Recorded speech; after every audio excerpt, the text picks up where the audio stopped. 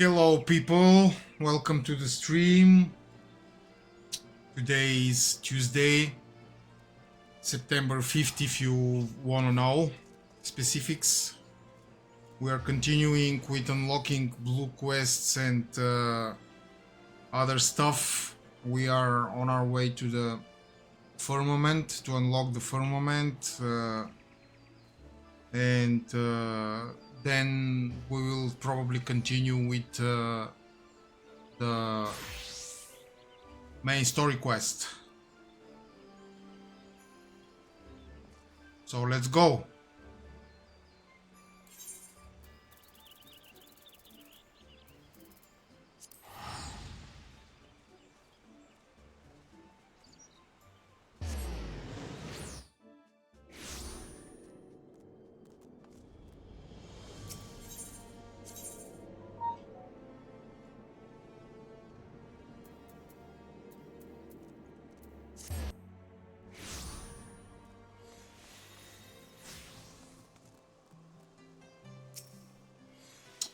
John Francel says he surveys passers-by to learn their opinion of the firmament. As they survey, as the survey may take several minutes, you may wish to cancel any pending duty finder registrations. Okay.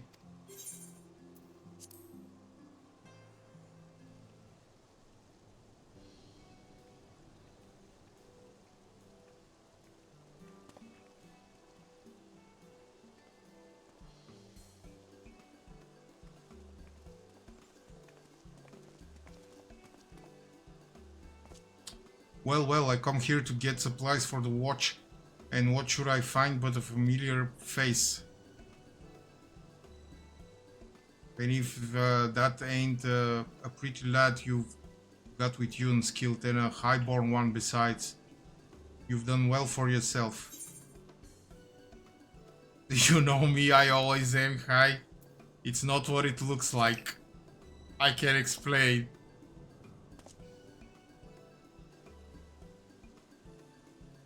I'm teasing is all. And he wrote, "It's good to see you, my friend. What brings you here?" Lady Hilda, your reputation precedes you.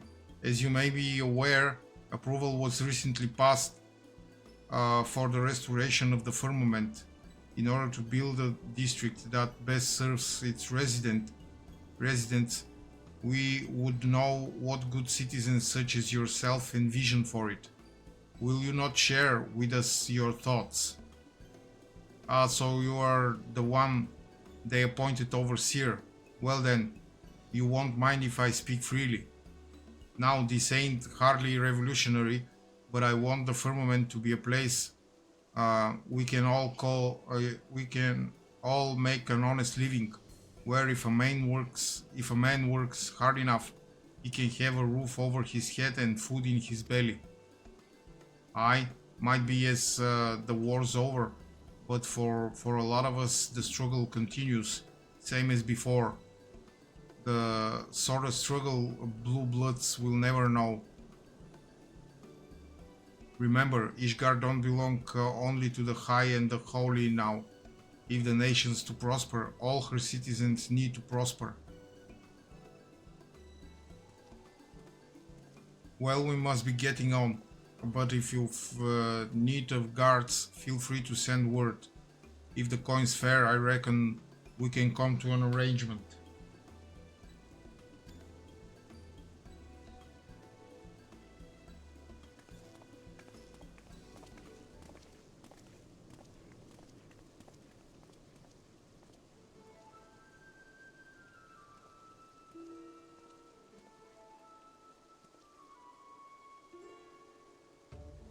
There's Lord Briardian.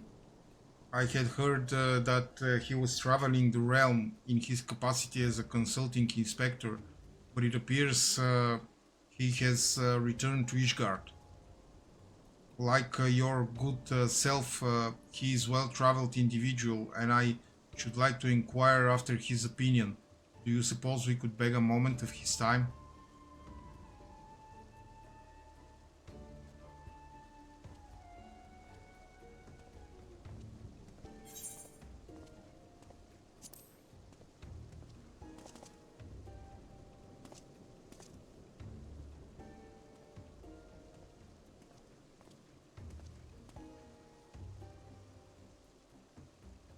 If it is an inspector you seek, you shan't find one more capable. Indeed, you could do worse, far worse. Lord Briardian, a pleasure to make your acquaintance. I am Francel de Alienard, and I have the honor of overseeing the reconstruction of the firmament.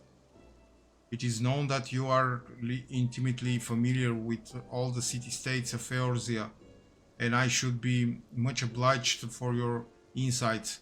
In your expert opinion, what is the one thing you believe that the firmament needs most? If the district is to thrive, then it must have a thriving economy.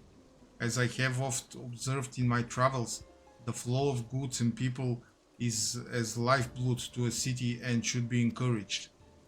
Ishgard has long been insular, but the recent changes present a great opportunity. Given the right planning, I am hopeful that ours may become a nation where no citizen lives in want.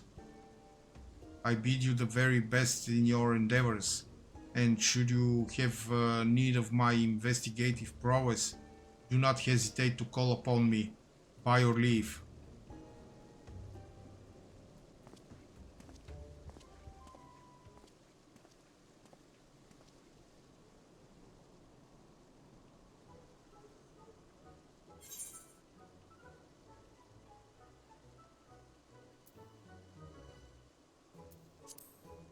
Oh there, old boy.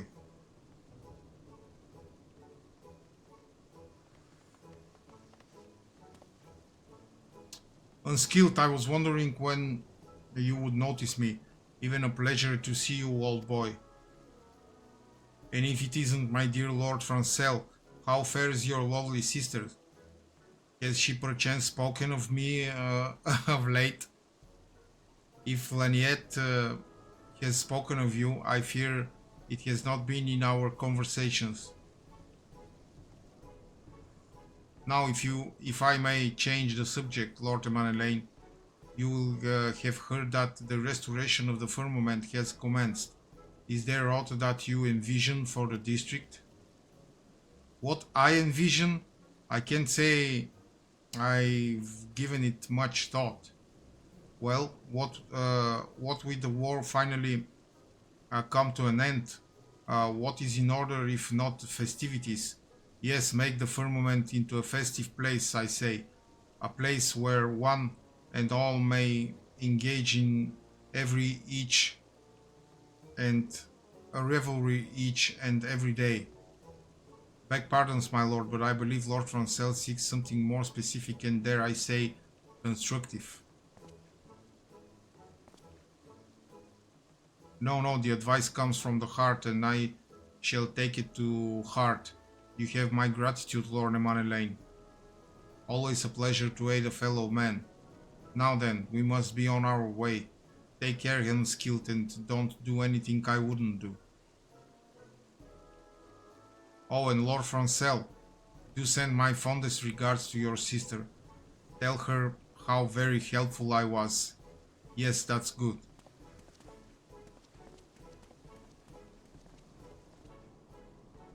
Well, I dare say we have spoken with enough people.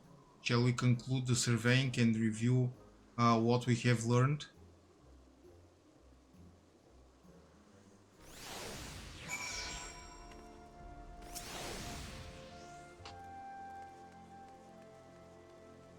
Thanks to your presence, we were able to hear a diverse variety of opinions.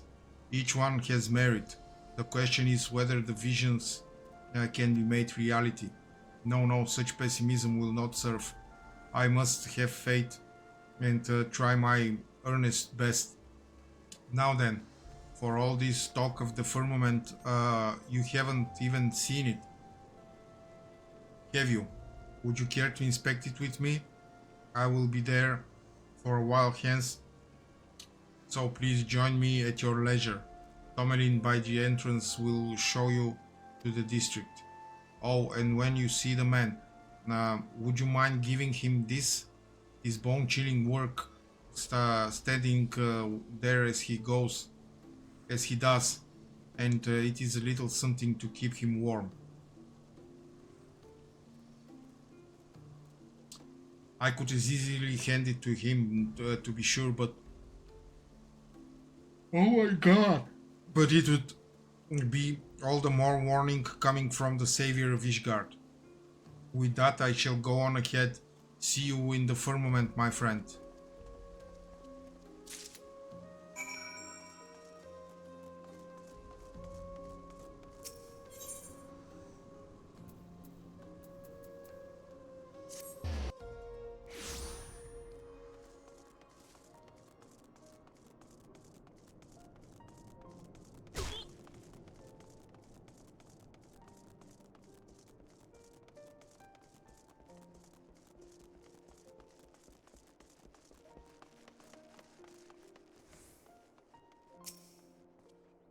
Welcome back, my lord. We will be heading to the firmament. From the Lord Overseer, you say? He truly is too kind. Before I began working under Lord Francel, I had thought as little of highborns as I assumed they thought of us commoners. But my lord not only treats everyone as equals, he shows kindness to everyone. And to receive these gifts from the hands of the savior of Ishgard himself, I am touched beyond words. Thank you, Lord, my lord. I shall enjoy the wine when I find a quiet moment. Now then, I believe Lord Francel is expecting you in the firmament. Just say the word and I will show you through.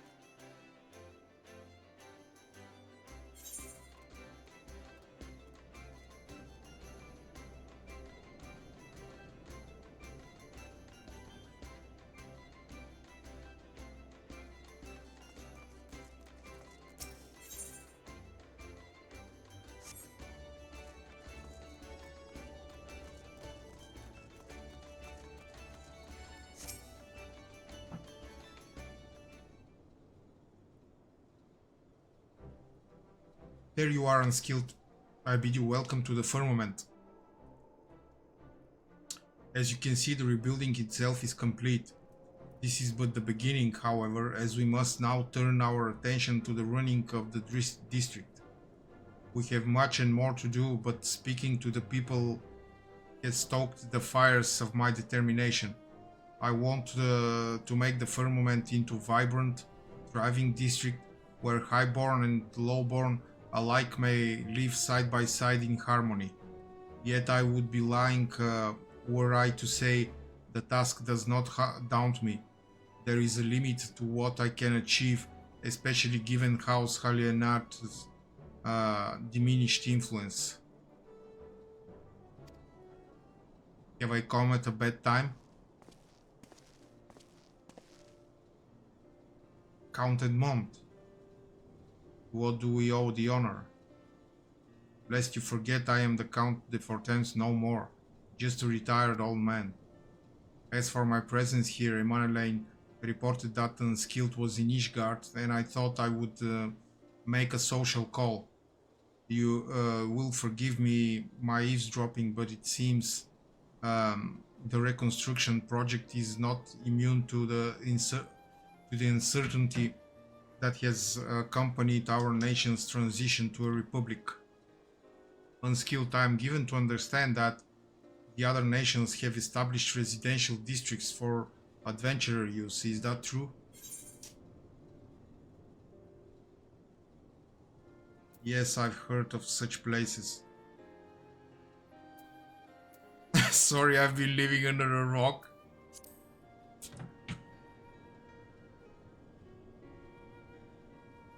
Districts specifically for adventurer use, where they might possess their own abode. Intriguing.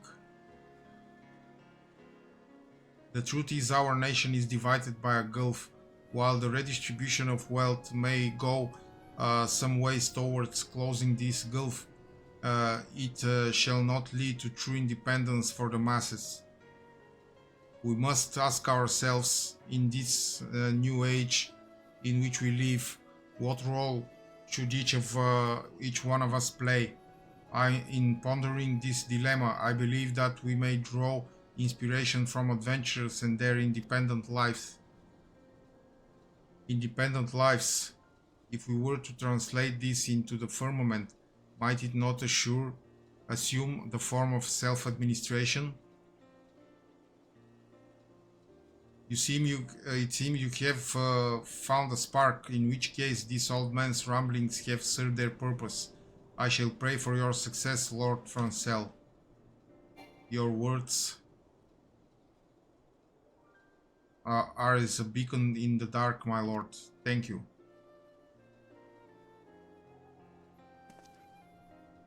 Well, Unskilled, you seem to be occupied at present, so I will leave you to your tasks. But when next we meet, I hope to be regaled with your recent adventures.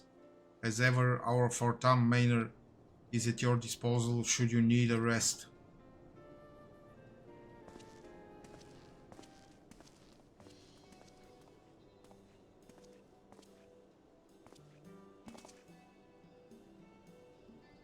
You done talking, Francel? Because I'm itching to meet your hero friend. Yes, forgive me for the wait. Unskilled, permit me to introduce you to Augebert, formerly an engineer of our house. He now serves as the project chief's foreman. It is thanks to his leadership on site that I am able to focus my energies on the administrative aspects of the reconstruction. Francels told me all about you, Unskilled. First you saved the whole bleeding nation, now you are helping us rebuild it brick by brick. What can I say except it's great to have you on board. If you have any questions about the work, I'd be happy to field them. Just save the tedious stuff like the budget for Francel, eh? Speaking of which, if you can spare another moment, my friend, I should like to consult you on some administrative matters. With all the little tasks demanding my time, I cannot always be present on site, but I endeavor to visit as often as possible, and I hope to see you often too.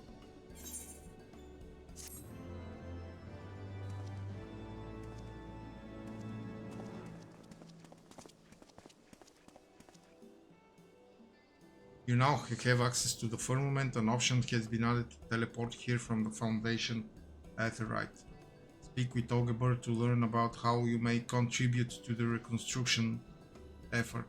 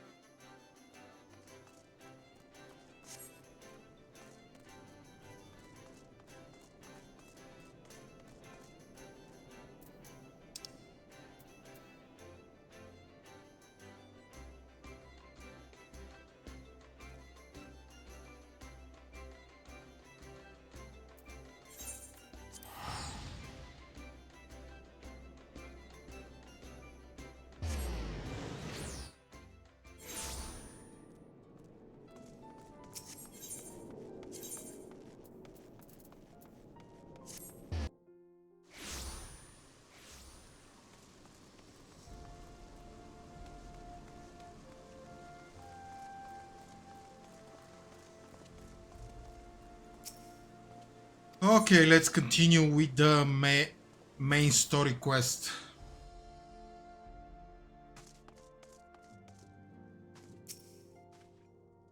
Surely they won't let her. Yes, I know. We must trust in Captain Whitecape and his chirurgeons. Did they not bring Estinian back from the very brink of death? I am uncomfortably reminded of how he mocked me for praying at his bedside for days on end. What say you, my friend? Shall we turn our attention to the matter whose conclusion we met. We yet have the power to influence.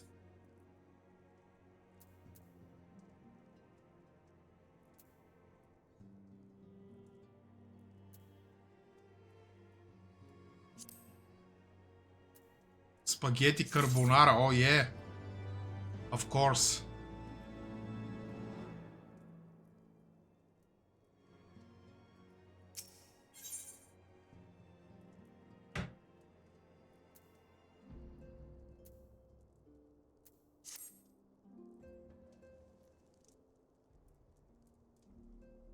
So the warriors of darkness and the Asians are conspiring to bring about Garuda's summoning, that they might put her to the sword.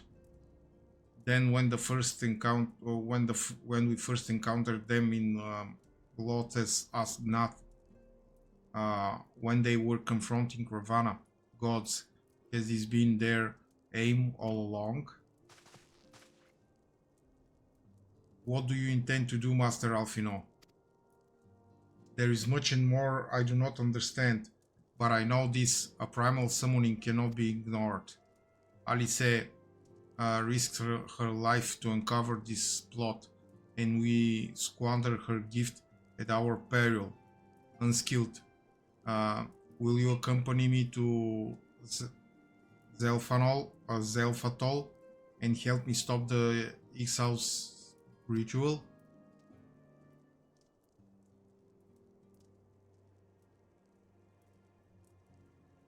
Given that Ishgard shares a border with the Ixali homeland, we have a vested interest in the outcome of this ritual.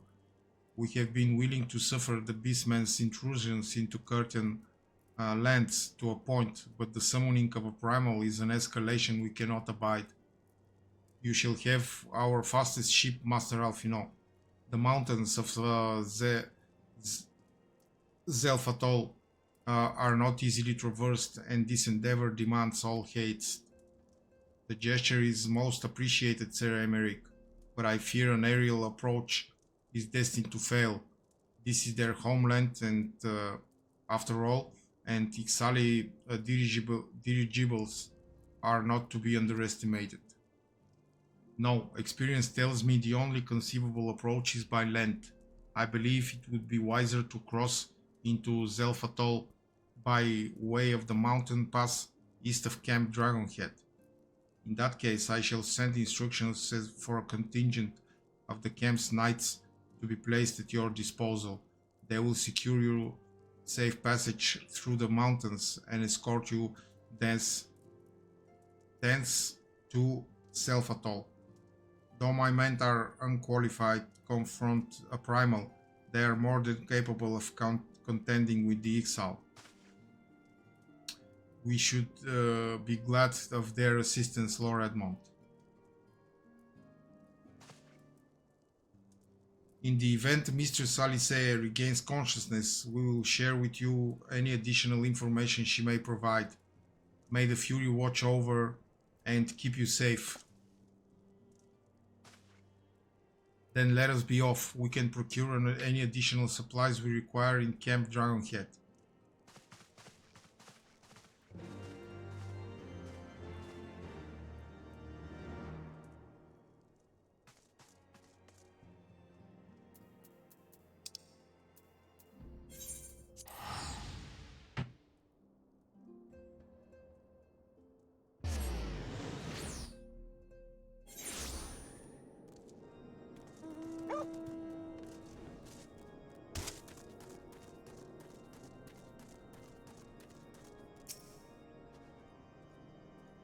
Have you everything you require then? Excellent. The entrance to the pass is north of Natalan and due east of Camp Dragonhead. Though it is normally guarded by a score of Ixali warriors, I have been informed that Havensward town knights have already dispatched them. The enemy's gate lies open. We need but walk through. Okay.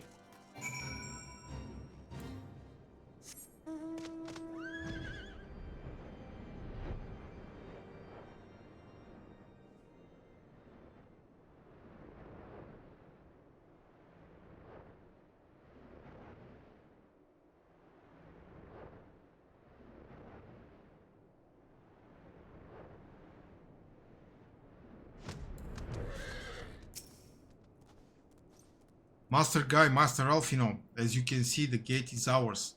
Be advised that our scouts are reporting increased activity around the first mountain. Simply put, they are up to something and don't want anyone interfering. We stand ready to escort you to Zelfatol and aid you as you see fit. The enemy will be thick on the ground. Upon arriving, let us advance with care as we search for the site of the summoning ritual. If the gods are good, we should only have to contend with the Ixal. But if they are not, we may be forced to do battle with the warriors of darkness. Self-Atoll now accessible. Oh. Dungeon? Yeah.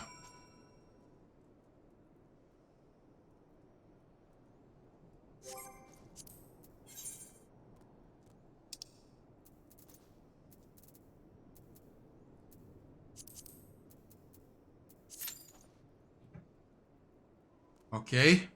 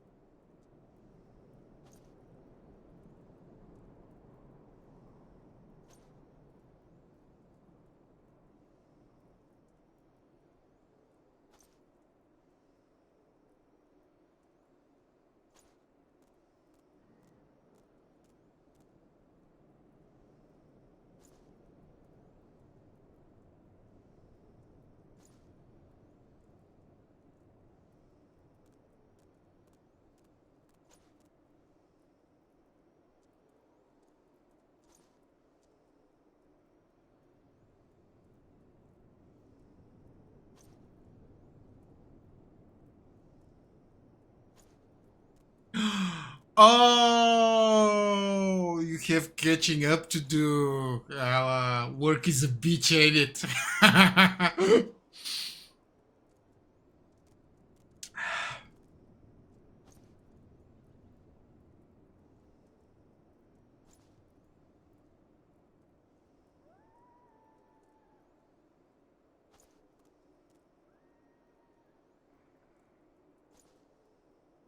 Oh, you're too kind. Calling me professional streamer? I think I'm so far away from this.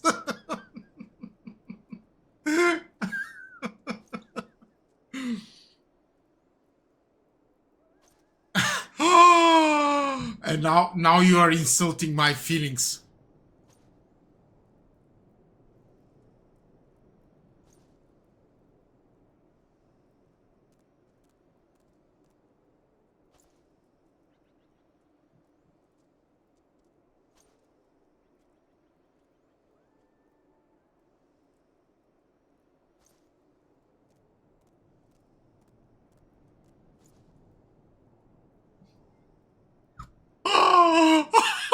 Windows cleaner. That is like the biggest you.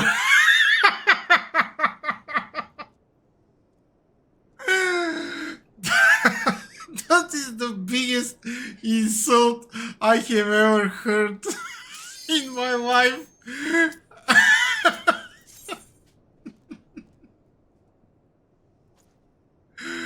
Windows cleaner. Oh my god. Oh, you are so in trouble, Emily.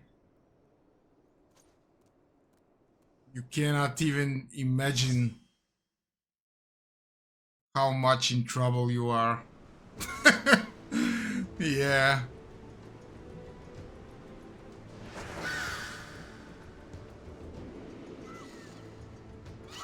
Windows cleaner. Windows cleaner from a poor country.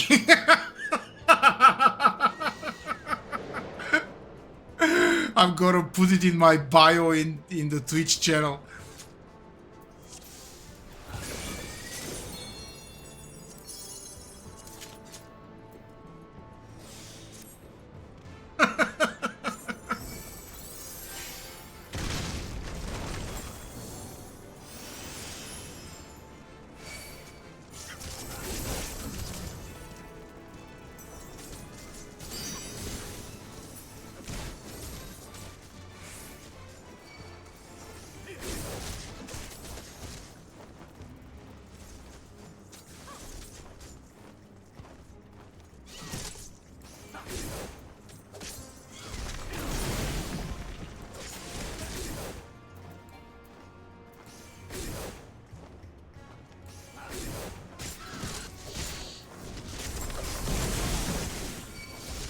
Oh my god, I lagged.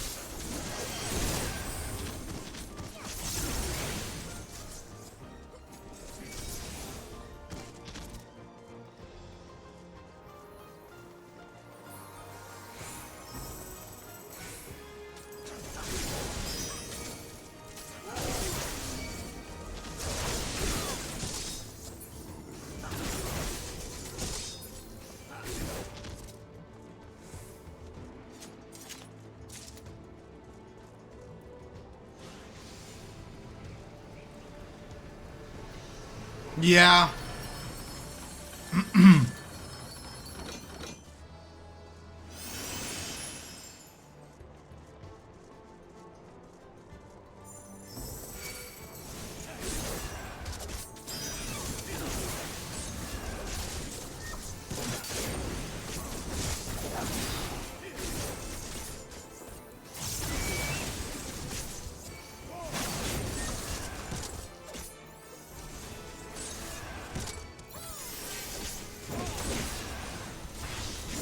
Man, one of the DPSs makes massive amount of damage.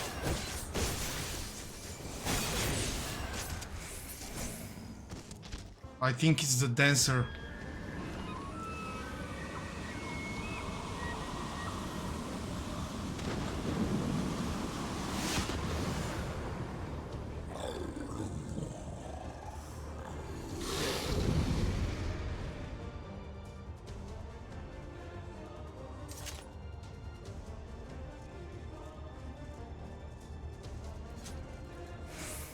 Oh, there are two dancers.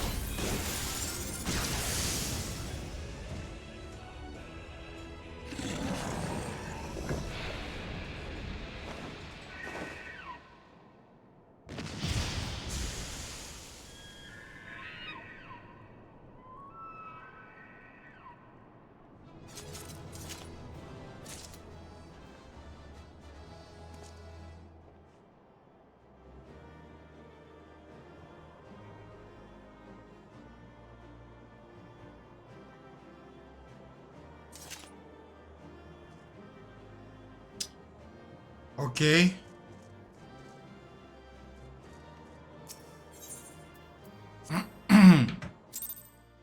Easy. So they were unable to see the ritual to its completion. Then Garuda is no longer a threat, and whatever the Ascians and the Warriors of Darkness were planning has come to naught. But we should not tarry. The Knights have secured our path to safety. Well, well. What do we have here? You'd better not have killed the Primal without us.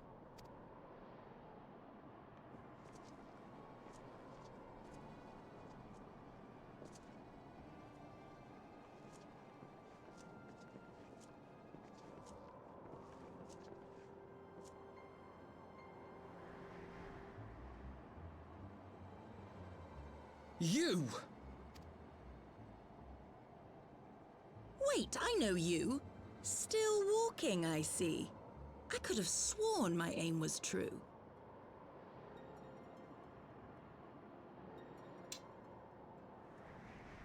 He looks like Yuri Anger. Just what is your game? Leading us the long way so these fools could step in and claim our prize? No. Let's not make hasty accusations. By the look of things, the ritual was proceeding as planned.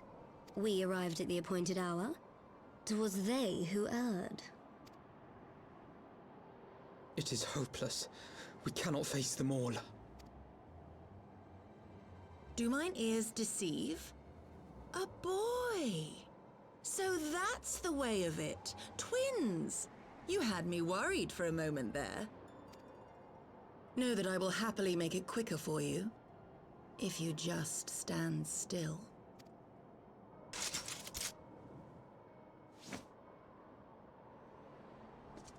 Enough, Jarumal. We wouldn't want to upset the man in white with any unnecessary bloodshed now, would we?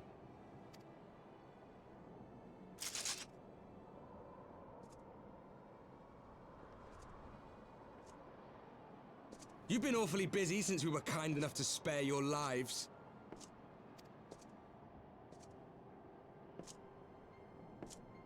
While you were idly consorting with the Ascians, you mean? 7 hells! What could you possibly hope to achieve? Should I explain it to you? Very well. Consider it a reward of sorts for beating us here. You know the tale of Hydaelyn and Zodiac, I take it? Of the Great Sundering and the reflections it created? Sort of. Across 10 and 3 they were divided.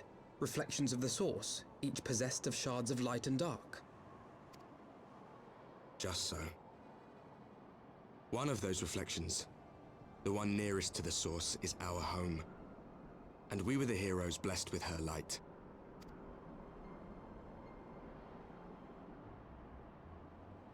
But not all worlds hold light and dark in equal measure. In ours, the power of light was greater by far.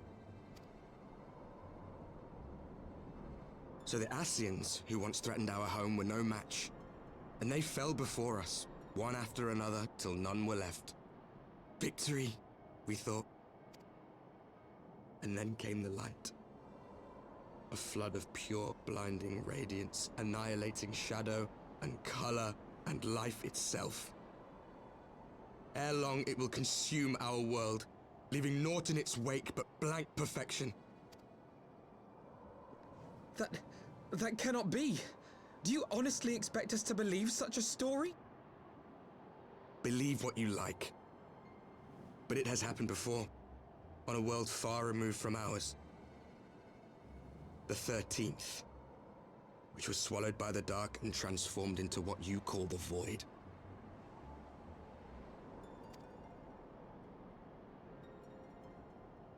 Unchallenged light would condemn us to a similar fate. And so we joined hands with our former enemies, and with their aid came here, to the source. For there is but one way to restore the balance and save our home. The Ardor. Calamitous destruction with the power to break down the barriers between planes and see our worlds rejoined. You would doom our world to save your own? What would even become of us? Of you? Enough. I tire of talking. You know our cause. You know what is at stake. We are prepared to do whatever it takes. Are you?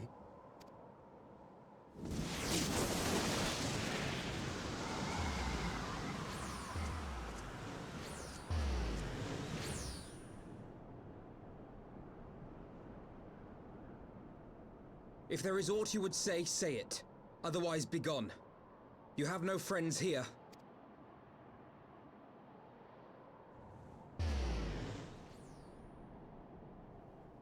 I'm pretty sure this is Yuri Anger. But...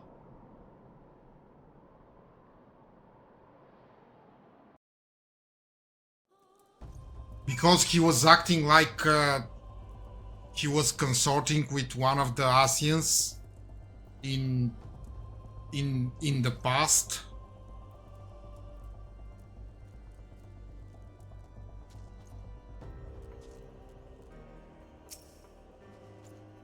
All things considered, we should be grateful to have survived the encounter. Do you think it could be true? That's to save their world, they must bring a ruin to ours? No, it matters not. Such wanton destruction is beyond justification. Whatever their reasons, they must be stopped. The sacrifice, the loss, it ends here.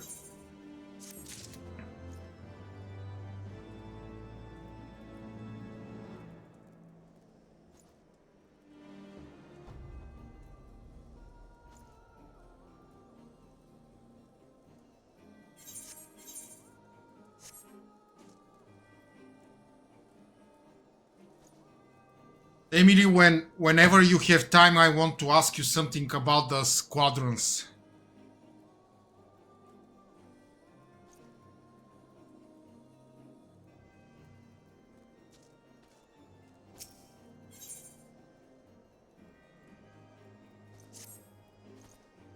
Forgive me, this is neither the time nor the place for idle introspection. The knights can apprise Lord Edmond of our success, and we, the Lord Commander, more. But I have to physically go there to show you. I should like to see my sister's condition has improved. You may take a moment for yourself if you wish. I'll be at the congregation.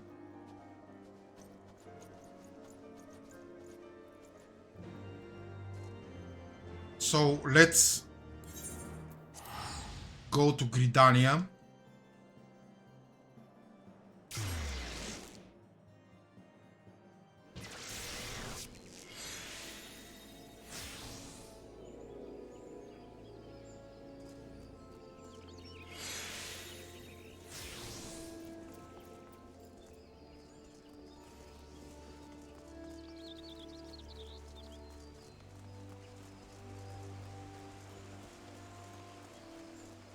Yes, of course, but I wanted to ask you something else.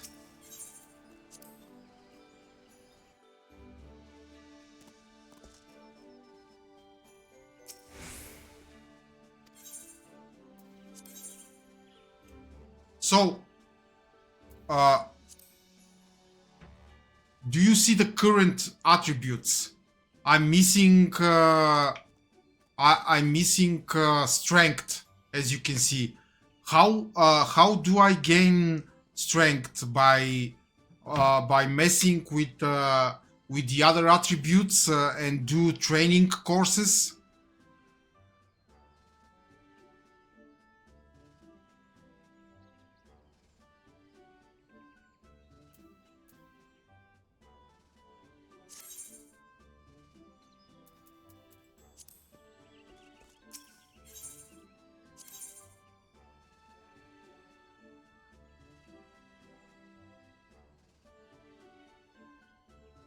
Yes, I have cut. I have to cut one,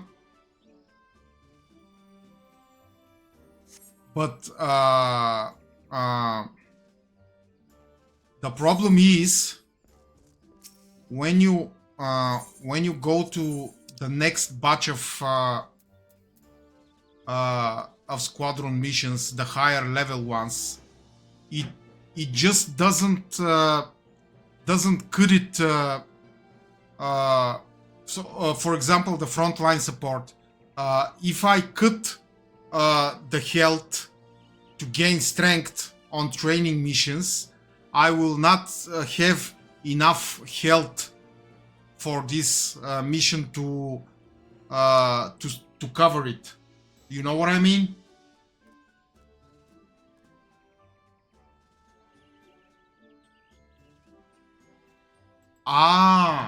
So you cannot always make them ideal, the attributes for the missions. Is that so?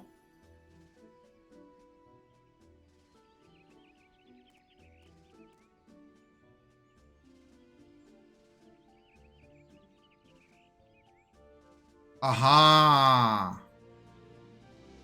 I see. I thought that I'm missing something, but it's obviously you have to get lucky. Okay. So it's RNG.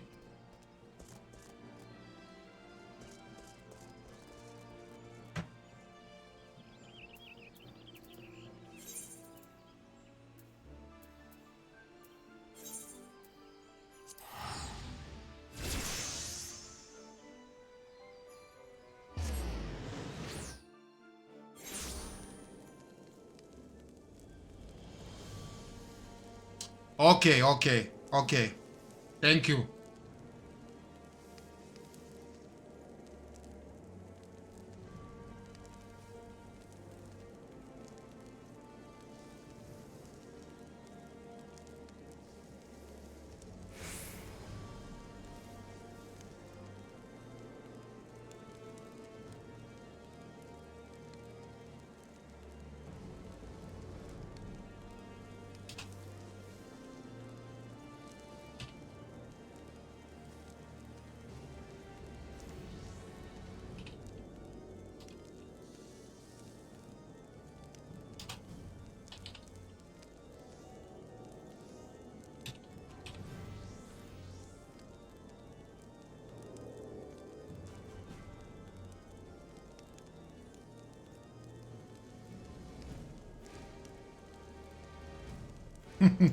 Check my bio when you have time.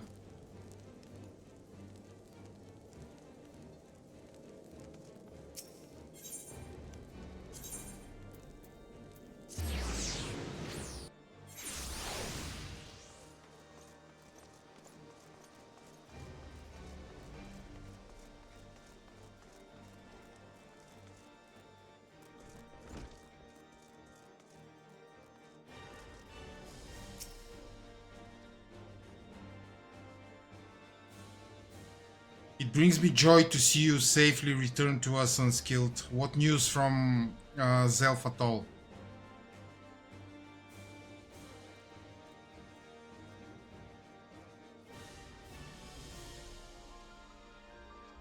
Then we... I bet she will.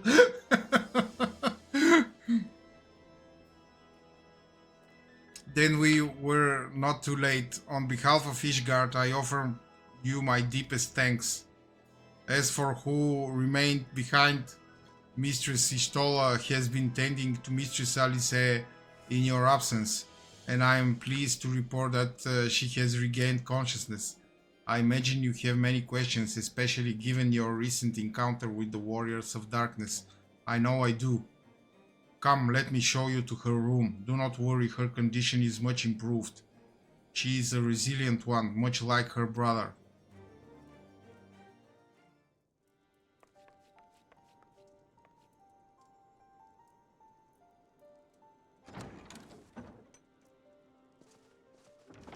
Alize, how are you feeling? Well enough, brother. Thanks to the kindness of our hosts. When they told me you had departed for Zelfatol, I found that I could rest. The outcome seemed a mere formality, as did your safe return. Thank you, my friend. Yeah, you kind of I take it your mission was a success. accept me for granted.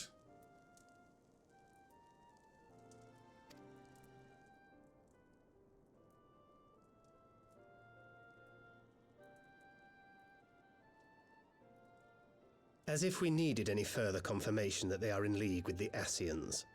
But to save another world? I think not. I too thought his story fanciful at first, but it is possible there may be a kernel of truth in all of this. At the very least, none of his claims contradict the word's account. You were following these people, Alice. Why? During my travels, I had oft enjoyed tales of the Scions and their exploits. But after a time, I began to hear whispers of a gifted and theretofore unknown band of adventurers. Adventurers who had supposedly sworn to travel the realm slaying primals in the Scion's stead. The Warriors of Darkness. And in the course of investigating these rumors, you stumbled upon the Ascians' involvement.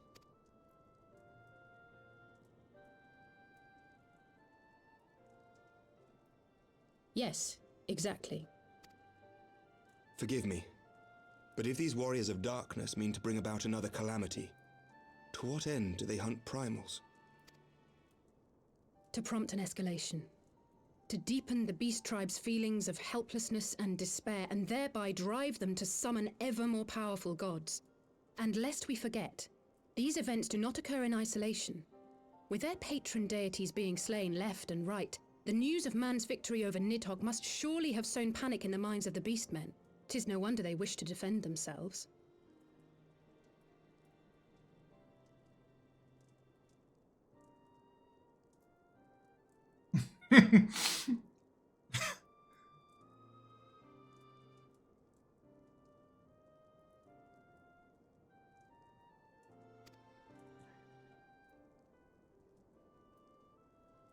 Power answered with greater power, death with more death. A vicious cycle fueled by fear and hatred. I know it's like all too well. Oh my god, look at his eyelashes. Come on, Avery. Really? Nobody has such eyelashes. Come on.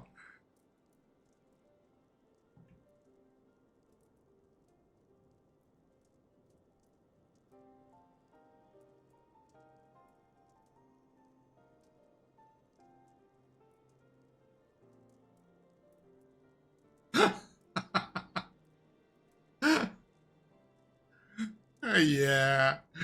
Yeah. If I don't skip anything.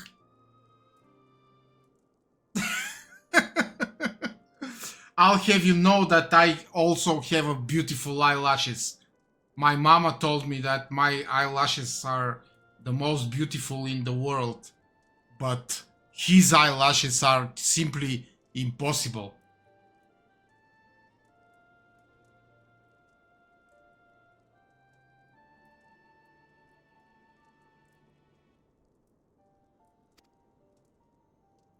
Indeed. The Ascians sow discord and desperation, and the Warriors of Darkness reap the harvest. And so it continues. Yet that is not the extent of their ambitions. The Ascian himself observed that once the powerless realize that the old gods have failed them, they will have little recourse but to look to a new one.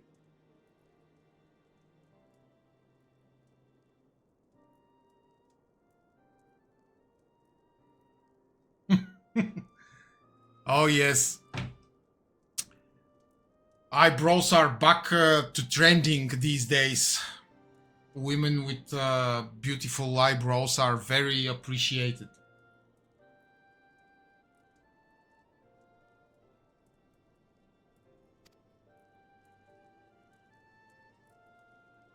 We cannot let that happen. It should come as no surprise, but Alice and I have uncovered evidence that the Ascians have been manipulating certain parties to ensure that a constant stream of crystals flows into the hands of the beast tribes. If we sever these supply lines, we should at least be able to slow the escalation. Agreed. Kral and I shall journey to Zelphatol and learn what we can of the Ixal's source.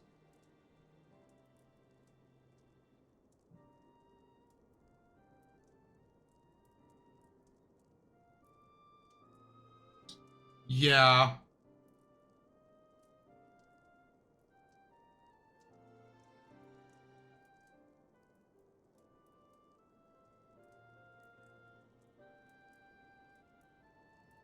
Women don't plug them at all these days.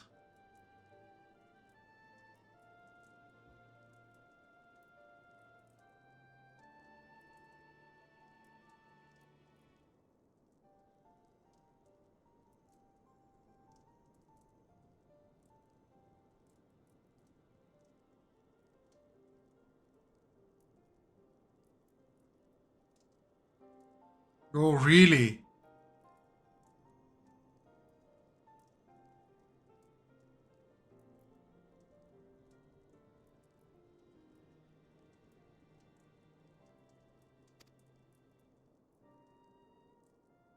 Then I, for my part, pledge to lead a similar investigation into the origin of the Nath supply. Sir Emmerich? As a member of the Eorzean Alliance, Ishgard is honor-bound to play an active role in maintaining the security of the realm. You might also say that I have some personal motivation, given the Ascians' dealings with my father. However, I make no secret of the fact that my knowledge of primal beings is scant at best. As such, I should be most grateful if one of your order were to assist me. Get Ishtola, because I don't want her with me.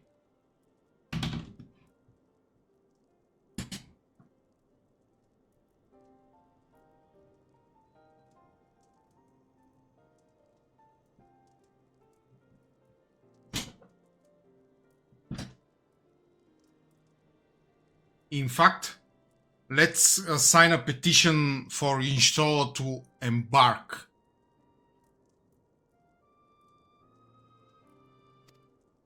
Allow me, Sir Emmerich. I have dealt with the Nath before.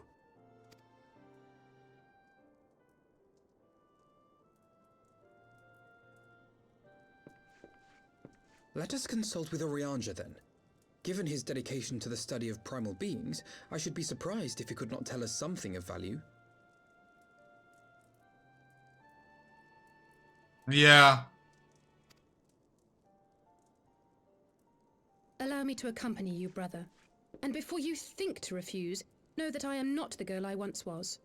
I shall not be a burden. You have my word. But Alize, you...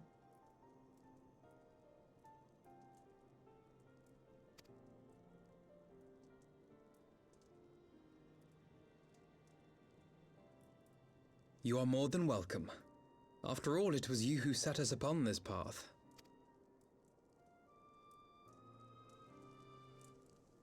Wait a minute. I'm afraid I can't allow you to leave just yet. Not until you try on the new outfit I prepared for you.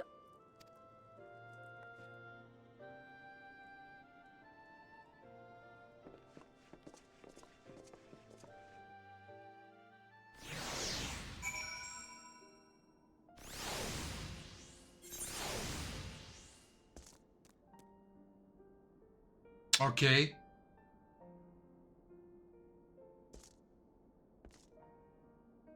I think Alize is sus with everyone.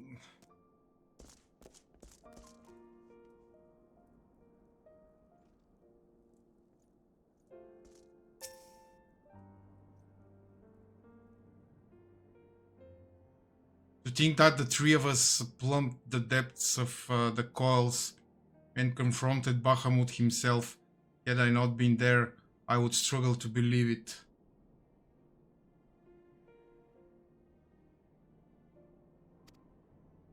Shortly after we parted ways, I heard that she had taken to the road on her own, apparently on a journey of self-discovery, precisely where I never learned, though I suspect that was by design. So she enjoyed hearing tales of our exploits, did she? Yeah.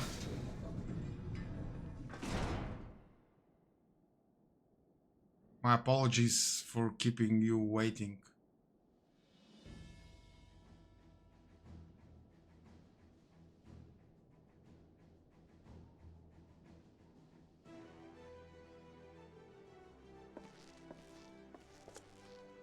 Yeah. Tataru has some what should I call it? Design affinity to make short pants for women outfits. I'm not judging.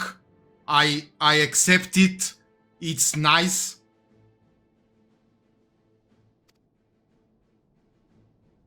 Tataru never ceases to impress, though for a moment I feared that she might furnish you with an identical outfit.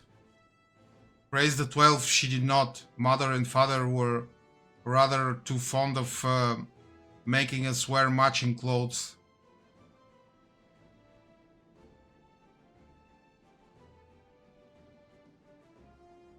Yeah. Do you remember that time at the stadium when that girl of yours crept up behind me in the hall and whispered, "Sister, please, she was not my...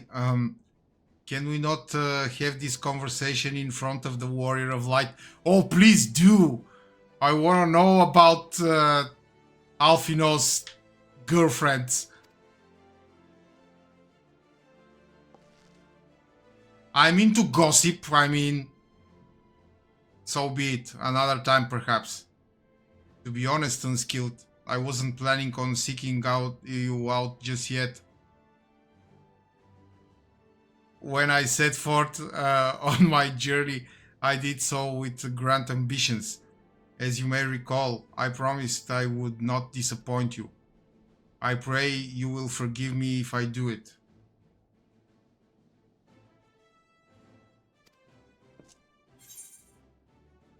A pleasure to have you with us. I've been meaning to ask about the carriage. Welcome to the fight.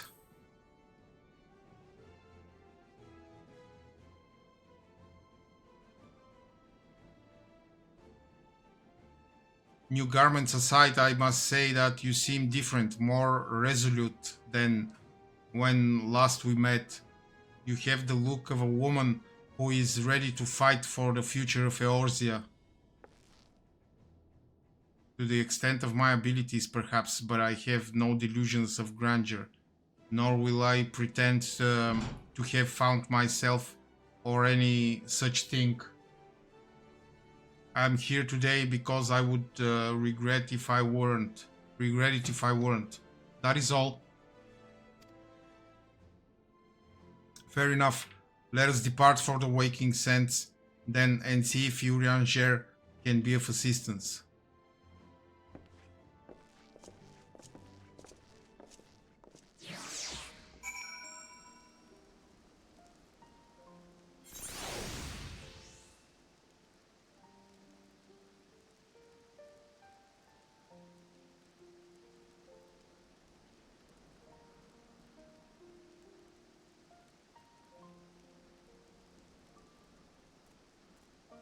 I should definitely make you a bot or something. You sound like a moderator, or with all these news. I like it, you know?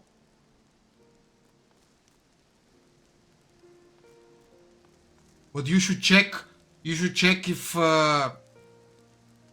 Square Enix needs some people to announce news to people or something.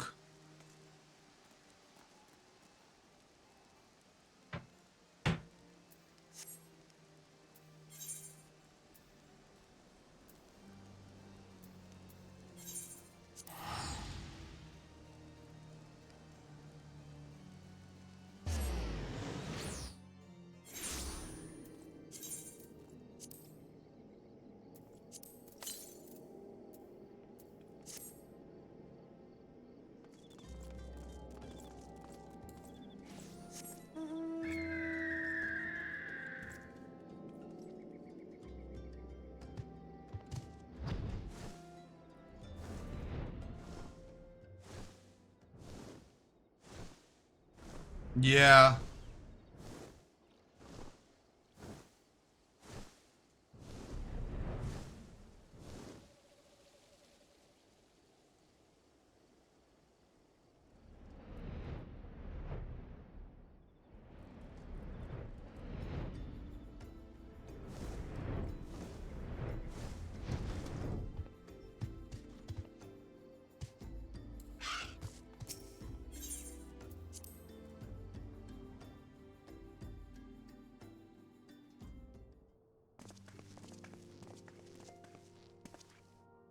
Urianger, apologies for calling upon you unannounced.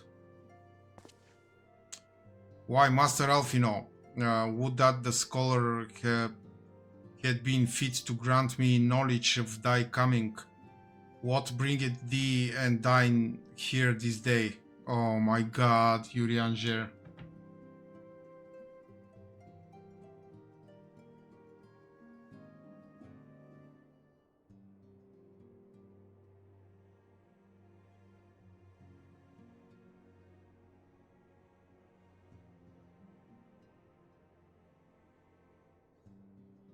Oh my god, really?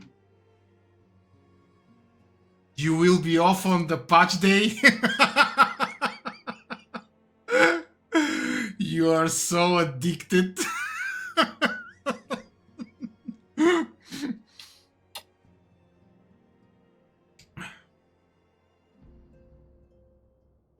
I will call your boss and tell him not to give you a day off.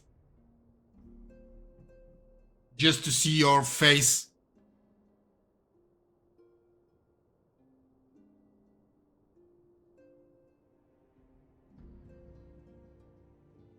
The warriors of darkness have returned. Pray allow us to explain.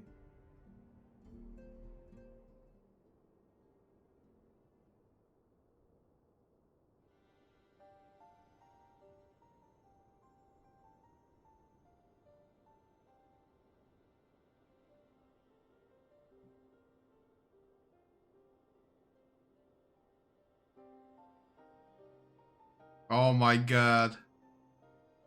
I too have heard tales in recent days of primal beings rising up only to be cast down by forces unknown. Alas, as thou didst observe, this served but to spur the beast tribes to pursue their goals with redoubled fervor. We have two objectives at this time. To identify and remove the source of the beast tribe's crystals, and to take direct action to prevent any further summoning rituals from reaching completion. The second is easier said than done. Of course, while we were fortunate enough to learn of the Ixal's plans before they came to fruition, I should be surprised if the warriors of darkness and the Asians did not have similar designs elsewhere of which we have no knowledge.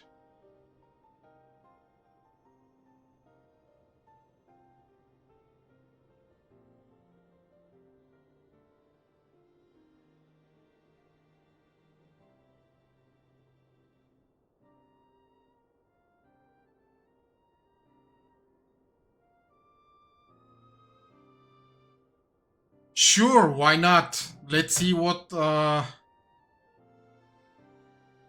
October 3rd. I'll check later which day it is.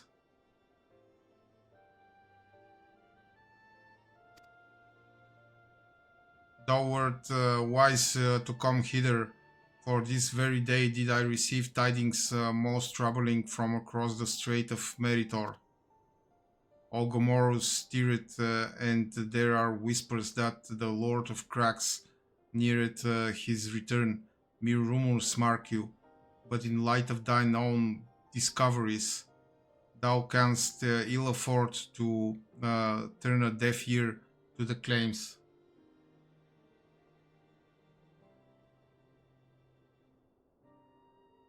Oh yes, I know.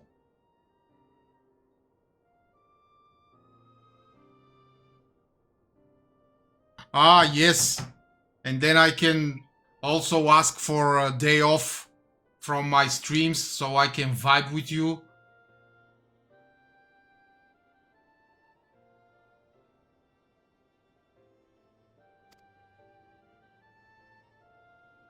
We must ascertain the truth of the matter for ourselves. Let us consult with the Maelstrom forces stationed at Camp Overlook and Skilled. Thank you for your counsel, Yuri Anger. Pray inform us should you learn aught else. I shall.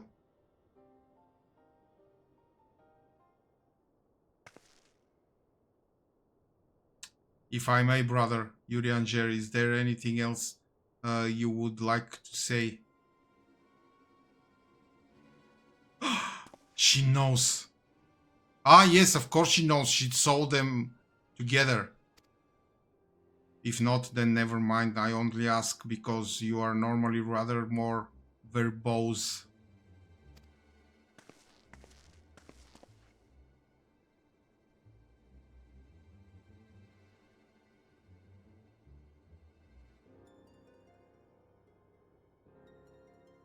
Nothing to add? Very well. Ere we depart, I wish to make a request. The Warriors of Darkness spoke of how the Ardor had the power to break down the barriers between planes, that our worlds might be rejoined. I would ask that you research this for us. Being nowhere near as well as well read as you, I'm sure I wouldn't know where to begin. That said, I have heard tell of a promising tome, the Gerun Oracles. Mayhap you could start there.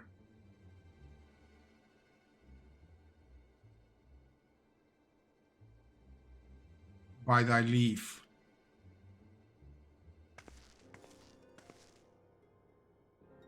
Camp Overlook, was it? Very well.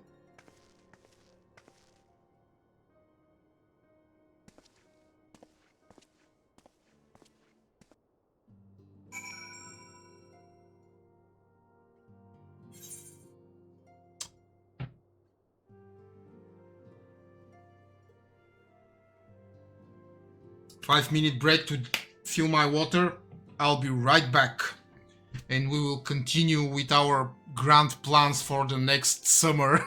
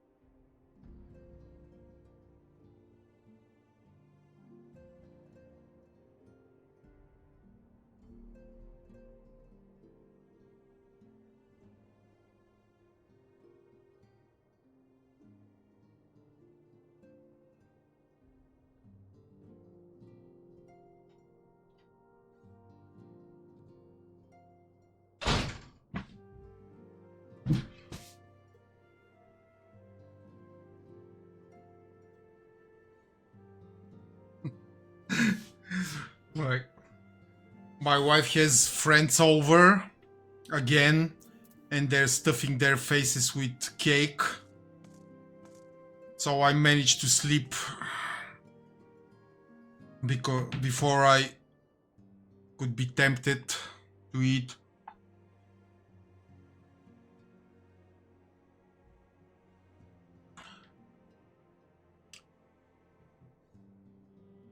Well, that cake that my wife bought for her raise, she bought a whole cake and brought it home, and now she's treating everyone who is coming over. It's called White Sunday, and it's very delicious and very unhealthy.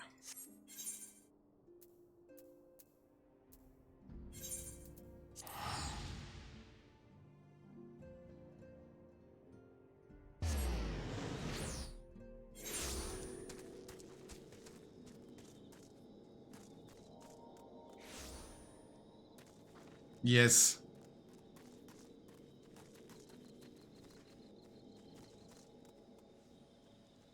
Let's just not talk about cakes, because otherwise I'm gonna be faint. I'm gonna faint. 7 kills. 7 kills. This rate. I'll have to appeal to Maelstrom Command for reinforcements. Oh, I skipped. Well, fancy that. Just when my Cobalt problems look like coming to a head, the Science of the Seven Down turn up, itching to pitch in. Bloody brilliant timing is what it is. Right then, let's get to it.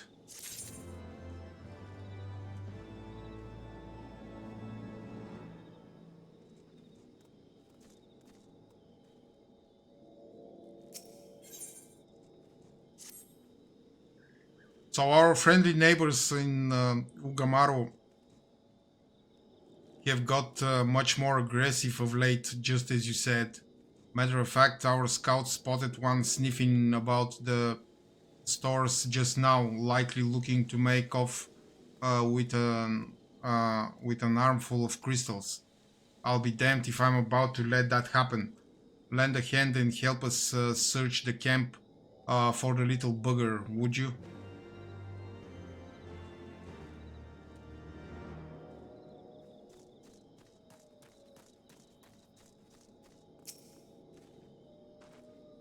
Our Maelstrom friends seem notably more agitated than when first we arrived. Do you happen to know why that might be?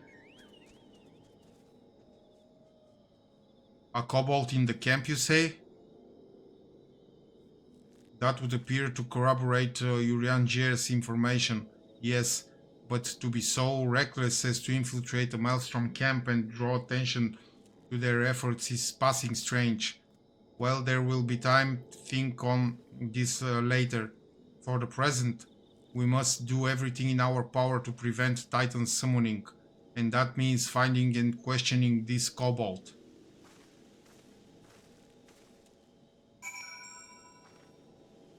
Search for the kobold in Camp Overlook. Yes, like I don't have anything else to do.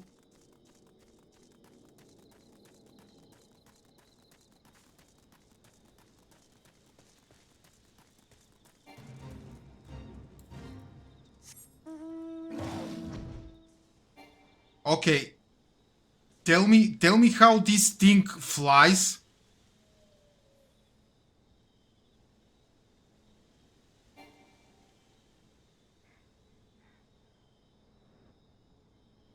Oh god, this is so immersion breaking.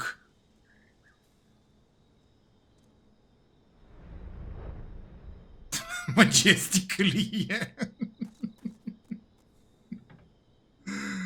Oh god.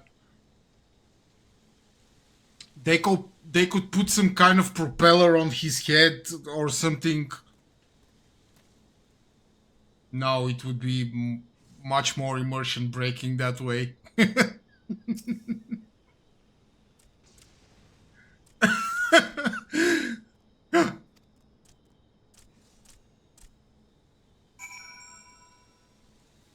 Pursue the Cobalt Link.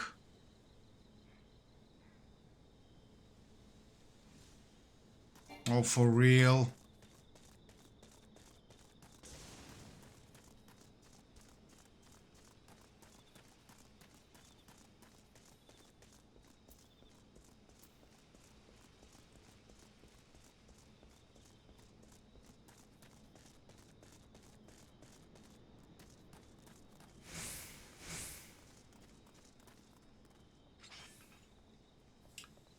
Originally there were specific flying mounts, not everything could fly automatically, that's why you get the black chocobo in Havensward when you unlock the Ether Compass.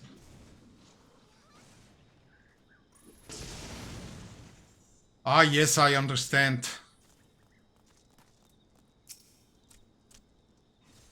Stay back, away, far back, I'm not a... Gah, it's no use, pointless, hopeless, no use.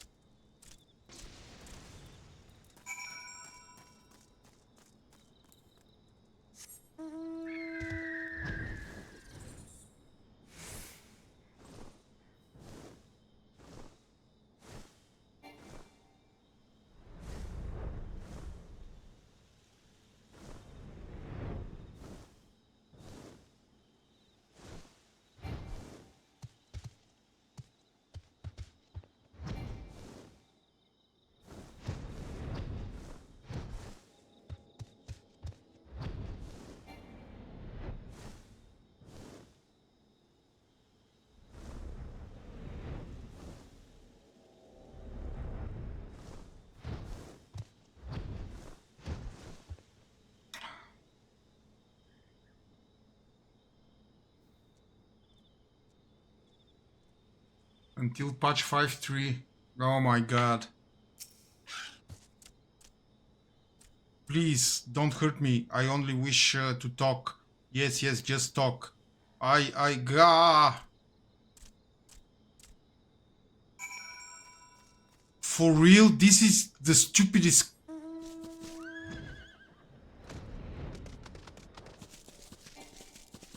Come here, you little shit.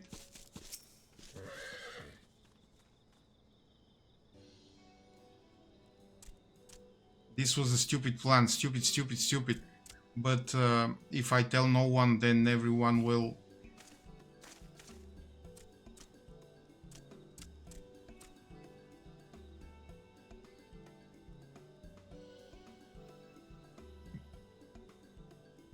I don't know. I don't know why the bot... Yes. No, I think it's personal. I think it's a personal attitude. He generally doesn't like you. He found me again. What to do.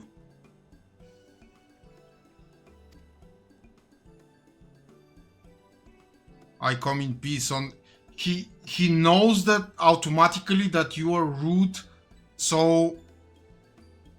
Everything you say is suspicious to him. Speak, say, talk, so please do not hurt me. So this is our wily Cobalt infiltrator, is it? No wonder the soldiers were on edge. He could very well give one a bruised knee.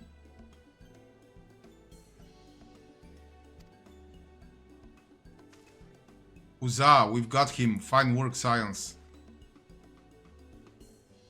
So, little one, thought you could sneak into my camp, did you? Plotting to steal my crystals, were you? No.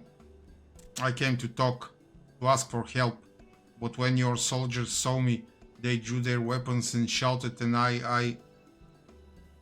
Now, let us all take a deep breath and discuss this like civilized individuals. What is your name, child? Pikman Gabu of the 620th Order. At least I will be a Pikmin one day. Well met, Gabu. I am Alfino and this is my sister Alice. Unskilled, the man who found you, is our friend. And now that you know our names, we can be friends too. Now Commander Bloodin, here thinks you wanted to take his crystals, Gabu. But you said you came to ask for help. Why to us and not to your own people? What happened, Gabu? Can you tell us? I am...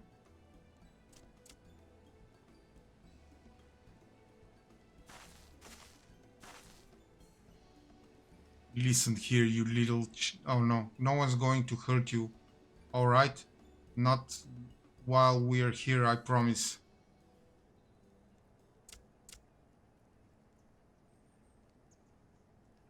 The Patriarch, he's going to summon the Great Father again, and you have to stop him.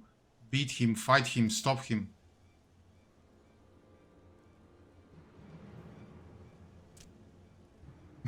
That was a good montage, yeah. The three faces like in an Indian soap opera. Gabu's parents said they didn't want him, along with many others, but the Patriarch wouldn't listen. He was so angry, raging, fuming, angry. He said that if they didn't have iron in their hearts, they would serve as coke for the furnace.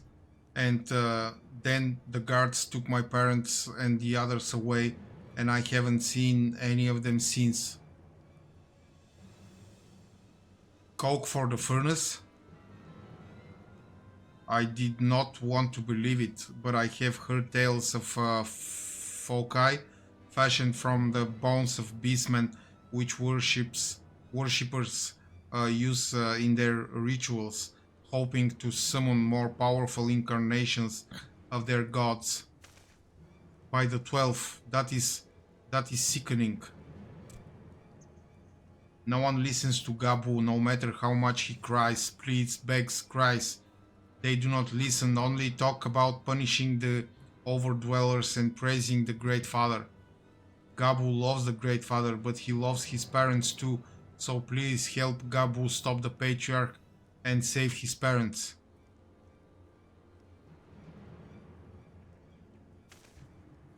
Commander, advise Maelstrom Command that Titan summoning is imminent.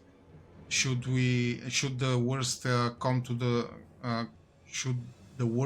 the worst, we will require their support. Time being of the essence, we three will attempt to infiltrate the Cobalt stronghold, secure their crystals and free the prisoners. Well, if you're sure, you'll forgive me if I don't seem optimistic. We'll make ready just in case.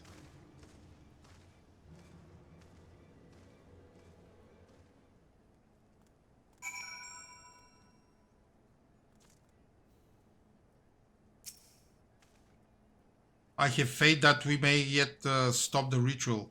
We would surely have detected the associated etheric disturbance and had Titan manifested already. But I cannot speak for the prisoners. 12 have mercy. That they would even contemplate sacrificing their own flesh and blood. Brothers and sisters, mothers and fathers. Time is of the essence. We must see what else Gabu knows and formulate a plan without further delay.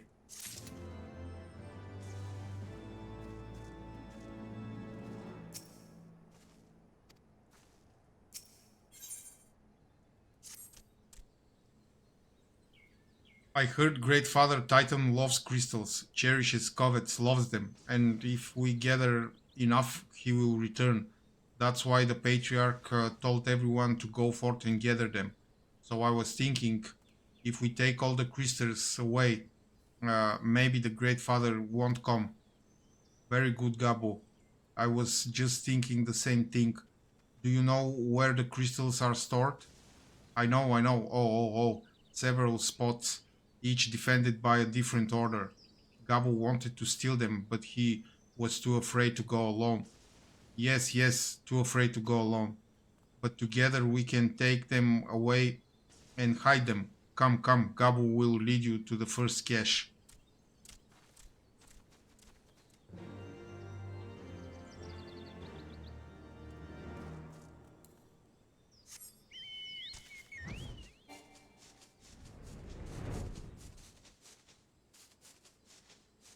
So far I'm not impressed, Emily.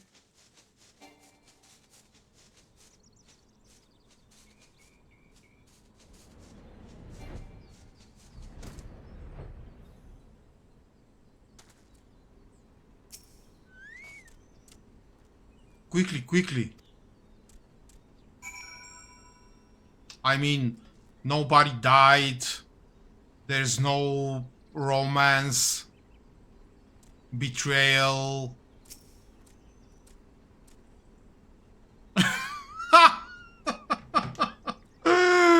Oh my god, really?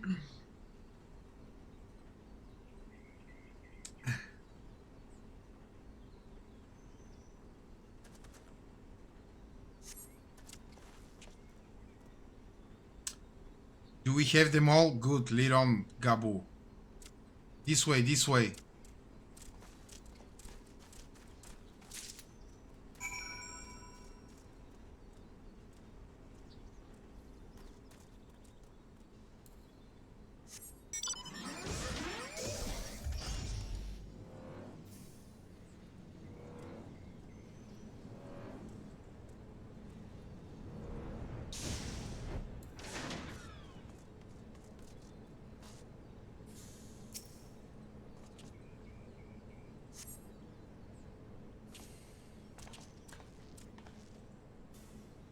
This is short. Time is short. If you have the crystals, we should move on to the next cache.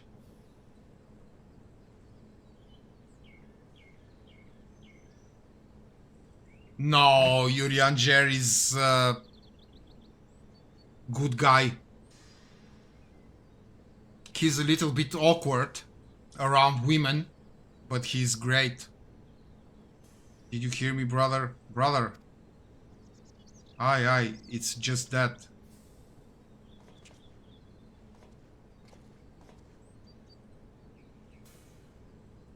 I'm quite certain that Great Ones bore Ishgardian seals. Someone took great pains to remove all traces, but enough remains to make out the pattern.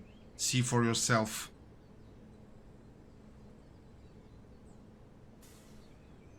I'm sure he plays double agent, and in the end it will be revealed that he works ultimately for the good guys. I struggle to imagine kobolds traveling to Curtis to obtain crystals. But how do I know? Because he hangs out with us in Shadowbringers. Much less bothering to conceal their origins. I suspect these crystals were smuggled into Vibrant, Vilebrand by another party. Most likely a pawn of the Asians, as Tancred speculated.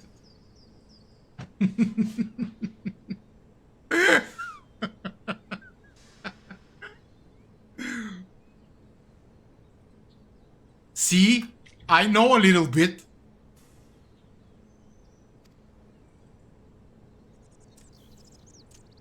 I don't understand. Who are the Asians? Do they worship Great Father Titan too?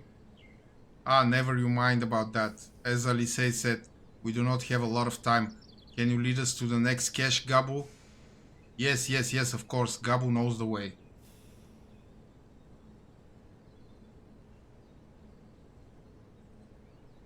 Why do you have to bring this? You know, the sarcasm doesn't suit you.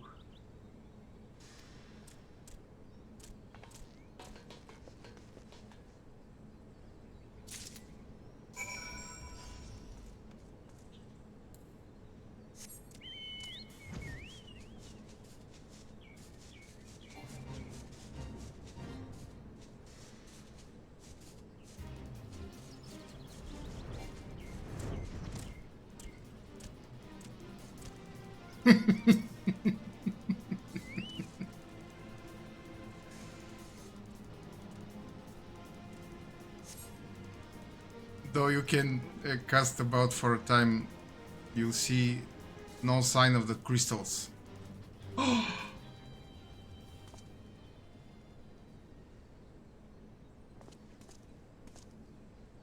Confound it, what about you, unskilled? Any luck? Nothing, nothing, nothing, but this cannot be. Gabu saw them, spied, spotted, so. Think, brother, think. They must have moved them, yes? The question is, where to and why? Within Olgomoro, where they summoned Titan once before and mean to do so again. It is the only explanation. What about mother and father and the others?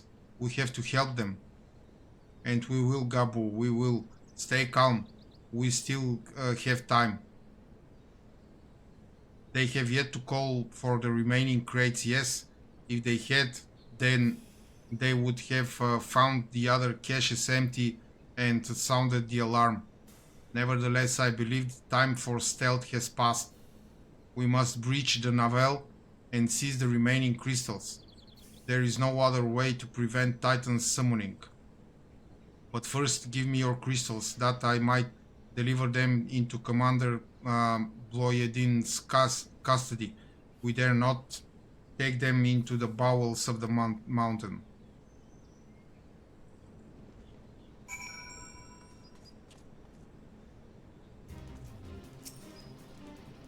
The crystals on skill, if you would be so kind.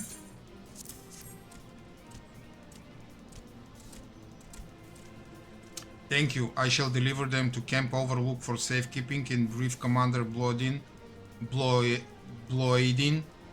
of the situation. Pray go on ahead. As I recall, there is a netherite within the Ugamano mines that should deliver you to the Navel.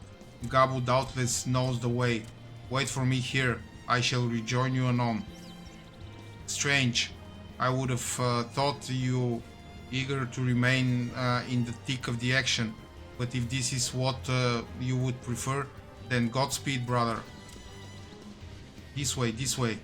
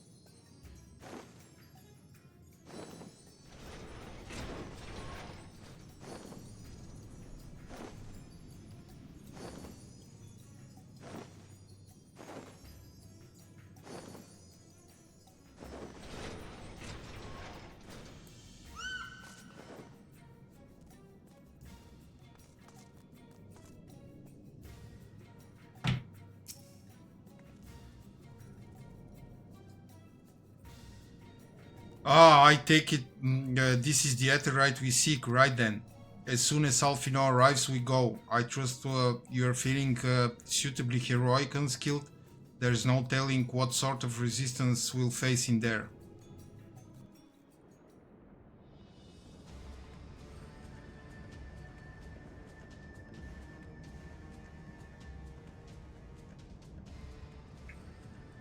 Quickly, you clods, briskly, swiftly, quickly.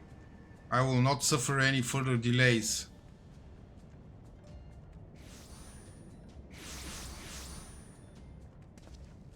Lay down your arms and surrender. We have your crystals. There will be no summoning this day. Overdwellers? Here? But how did you... Where are my parents, Patriarch? Where are they?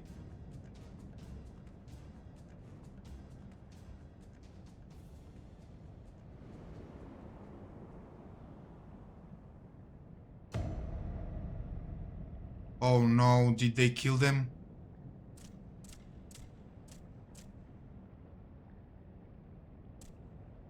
Oh no. Coke for the furnace? You monster, how could you? We are but servants of the Lord of Cracks. We are his that he may drink of our blood and partake of our flesh, that he might draw upon the strength of his children and defend them from the tyranny of the overdwellers.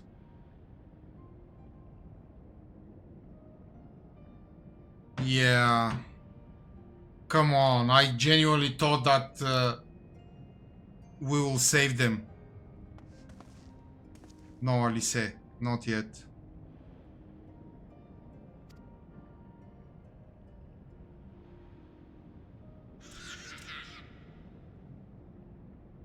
I understand, Patriarch, I do. You fear your anger, your hate. You would do anything to protect your people, anything to deliver them from despair, whatever it takes to ensure that those who threaten you can never do so again. But in your single-minded pursuit of this objective, you have brought suffering on your kind, on your own kith and kin. You have sacrificed the lives of the very people you sought to protect. But I need not be this. But it need not be this way. Patriarch, renounce this bloody course. Cease your attempts to summon your god and work with us together to build a lasting peace. Another peace to be abandoned at the overdwellers' convenience. Oathbreakers, all of you. Liars, betrayers, oathbreakers. You take and you take and you take, and when you have had your fill, you sue for peace. You promise that this time is the last until you grow hungry again. And when we dare to defend ourselves, you declare that this beast tribe cannot be suffered to live, that our god drains the land of ether and brings naught but suffering, death, destruction, suffering upon us all. I will hear no more lies from you and yours, overdweller. You've ruined your own lands. You'll not ruin ours.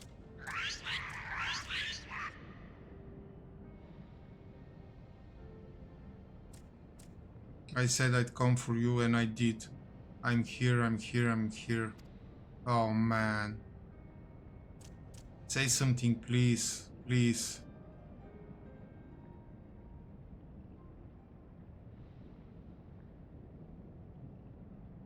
Please.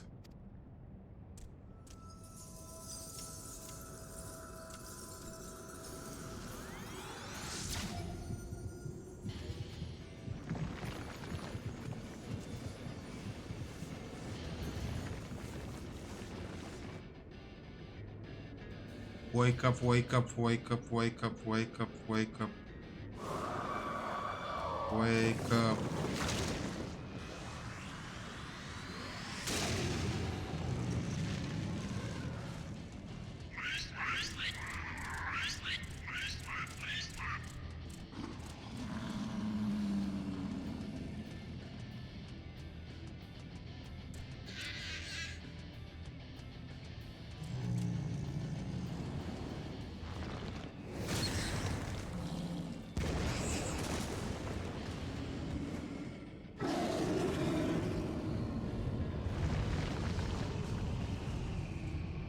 Seven Hills.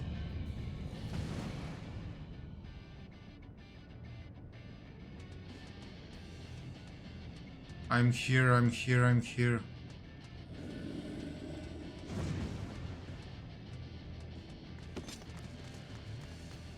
Alfino, leave him to me.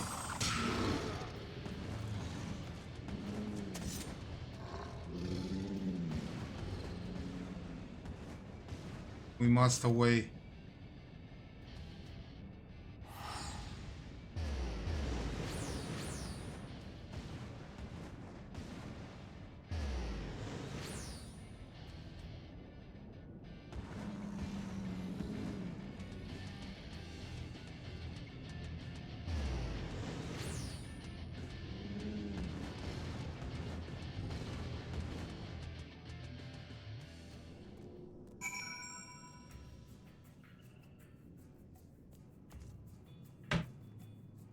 Well, that was unexpected.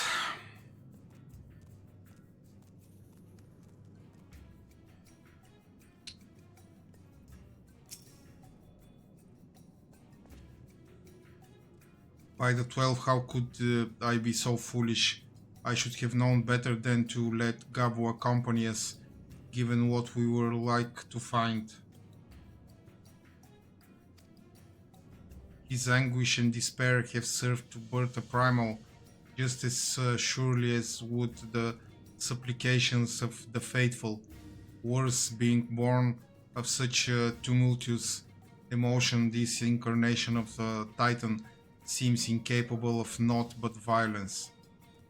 If we have one cause for optimism, it is that while many crystals were present, they represented but a fraction of the quantity intended for the summoning ritual, meaning that Titan must be far weaker than planned.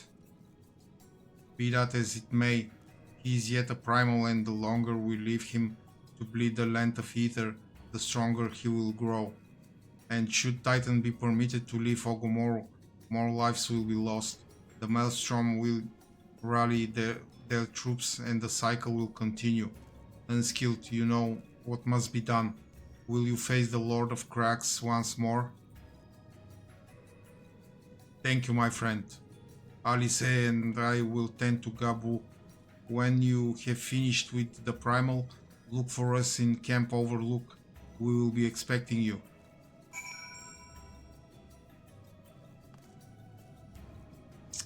Oh man.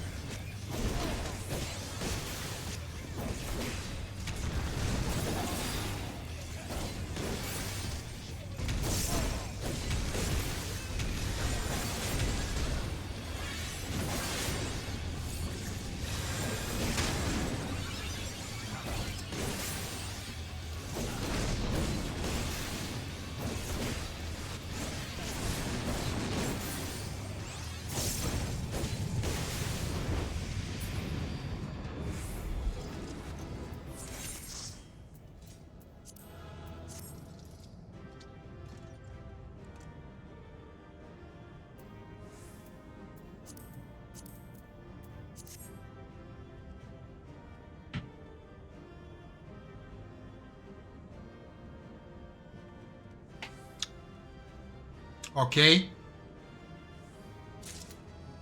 There goes Lord of Crags.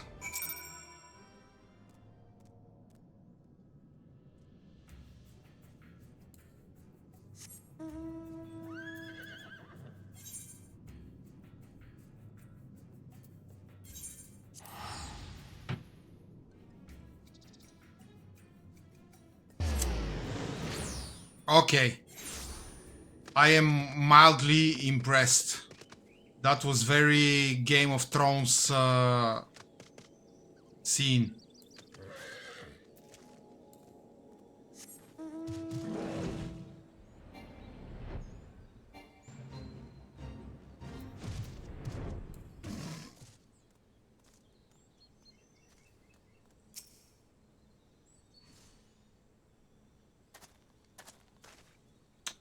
Ah, there he is. Did I not tell you he would return safe and sound?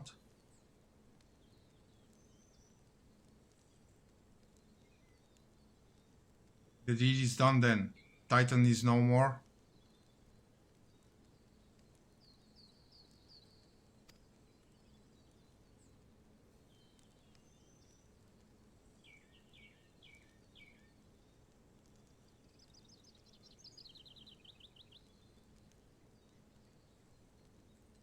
Yeah. Good, there has been enough tragedy this day. He has been like that since he regained consciousness. We believe he can hear us, but he has made no attempt to respond. He's almost certainly still in shock, but we cannot discount the possibility that he succumbed to the primal's influence. Should that prove to be the case, he must be put to death like any other thrall. Such is the Alliance's policy, yes? You have the right of it. But we must not rush to conclusions. After all, we once feared that Isael's followers were beyond reason, and many have since laid down their arms and accepted Ishgard's peace. We can but watch, wait and pray.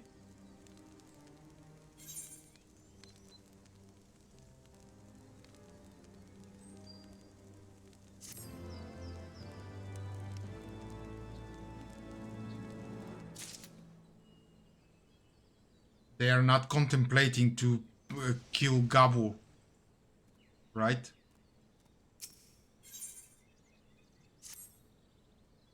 There is not to be gained from dwelling on an eventuality over which we have no control, much less one which may never even come to pass.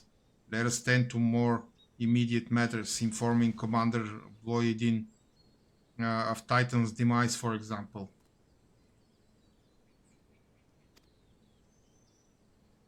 You may be certain that he will be glad of the news.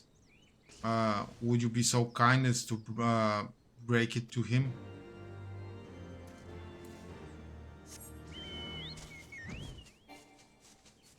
Yes, Samurai Chocobo.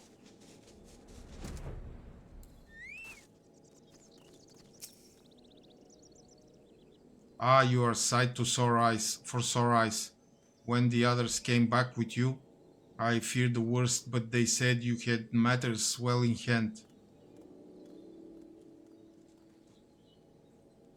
All settled then, is it? I'm glad to hear it, but not half as glad as my men will be, believe you me. Regardless of whether or not he was summoned properly, a primal's a primal, and there ain't a soul in the maelstrom that hasn't lost a friend to one. Don't get me wrong, we were all prepared to do our part, but we weren't so naive as to think we'd live to tell the tale. Thankfully, of course, it didn't come to that, which, my friend, sounds to me like cause for celebration. Now I know you lot have places to be, but why not stay the night? We'd be honored to raise a glass to the triumphant return of the Titan's Bane. Titan's Bane sounds alright, I guess.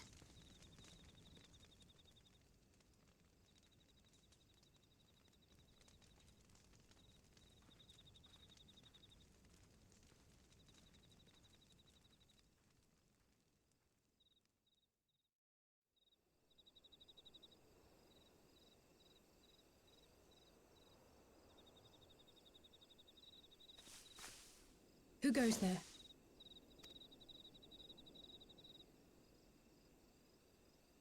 Oh, it's you. Forgive me for straying from the camp.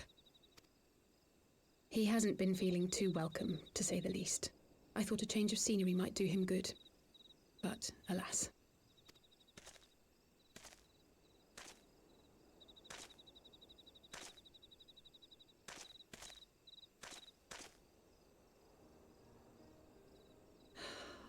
It's so quiet out here. The stars spread out before us, beckoning across time and space. Dawn may banish even the darkest night. How bitterly beautiful, those words. I should be stronger for all my experiences, yet my heart aches more than ever. I never understood why Grandfather gave his life that day. I thought that if I came here, I would find the answers I needed. But when I finally laid eyes on the land he sacrificed everything to save, saw firsthand the bickering, the pettiness, I was disappointed. I was angry. I could not fathom how these people were more deserving of his love than his family, than me. But when Grandfather revealed the whole truth of the calamity to us, I finally understood.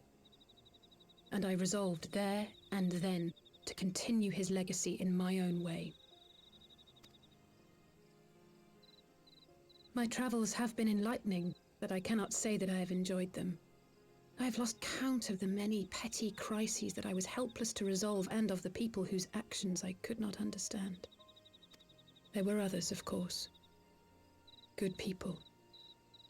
People with whom I felt a kinship, whose lives I could not save. I found myself asking what it was all for. Why try if I was doomed to fail in the end?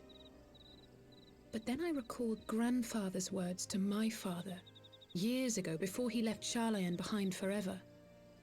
To ignore the plight of those one might conceivably save is not wisdom, it is indolence. We must all protect that which we hold most dear in the manner of our own choosing.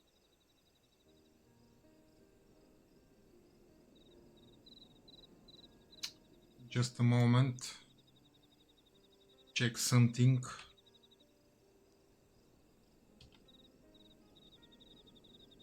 Aha, indolence, okay.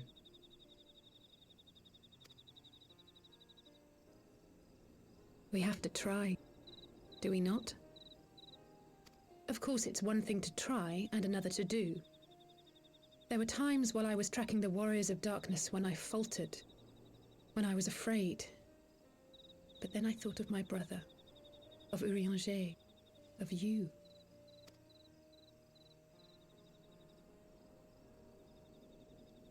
Oh, pray forgive me. This conversation has been rather one-sided, hasn't it? Mayhap you could recount some of your adventures in Ishgard. Well, the problem is I don't have a voice over, so I usually don't say anything.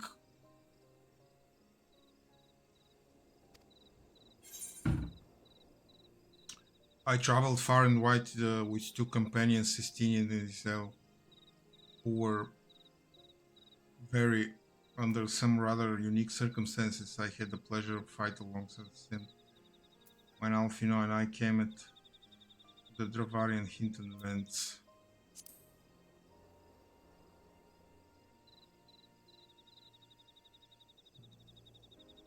He is quite a man, the Lord Commander. I shall have to thank him for his kindness. Truth be told, I was rather taken aback by it all. Given Ishgard's famous love of foreigners, I was half expecting the Kyrugians to berate me for bleeding. But I never heard an unkind word. Everyone there seemed relatively open and friendly, in fact, thanks in no small part to your tireless efforts, I suspect. The hopes and dreams of so many rest on your shoulders, Warrior of Light. Yeah, and you keep bothering me with trivial tasks. As long as the sun rises, we can but carry on, for the sake of those we hold dear.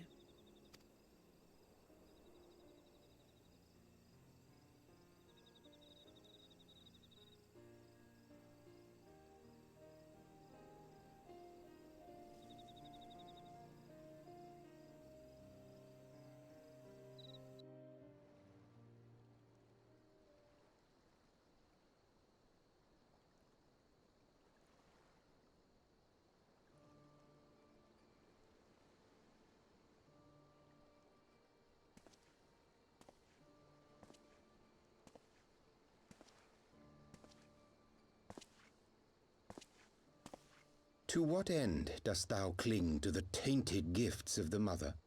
Ah, it's Yuri Anger. Only he says thou. Every tool has its purpose. Even this.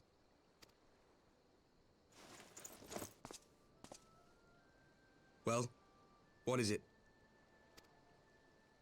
The seeds sown in Vilbrand have been plucked from the earth and left to wither. Alas, Titan's demise sufficed not to drive the kobolds to deepest desperation.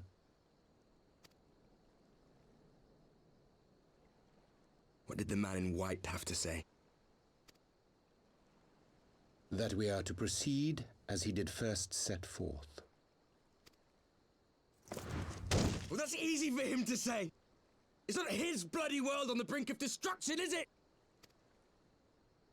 Be thou well reminded that with an end to Ishgard's unrest, naught now remaineth to preoccupy the Scion's thoughts, and thus may they devote their every energy to thwarting thee and thine.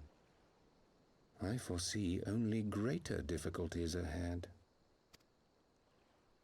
Foresee? Are you sure you don't welcome them? I'm starting to think you might hold a candle for your old friends after all. Pray do not mistake mine intent. I but look upon the path which lieth before us with due trepidation. Shouldst thou be of like mind, pray consider then another course. For the power to invoke the ardor belongeth not unto the Ascians alone. With thine own hand strike down thine enemy, the so-called hero who would see thy home lost to light. Do but this, and thou wouldst at a single stroke disrupt the all-too-delicate balance of this realm, plunging her straightways into chaos.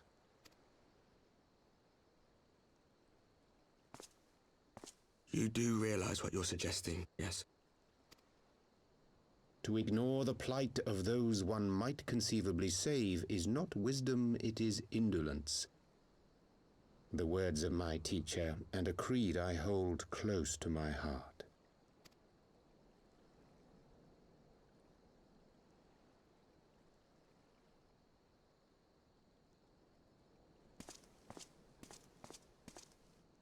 Very well.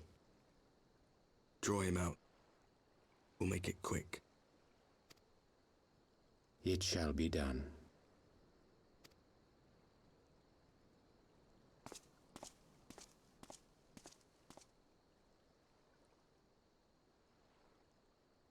Draw out who? Me? What good a creed one cannot uphold?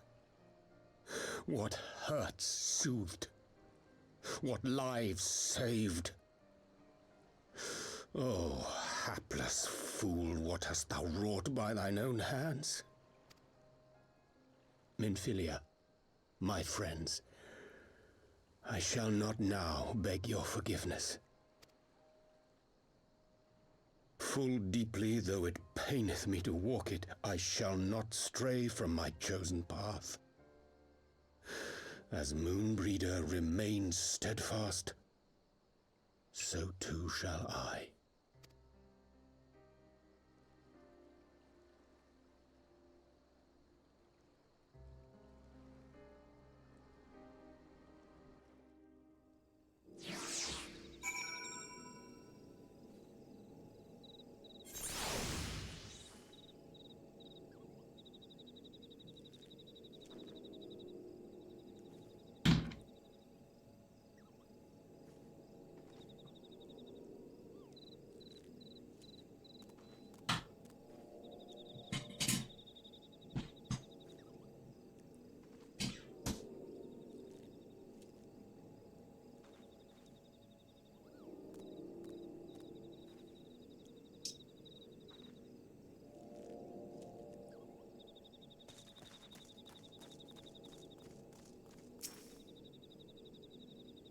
What Hohenskild? I trust you had a good night's rest? No, I was listening to Alice rambling all night. I was but this moment speaking with Tancred and Ishtola via Linkborough. They had some interesting news to share. Apparently, during the course of their respective investigations, both came across crates which had once borne Ishgardian seals. It would seem that someone in the capital has been very busy indeed. Accordingly, the Temple Knights have launched a full-scale investigation. Sir Emerick believes that it is only a matter of time before the culprits are found, but we shall have to wait and see. In the meantime, it seems only prudent to look into the recent activities of the other tribes, in case they too are flush with Ishgardian crystals. And with that in mind, I suggest we pay Urianger another... Wait, where is Alice? She was here a moment ago with Gabu.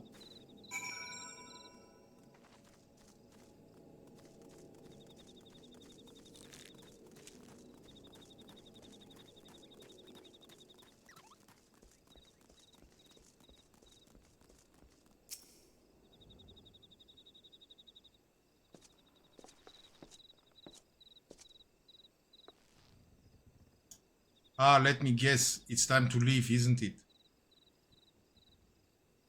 My apologies for disappearing again. If it is any consolation, I have already packed my things. How is he?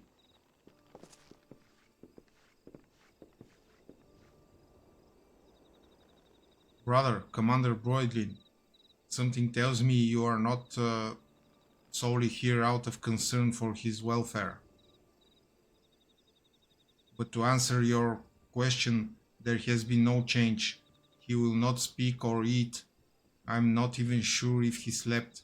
If he did, he seems none the better for it.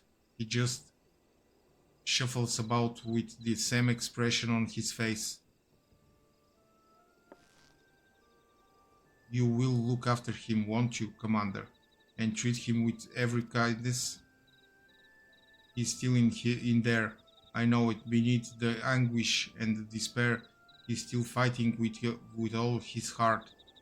He deserves to be given that chance until he comes back to us, until we know for certain what has become of him. Aye, you needn't worry.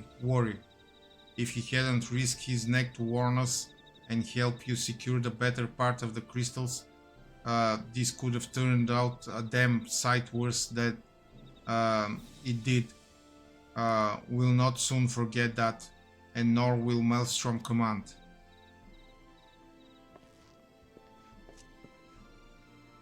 I'm so sorry, Gabu. I truly am. You should never have been made to, and I know I cannot possibly understand. Mayhap there's nothing I can do or say. The pain, the anger, the helplessness. Hold fast to the memories of better times. Remember them as they were. And when it hurts so much, your heart feels fit to burst. Let it burst, and fill up again with your love for them, and never ever forget. Come along, little one. I will remember them, and you, Alice. Thank you.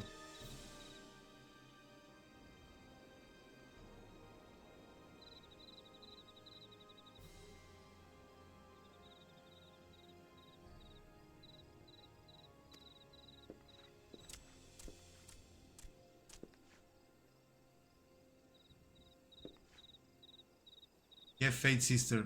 Your words have reached him. In time he will recover. And those who orchestrated these events will be made to answer for their crimes.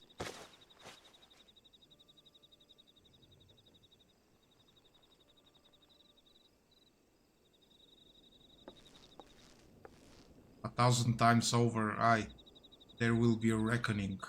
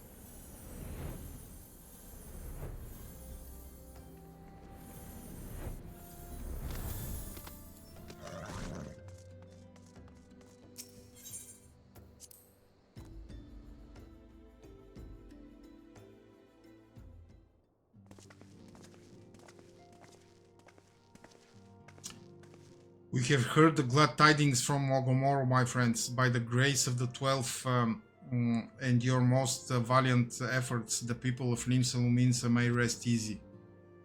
I should like to think so, yes. Though we failed to prevent the Lord of Cracks from manifesting, we did succeed in weakening him, enable our friend to dispatch him before the warriors of darkness could make matters worse. It was by no means an unmitigated success, but it will have to suffice.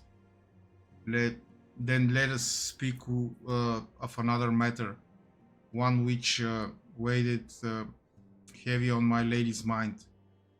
As thou didst request, I sought out the Gerun oracles, that we might better understand the aims of the warriors of darkness. Though their copious use of allegory defied any single interpretation, the oracles paint a most disturbing picture, one of worlds parallel to our own, apart yet linked, reduced to ruin with every umbral calamity. 7 times have they succeeded. Then of 10 and 3, only 6 worlds remain. Aye, all is as my lady Minfilia spake unto thee. As for what cometh of what becometh of these reflections when they and the source are rejoined, frail flesh undone, innumerable fires, each soul surrendered to her call, to flow into the endless sea, there to endure as one and none. Then if the warriors of darkness succeed, everyone in their world will die. In essence, the verse speaketh of the renunciation of the flesh and subsequent return to the life stream. However, this fate may yet be preferable to the alternative, for if the first were to fall to transcendent light in the manner the warriors of darkness described, it would give way into a void wherein none may know either life or death. Far better to die, they reason, for in death there is life, the essence of a soul which returned into the source may be born anew, saved. Such at least is their belief, I surmise. If that is true, then gods, no one should ever have to make such a choice. We speak further on this subject. I would share with thee another recent discovery. It would seem that several sizable shipments of crystals have been delivered into the hands of certain Alamigan parties. Alamigans, strange. And you believe this to be the work of the same Ishgardian smugglers who supplied the beast tribes? I know beyond a shadow of a doubt, and lest thou wonder at their motive, I would remind you that the Asians did once attempt to bring about the summoning of Ralgr. The individuals who took receipt of these shipments are refugees belonging to a group devoted to the cause of Alamigan liberation. It may also interest thee to know that their Ishgardian suppliers appear to be none other than the remnants of Elin Royale's networks of spies. Surely you jest, and yet it is not so surprising. Bereft of leadership and hunted by the Alliance, I can well imagine such villains being desperate enough to conspire with the Asians, assuming they even know or care who their new employers are. All of which is irrelevant, forgive me. We must seek out the resistance group which received the crystals without delay. Unskilled Alice will come with me to Little Alamigo.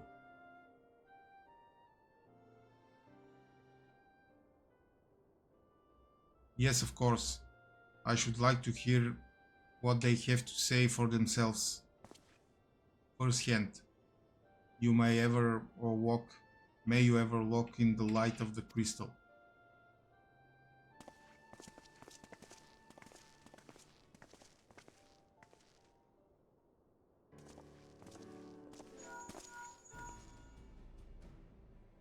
Alfino, Alice, unskilled. Are you three listening? Good, I have tidings. The Temple Knights raided the smuggler's warehouse less than an hour ago.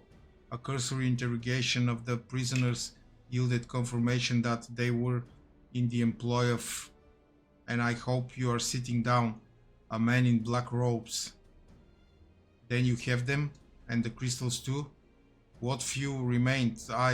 Regrettably, it would seem they dispatched one final shipment in the hours before we struck. It was bound for Little Alamigo, we are told, where it will be received by members of a local resistance group. Since Sir Aymerich's men no longer have need of my services, I have a mind to head that way. As do we, by happy coincidence. We learned that the shipments but a few moments ago. Ha! And there I was thinking I might finally be one step ahead of the Warrior of Light and his little helpers. Ah, wait a moment, there's more, and I defy you not to be surprised by this revelation. The leader of the Ishgardian smugglers was formerly in the employ of one Elin Royale, the infamous Ivy herself. Once again, Tancred, I fear I must inform you that... Tancred, with whom else have you shared this information? About the smugglers? No one. As I think I mentioned, the raid was less than an hour ago. I was planning to contact Ishtola next, but is there something else you would have me notify first? No, there isn't.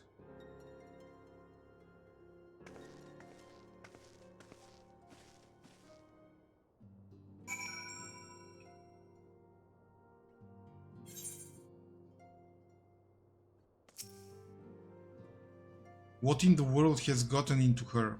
It is twice now that we have sought Urianger's aid, and twice she has treated him as if he were a stranger. The Archon was one of Grandfather's most dedicated pupils, and spent as much time as at the Levelure estate as we did. He's practically a member of the family. Truth be told, I struggle to recall a day from my childhood when I did not see the three of them laughing together. If this continues, I may have to raise the matter later though. Little Alamigo awaits.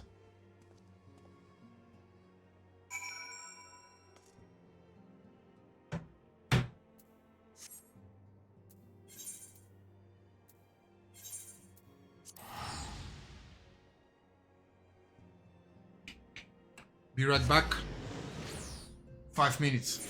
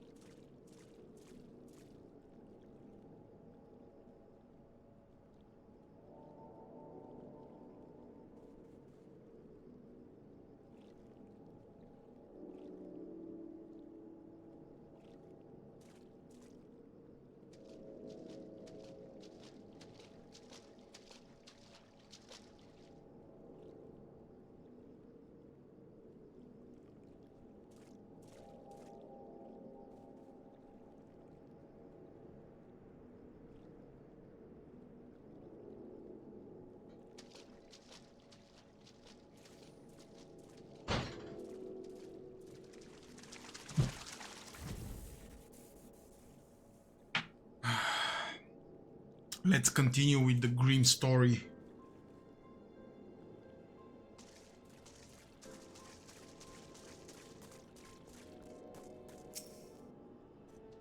I will get to the bottom of this. Oh, forgive me, it has been a long day. Did you have something to say? Urianger, oh, I've always struggled to understand what's going on in his head, now more than ever. Listen, Unskilled, if anything should happen, it should be me who just know that I am prepared to do what must be done. Right then, no more pressing matters, since we have no idea when Tancred might arrive.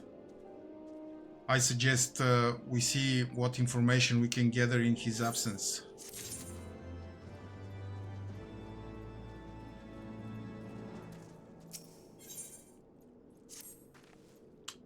So to review, we are reliably informed that members of the Alamegan resistance operating here have taken receipt of several large shipments of crystals, our task being to ascertain who and why. Given the size of the settlement, I find it hard to believe that anyone here could be wholly unaware of the resistance movements.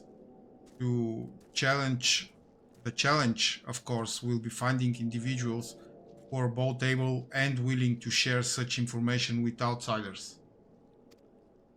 It would seem sensible to divide our forces. Unskilled, why don't you question the residents of the eastern half of the town?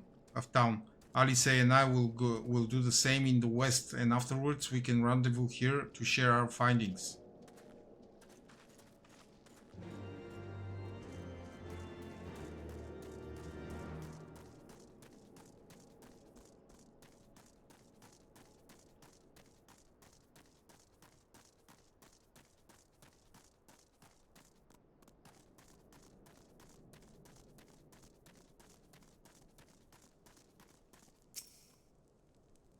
Ah, let me guess, come to join the fight, have you? No need to deny it, friend.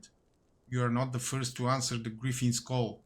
While he's lit a fire in every Alamegan's heart, he's also inspired more than a few Uldans to pledge themselves to the cause. And little wonder the Guardians won't stop until we are all under the yoke.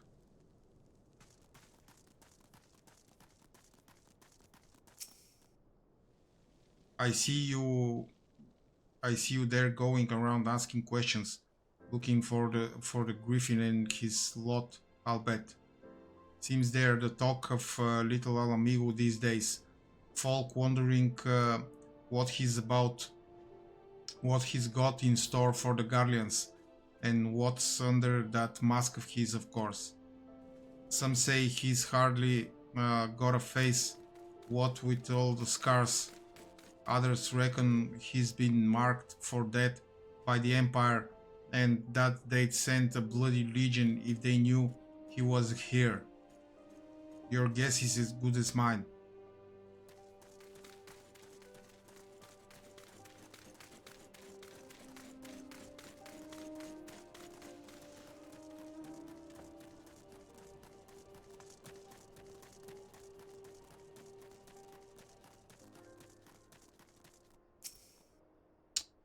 The resistance, damn if I know. It's not as if I'd be of any use to them. If you set store by all these tales of secret weapons, good luck to you. But I'm too old for the mask's bedtime stories. This is our lot and it's time we got used to it.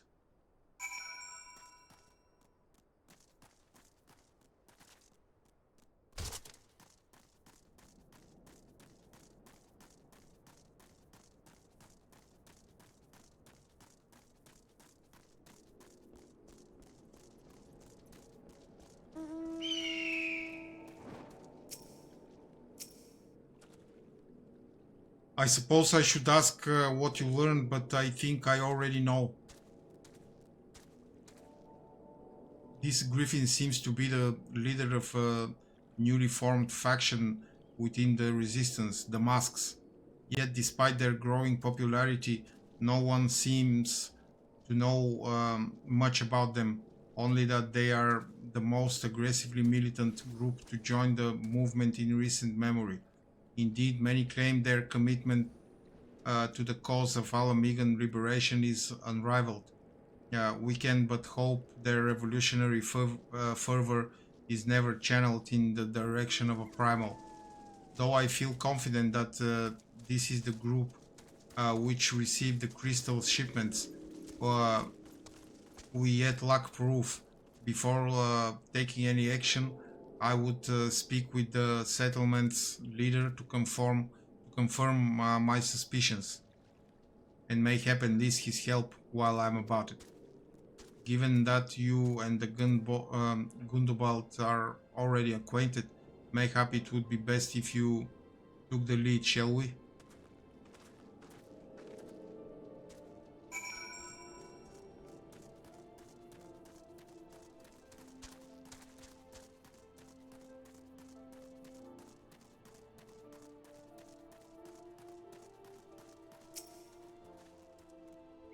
Much as it pleases me to see you again, Unskilled, I cannot help but wonder if I should be worried. I hear you and yours have been asking questions. The Griffin, I know of him, as do we all. He and his masks have become a leading faction within the Resistance. Though there was suspicion at first given his secretive ways, he quickly proved himself a charismatic and capable commander. Men are drawn to his passion and his vision. They truly believe that he has what it takes to lead them to victory. Even I cannot help but admire the man for what he's accomplished. But I have not forgotten Wilred. I was blind to the danger of his ambitions, and you were not. The Griffin will soon deliver a speech to our people at the sunken temple of Karn. Go and see him with your own eyes, away his words with your own heart. How convenient. It is but a pity Tancred is not here to join us. You two go on ahead. I shall stay behind and wait for him.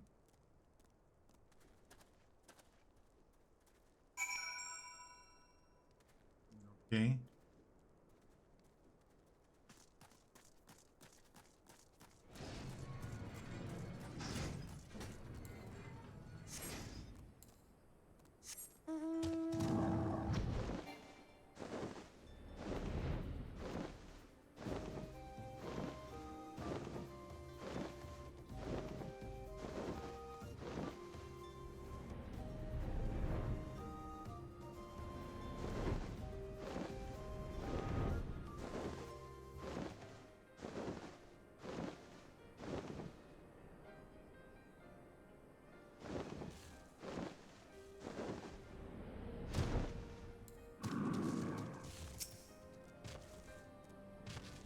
Has it begun already? I hear voices coming from within.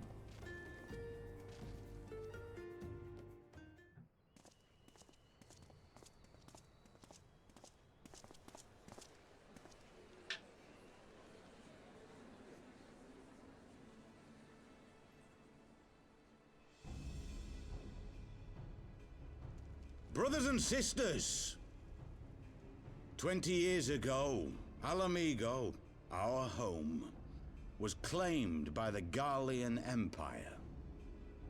In our haste to overthrow the King of Ruin, we turned a blind eye to our foes in the north.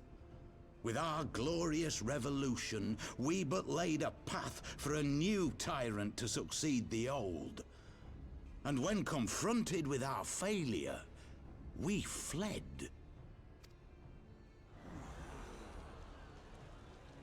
Not a day goes by that I do not think of those we left behind. Think of them and feel ashamed. And I know each and every one of you feels the same.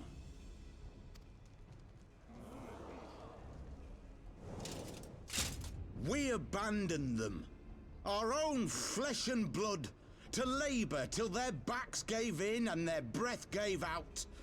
rebuilding the twisted steel ramparts which now mar our once majestic mountains. We abandoned them, the brave and true, to fight and die for their country, or worse, to be conscripted and sent off to rob another poor bastard of his home. We abandoned them, the meek and powerless, to bow and scrape when the Garleans pass, to sully themselves that they might live to see another day of misery. The Black Wolf may be dead, but a new Imperial Viceroy reigns in Alamigo now. A beast, not a fraction as merciful. You all know the Eorzean Alliance will do naught to oppose him. For all their promises and platitudes, they will not act if there's no profit in it. Only we can free our brothers and sisters from the Empire's tyranny, my friends. Only we have the courage to stand and fight. They have imprisoned us. They have enslaved us. And they have murdered us. But no more! Blood demands blood, and the Garleans shall pay for every drop they have spilt upon our lands.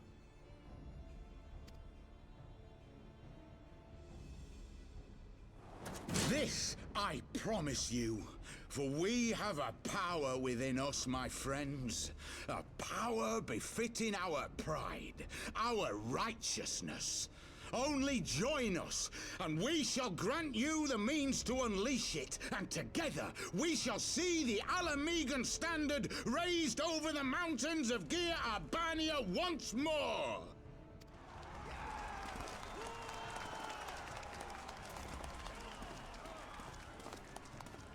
A power befitting their pride. Not at all ominous, that. Wait, is that...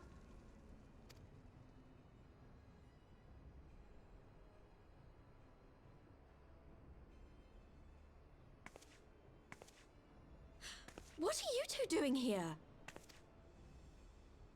I could ask you the same thing.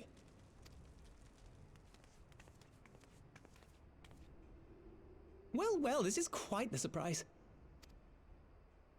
If you see what I see, if you feel as I feel... Might I suggest we continue this conversation in more agreeable surroundings? For it is not strength of arms that will win this battle, but strength of heart.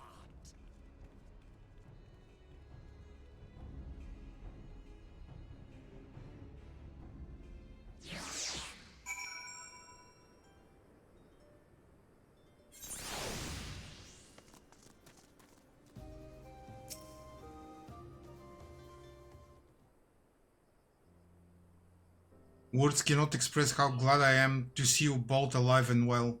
And you, though it was pretty obvious you and unskilled would be fine. The Crystal Braves never had a realistic chance of capturing any of the Scions, divided as they were and distrusted by the better part of Eorzea. But if you truly believe that, forgive me. What exactly have you two been doing all this time?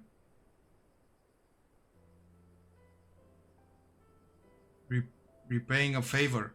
After the banquet, we had no choice but to flee Ul'dah, and we would not have been able to do so without the aid of some old friends from the Resistance. That's right, they smuggled us out of the city and sheltered us in Little Alamigo, all at great risk to themselves. Obviously, we couldn't let that go unacknowledged, so we offered to help them out with their operation for a while. When we learned of the Scion's exoneration, that Luluritu had severed all ties with the Crystal Braves, and that General Roban had been reinstated, we resolved to make contact. But having long since discarded our link pearls as a precautionary measure, our options were rather limited. To make matters more complicated, we were embroiled in a delicate operation at the time leaving me with little choice but to entrust a letter to a courier. I gather from your puzzled expression, however, that you never received it.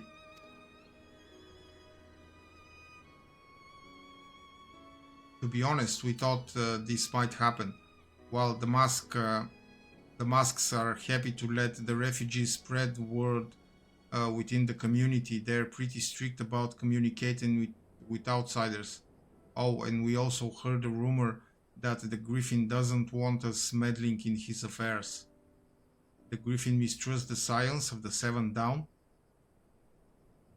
Curious. It is well known that we are no friends to Garlemald. One would think that the man we saw beseeching all and sundry to join his cause would welcome our support. I should say that the man you saw was not in fact the Griffin, but an impersonator, and a talented rabble-rouser note to boot. Would not surprise me if we were responsible for the majority of the public appearances.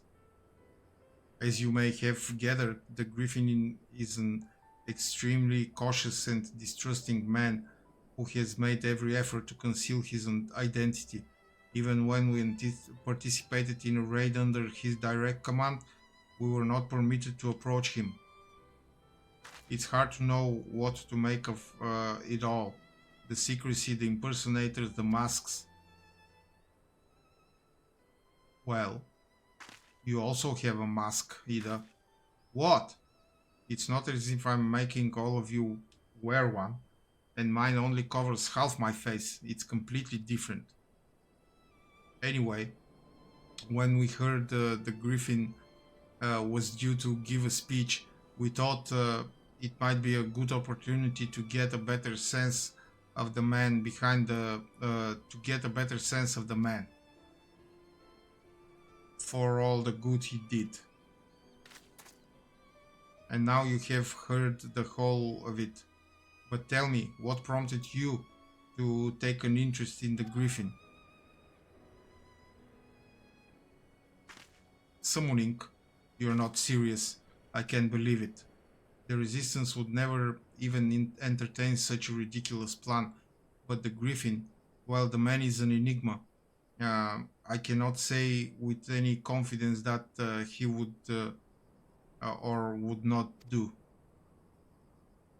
That I can say, however, is that the speech we heard today was not the first to make reference to a power capable of defeating the Empire. The masks have made many such claims of late. I confess I had assumed it to be mere bluster, but in the context of the shipments of which you spoke, it is not impossible that they are alluding to a primal. Whatever it is, we'll find out together. And if anyone tries to stop us, they'll answer to me. Indeed, that is assuming you have us.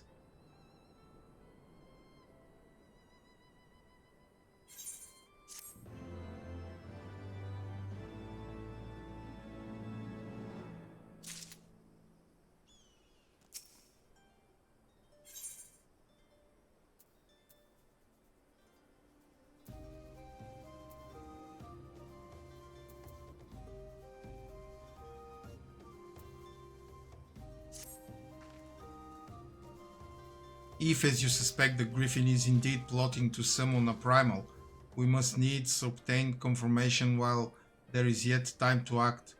To that end, I propose we question his double. Given his role as the group's de facto mouthpiece, I should not be surprised if he were one of the Griffin's closest associates, and while he may not be aware of the most sensitive details, he can probably tell us Musk's plans in broad strokes. Like the man whom he impersonates, however, he is wary of outsiders. He will not expose himself without a suitable incentive. My plan is as follows. You and Alfino will pose as adventurers fallen on hard times, inspired by his words take up arms for a noble cause. Ida and I, as members of the Resistance, will recount tales of your past achievements and testify as to your usefulness in the struggles ahead. With our enthusiastic assurances still ringing in his ears, he will decide to welcome you in person and we will arrange a meeting. You will need to look the part that we might maintain the charade until we have him cornered at least.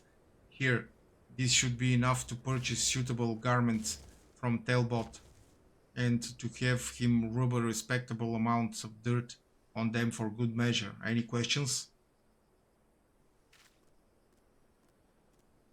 It all seems simple enough, thank you. And with that unskilled, let us be off.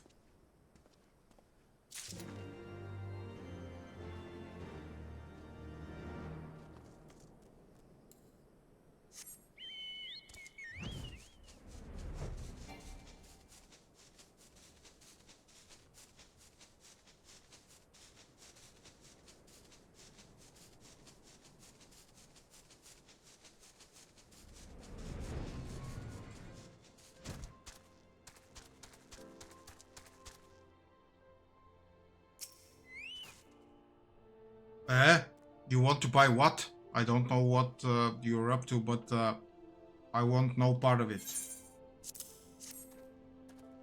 Well, you're the ones with the gill and seeing as your friends of Papalimo, there, tunic and slops for the both of you, tailored and treated to your tastes. Now off with you, before someone sees us together.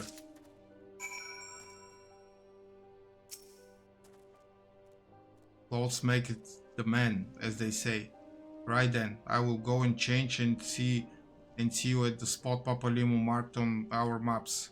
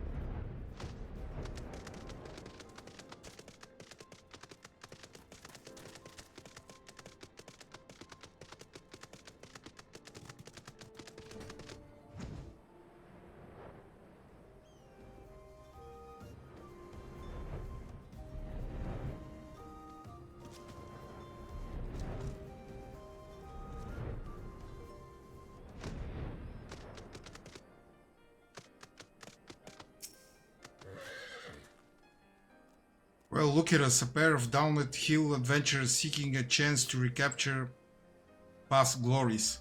Yes, this should suffice. No, it's not fashionable at all. It's smelly and dirty.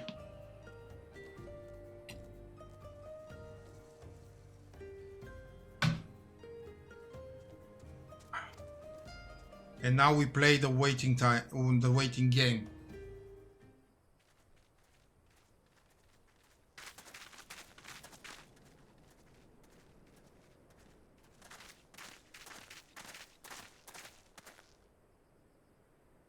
My thanks, comrades.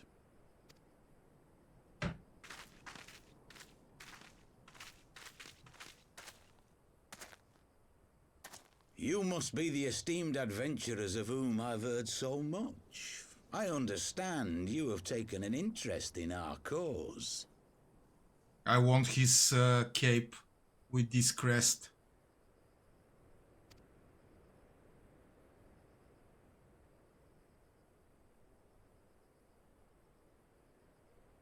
A great interest, you might say. Your words have certainly made quite an impression on my friend and I.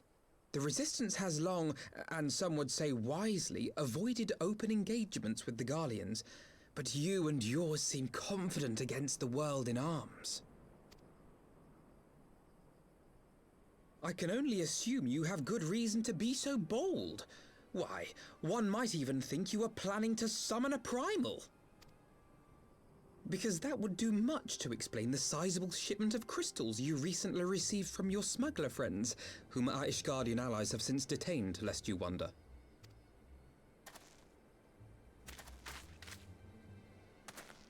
I'd like to hear more about the Griffin. The real Griffin. Your performance earlier didn't fool us. Ah, the famous scions of the Seventh Dawn. I should have known better than to think I could conceal the truth from you lot. You are right. I am not the Griffin, but I speak with his voice, and it was at his behest that we procured those crystals.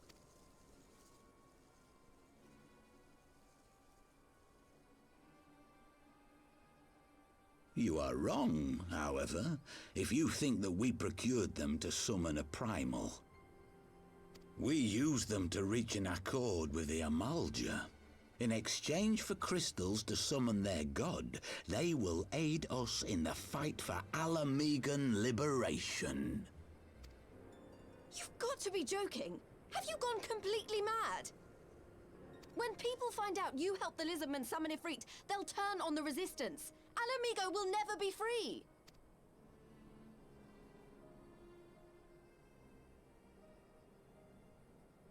This isn't a fairy tale, girl. We don't have the luxury to play at being honourable heroes. It's because the likes of you wouldn't sully your saintly hands that Alamigo's been under the yoke for the past 20 years. But the Griffin won't stand for it, and neither will we. We're ready to do whatever it takes.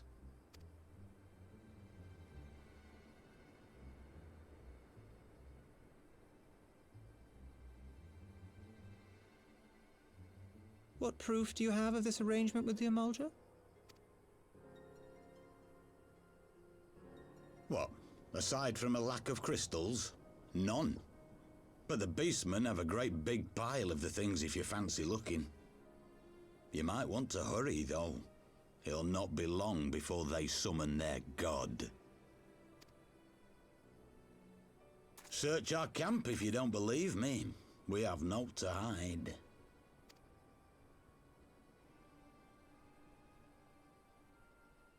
If there is a cache to be found, Ida and I will find it.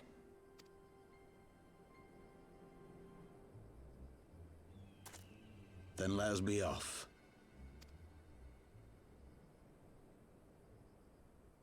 Are you perchance the Warrior of Light?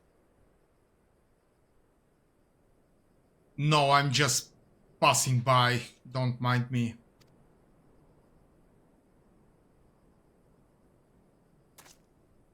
Aye, I thought so. You should know that a great many who have joined us did so because you saved them. Because you showed them that one brave man can make a difference. You saved me too once. Helped a friend over in Quarry Mill make some medicine I needed. But that was a lifetime ago. On behalf of my brothers and sisters, I thank you. You gave us hope where there was none, courage and strength when all was lost. We shall not squander your gift.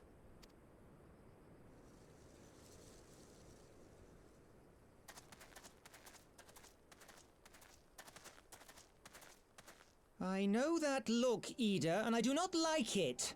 You cannot seriously be contemplating taking up arms with that band of cutthroats. Yeah.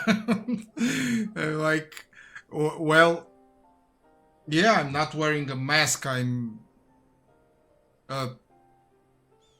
They should remember. They should have remembered the hair deal. I mean, I'm unique.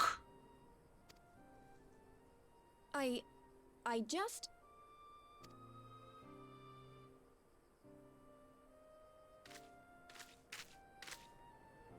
If the Griffin and his men have their way, it is only a matter of time before the situation in Alamigo comes to a head.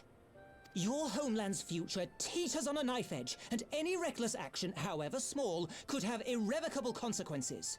Calm down, Papalimo. You mustn't lose sight of that, Ida.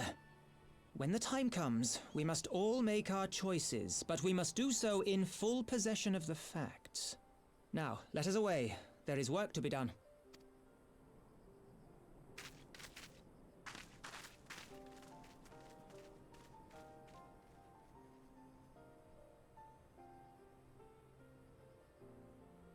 Can I get back to my smelly armor now?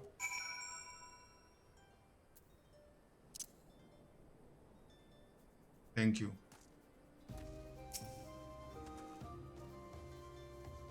Borimil, he said, do you remember? Forgive me, you cannot be expected to recall every name and face, and besides, it's not as if it matters. No, I cannot remember any face in time. I have Emily for this. She remembers everything. She even remembers what you don't want her to remember.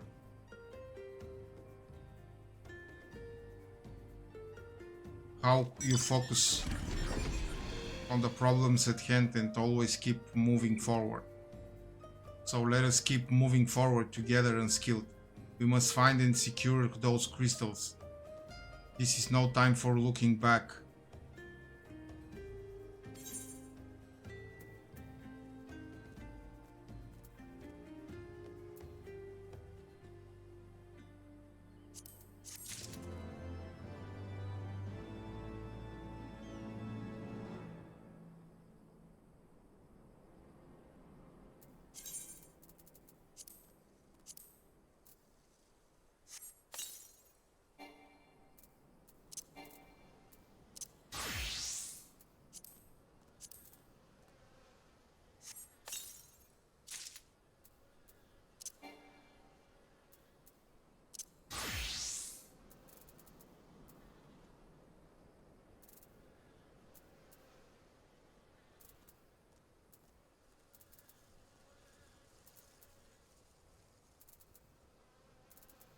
Spaghetti pescatore, nice.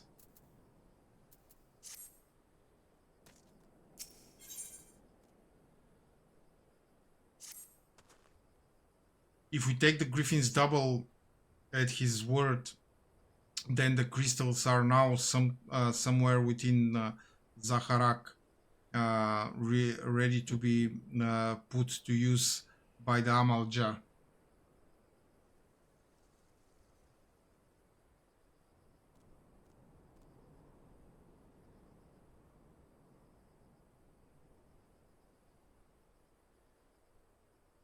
Oh, lucky you.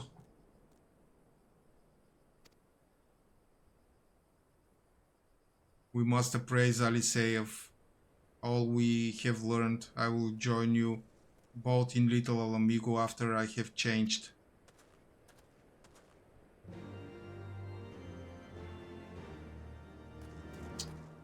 No spaghetti for me.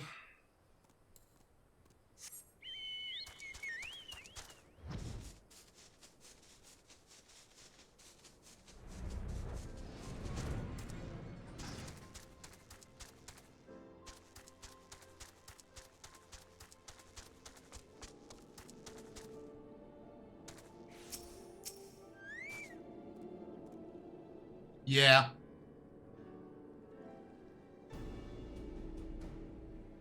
They have flower in them. Yeah. Now that Tancred has finally arrived, mayhap you could share your latest findings. You mean to tell me that while we were worrying ourselves sick, Ida and Papalimou were here all along? Well, Ishtola will be relieved. And also angry. Mainly angry, I should think. Yes, I think that she will mainly be indifferent because she doesn't care. As for the crystals, what choice do we have? We cannot very well leave them in the hands of the Amal Jah. For all we know, they could be preparing to summon Ifrit even as we speak. We must make for Zaharak without delay. Agreed. If there is naught else to discuss, let us depart at once.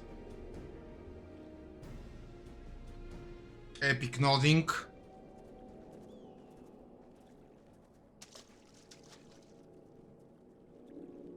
And so they go forth in accordance with the Griffin's plan.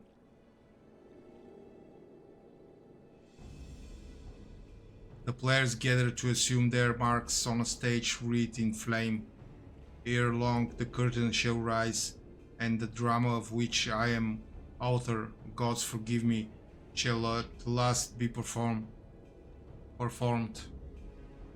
Naught else remained save to stand at the ready and pray that the chance is seized, for never shall we know its like again. The goal is, Emily, for your stomach to shrink. When it shrinks, you are not that hungry anymore and you eat less. And it will take 1 or 2 weeks for the stomach to shrink.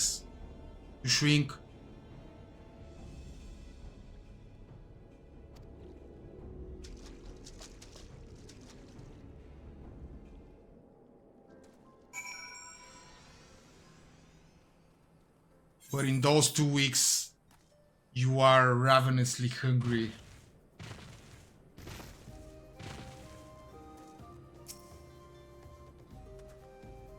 I confess I expected a warmer greeting, but we must not jump to conclusions.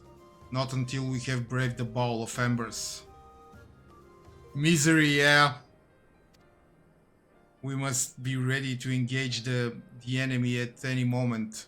If you would make any final preparations, pray do so now. I shall await your signal. Upon proceeding to the Ball of Embers, several cutscenes will play in sequence. It is recommended, okay, I have sufficient time.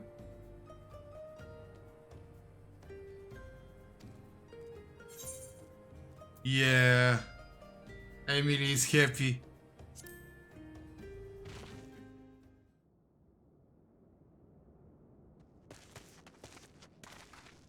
This isn't right. The Amalja would never leave this place so poorly guarded.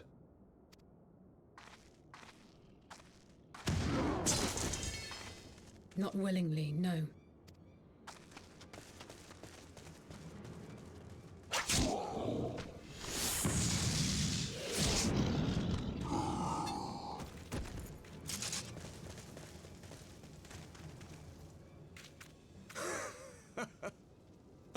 The saviors of Eorzea. Slow as ever.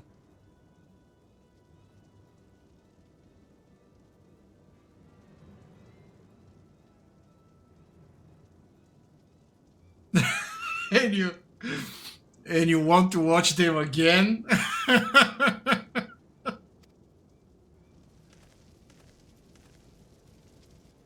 By the 12, will you never learn? You know, you're right. Maybe it is time for a change of tack. Killing primals, tormenting beastmen, hastening the birth of a new god.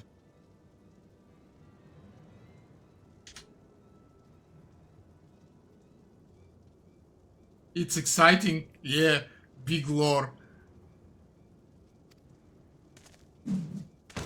It's all a bit much, isn't it?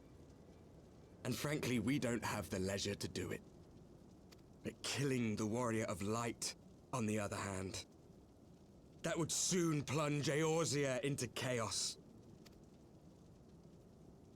One life for one world.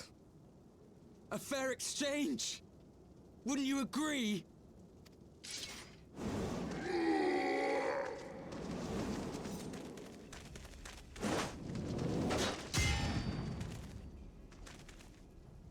Lest you forget, you've more than one opponent.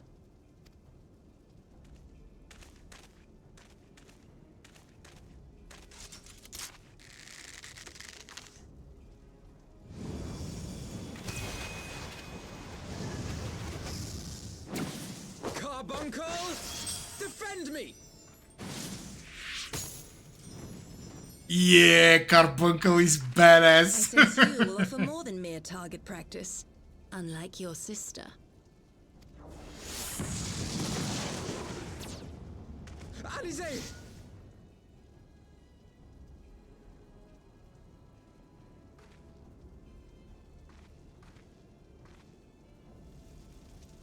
Did I not tell you, Alphino? I am not the girl I once was. My brother was always the clever one, while my talents lay elsewhere.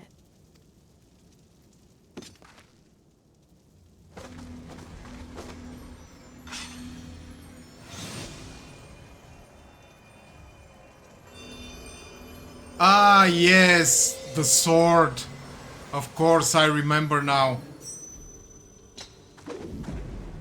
There will be an instance here, which is tricky. As Eorzea's blade of light once stood by my side, now I shall stand at his, and defend this realm with all my might.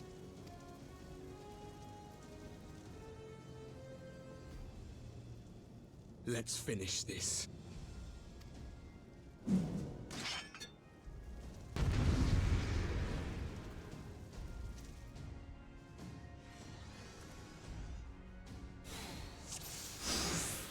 Yeah.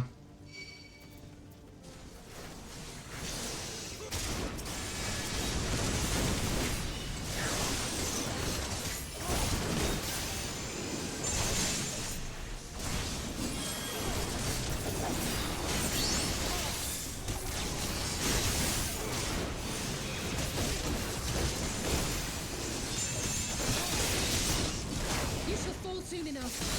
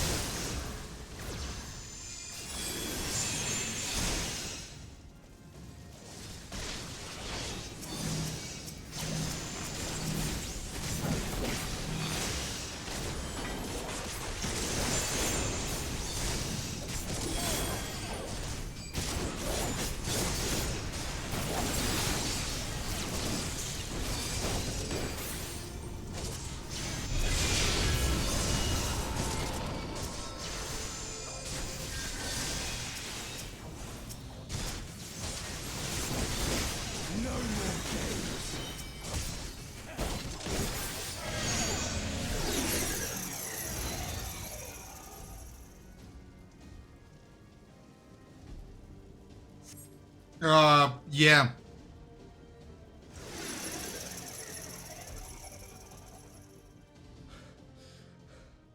It ends.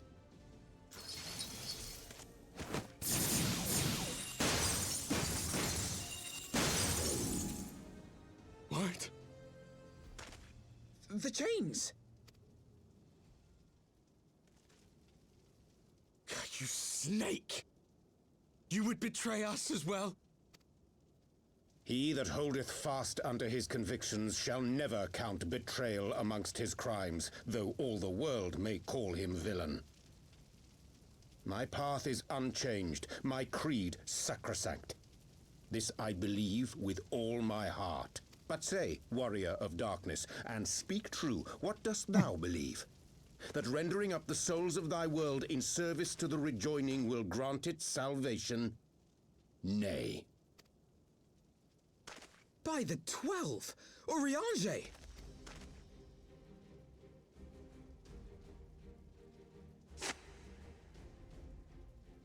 Hi D12 dance girl. Yes, I'm enjoying the game so far. Thank you. Welcome. Me to walk in darkest shade.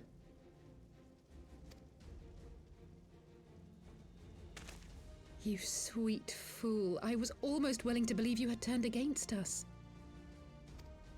I expect a full explanation when this is over. For now, may I assume you have turned your cloak for the last time?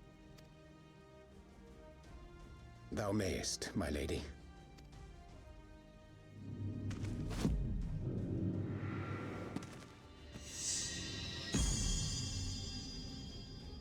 By thy leave.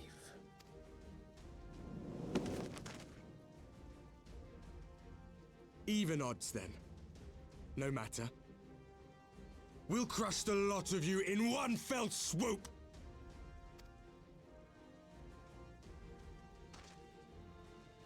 Understood. Hearken to me. We only have one chance. Channel your ether into my blade that I might strike before the mage casts his spell. I cannot do it alone, but together we can defeat them!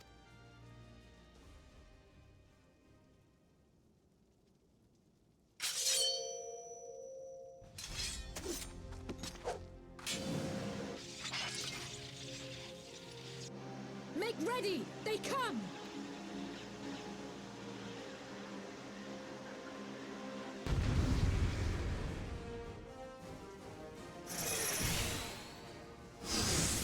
Here I had to touch her several times.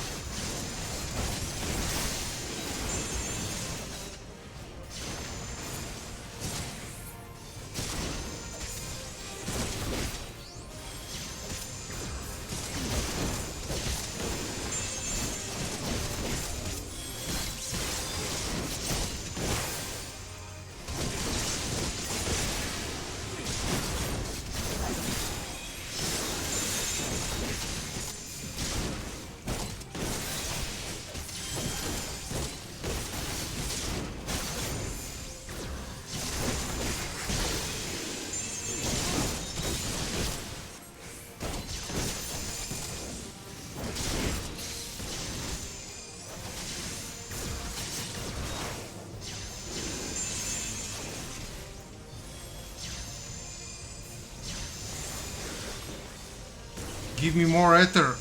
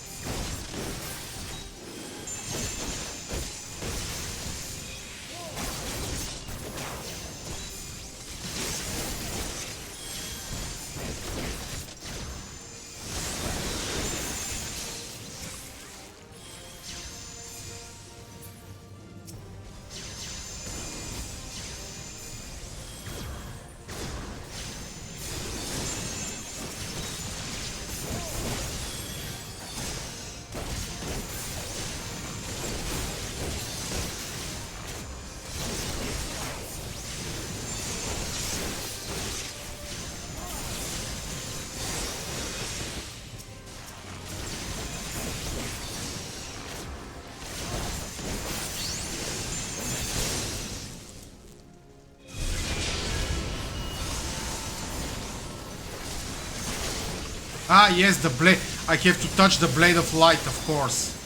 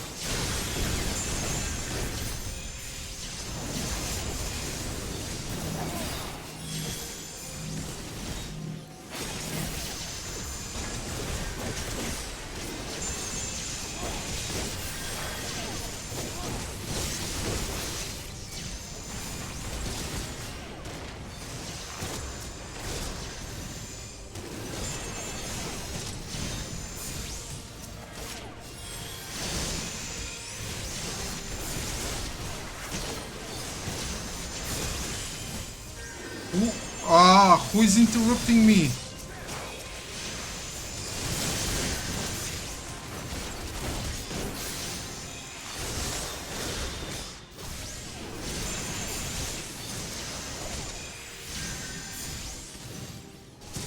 Ah, the ranger, of course.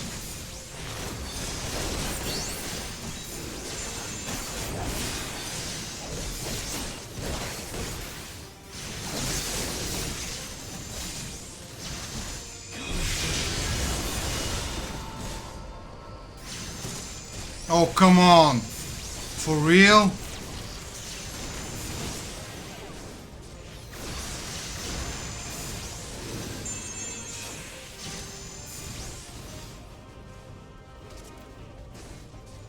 "'Tis done! With this blade I banish the darkness!"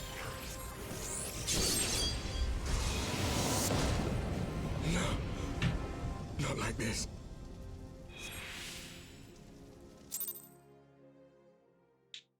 Not like this.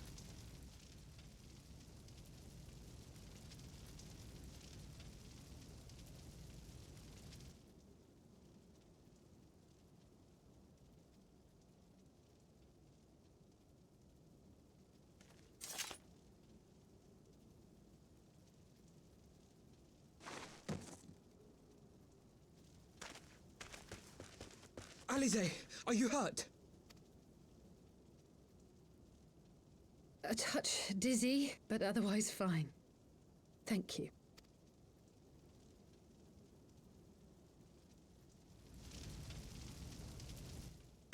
And there you have it. Our friend is too stubborn to die. We are far from finished.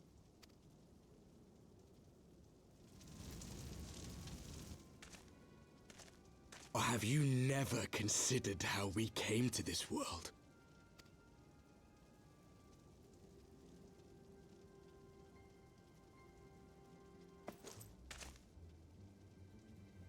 Crystals? You mean, like the Ascians? Just so. As the Ascians flee unto the rift twixt planes with crystals of darkness, so did these warriors come hither with crystals of light. Yeah, whatever. Eloquent, as always. Aye, like the Ascians, we too are beyond death. You cannot defeat that which is eternal. Depends what healer do you have. Wait!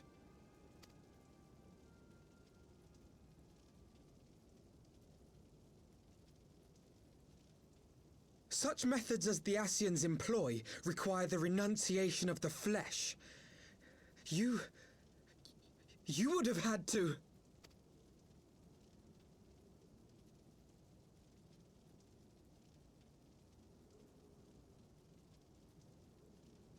At long last, you see. To save our world, we gave our lives.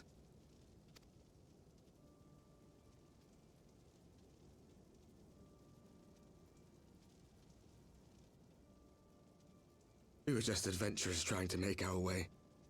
An odd job here, a favor there. We never aspired to be warriors of light. But word of our deeds spread, and soon people were calling us heroes. They placed their hopes and dreams on our shoulders and bid us fight for all that was good and right.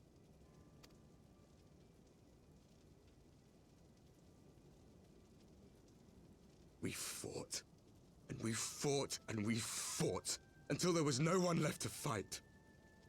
We won. And now our world is being erased from existence.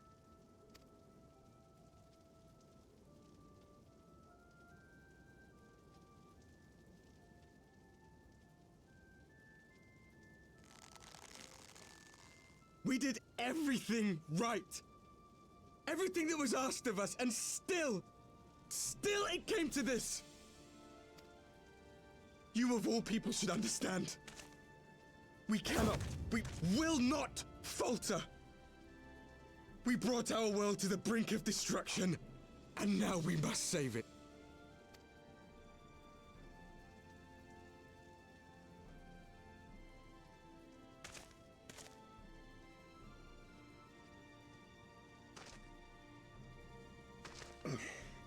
I've died before, Arbet.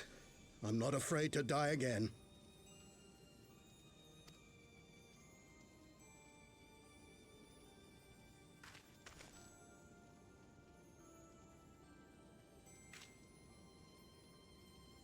No matter how many times we fall, we must rise and carry on the fight for those we left behind.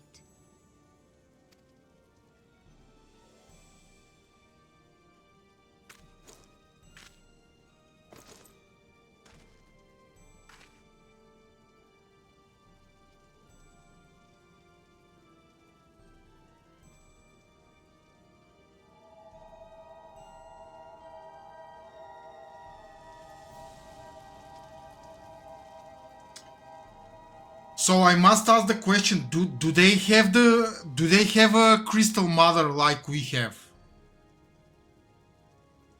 or it's to have known the depth of sorrow and embraced the highest sacrifice? Nonetheless, Master Louis-Sois, guide my hand, I pray you, as fate's thread spinneth upon this most capricious spindle. Calm down, Urianger. Thou must needs invoke the power of thy crystal.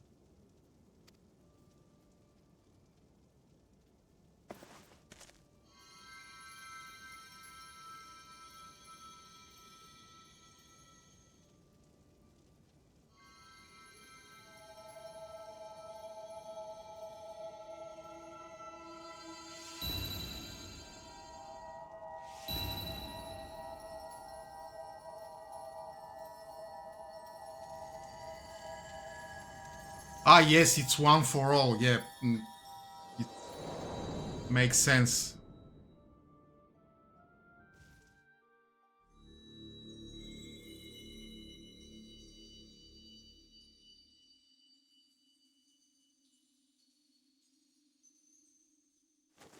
What is this place?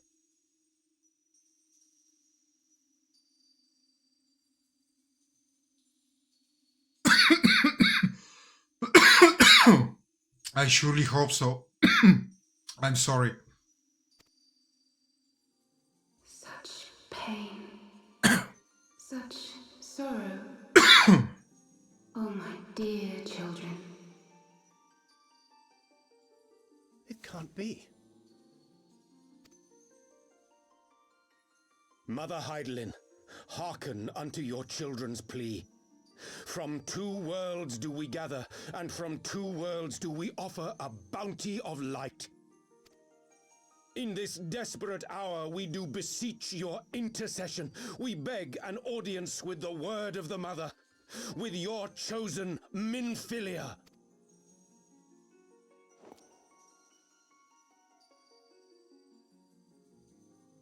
Your cries go not unheard, nor your sacrifices unnoticed. Though many are lost, there are those we can yet save, whom I can yet save.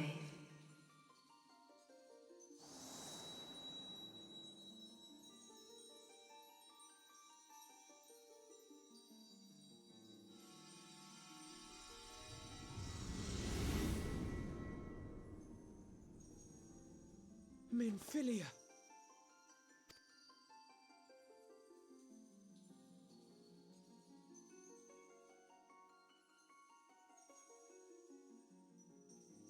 Blessed children of the First, the light of your world hath grown blinding in its radiance, but it is not yet absolute. I will hie me to your world, and there take unto myself the light which riseth even now to drown it, as darkness once did drown another. Now you deign to answer our prayers? I will suffer this farce no longer!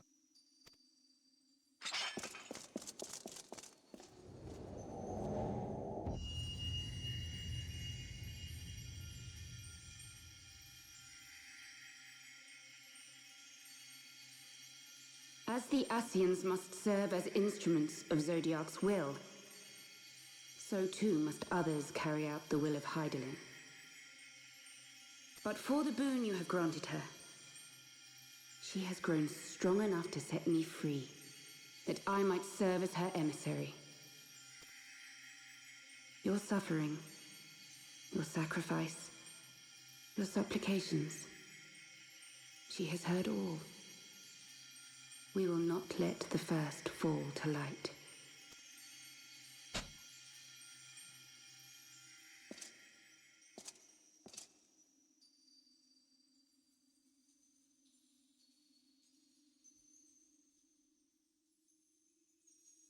Thank you, Urianger, for bringing everyone here. It fills my heart with joy to look upon the faces of my friends once more.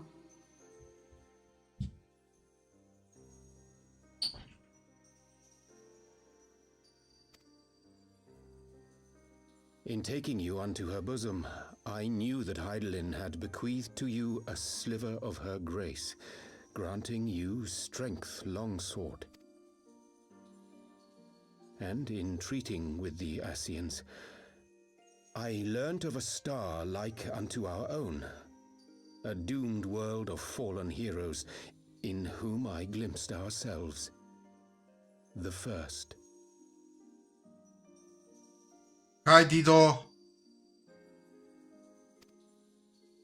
Full long did I search for a means to save this world, concluding at the last that the answer lay in the power of blessed crystals. And thus did I labor to set light against dark.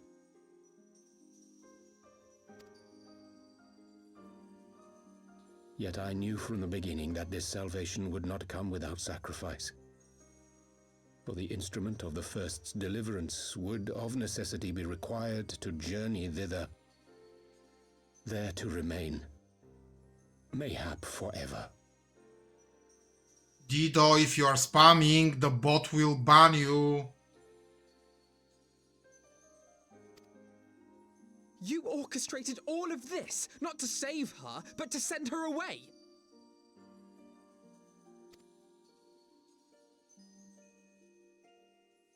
One life for one world. Such was the bargain, and you the coin, though it were not mine to... Dude! Young man! Don't call me dude!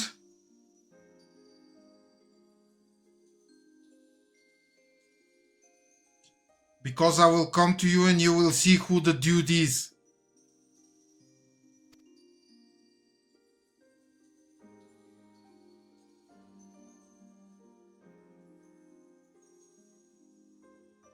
Have we not walked together in the light of the crystal, and at her bidding borne witness to the joys and sorrows of this land?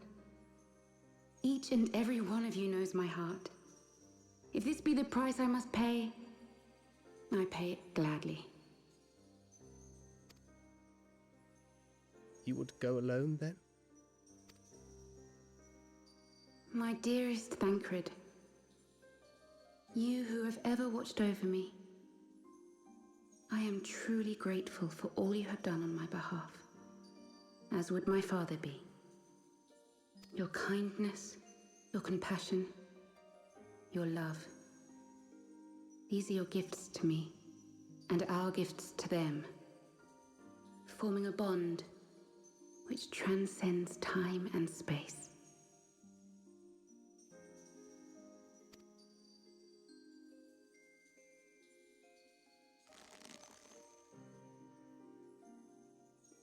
Sometimes I forget you are not the child I once knew. Make me proud.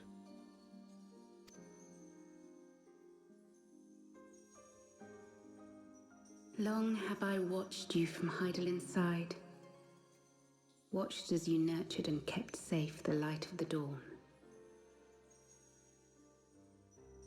That's fine. Don't worry.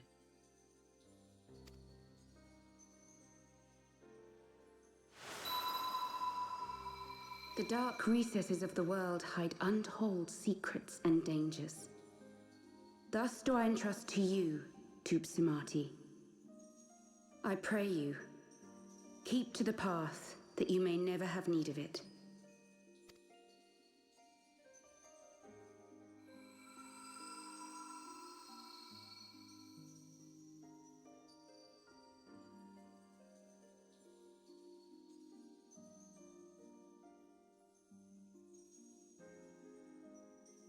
It would seem the power of our crystals is all but spent.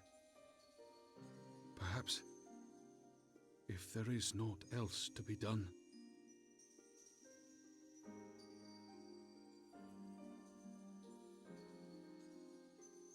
Emily, you are 32. He's 9.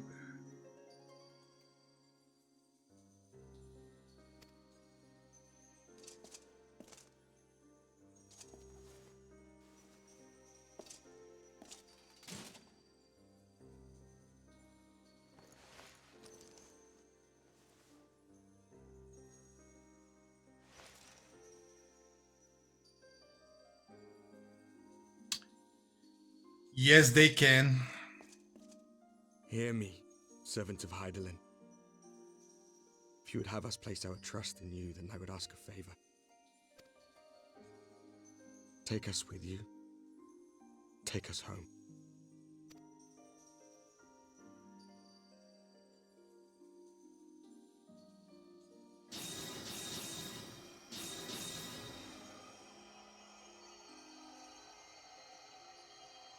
But we were blind to the truth, so I tell you this, as one fool to another. Light, dark, it doesn't matter. What matters is how you choose to use them. We made our choice and you see what came of it, so please, forge a different path. Seize a better fate.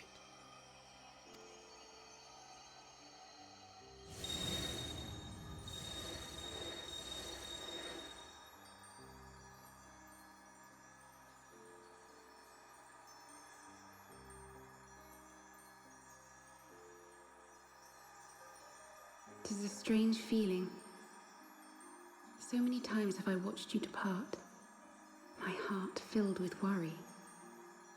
and ever did you return to me in triumph.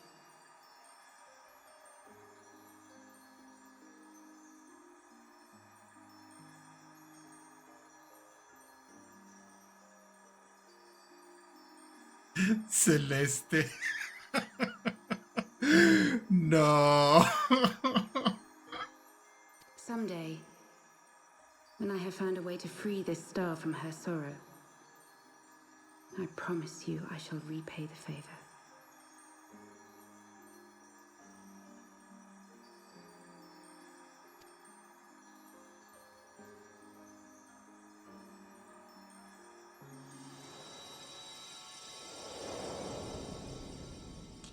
Dido, who is Celeste? Do you know who is Celeste?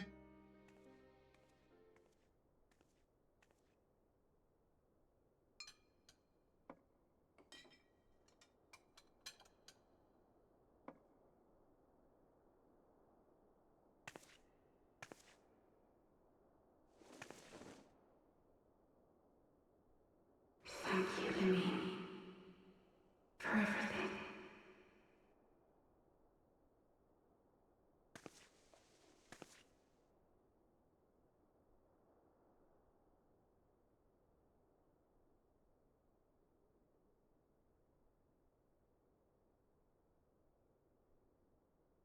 It's also a name. It's a Spanish name.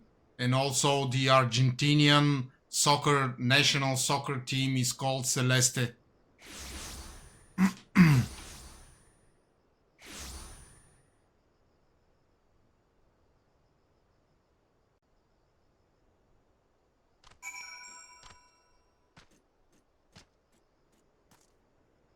And do you know what celestial means, Diane?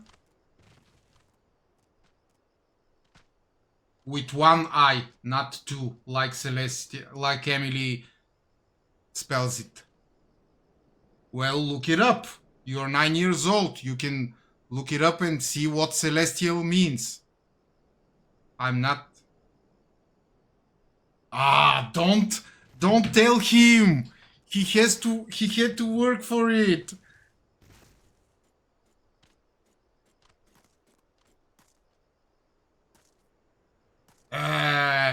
Emily ruined everything.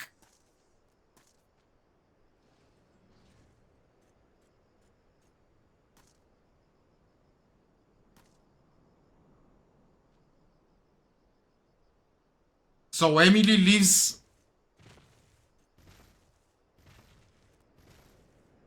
So Emily lives in the sky, and she comes down from time to time to watch my stream.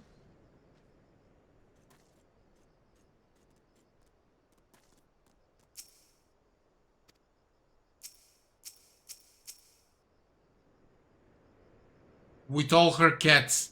Yeah.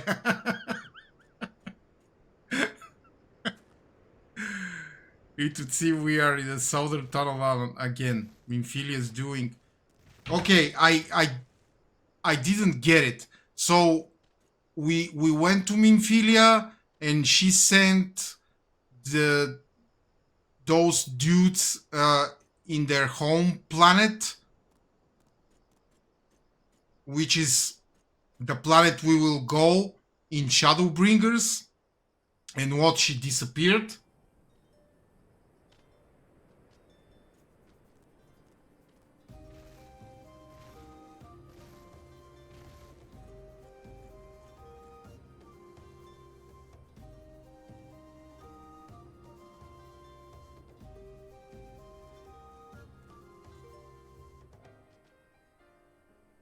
Aha, I see. Okay.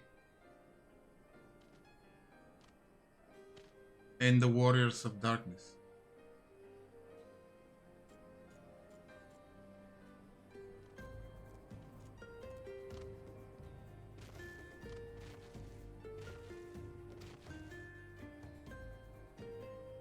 I guess there are lots of Emilys in the world. I cannot help but wonder what awaits those wayward souls if they gave their lives in order to travel to the source Then in returning to the first, would they not?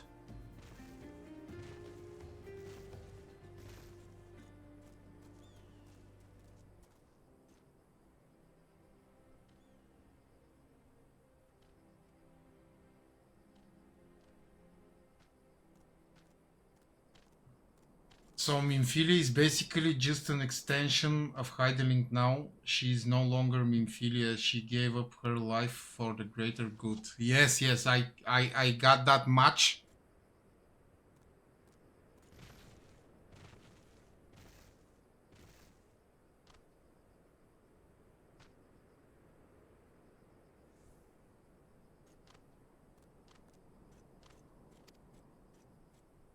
But mayhap that was their wish.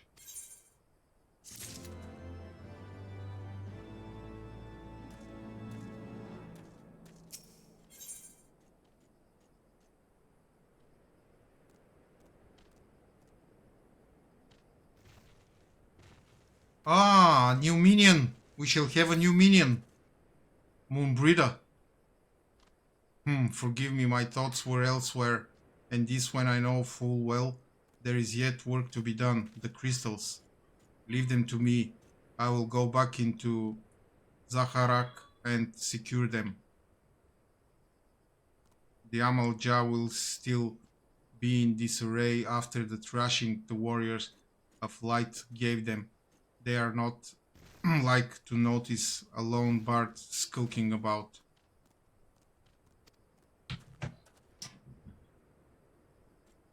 Be right back.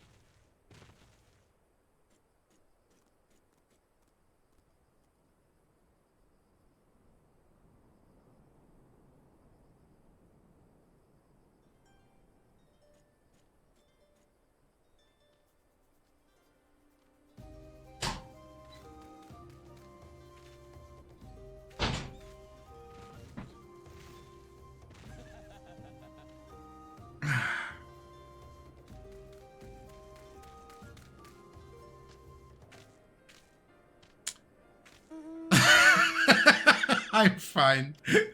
Of course you're fine. Don't have to do this, I know, but I want to. I will see you at the Rising Stones. I should go and find Ida at Popolimo.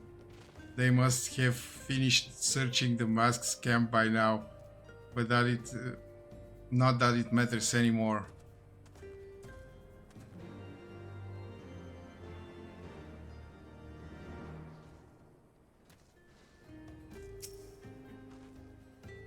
You must be Tyrant skilled, I know I am. If thou would permit me, my lady, I would ask a question. When didst thou become aware of my independent pursuits?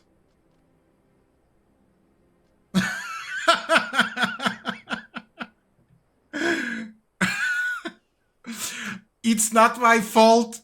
I only told him to behave. So I don't get in situations.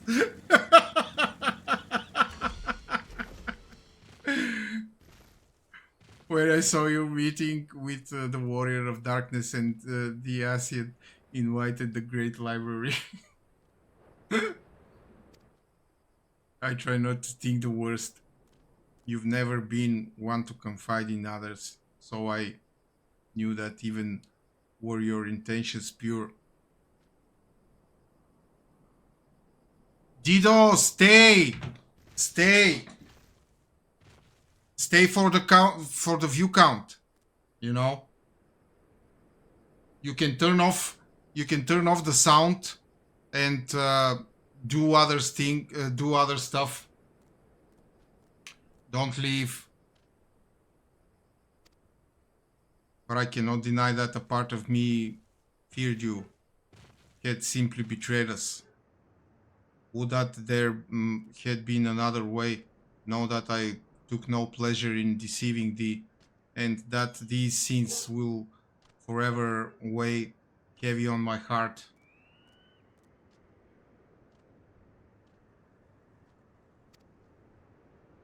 I understand why you did what you did, that you sought to achieve the greatest good while inflicting the least harm.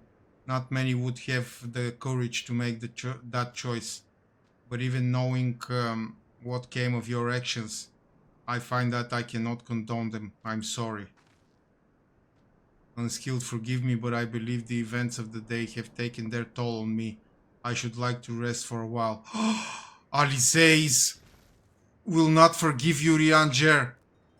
If thou wilt grant me leave, I would gladly escort thee unto a refuge of thine own choosing. Once my lady hath regained her strength, we shall join thee at the Rising Stones. Until then, warrior of light.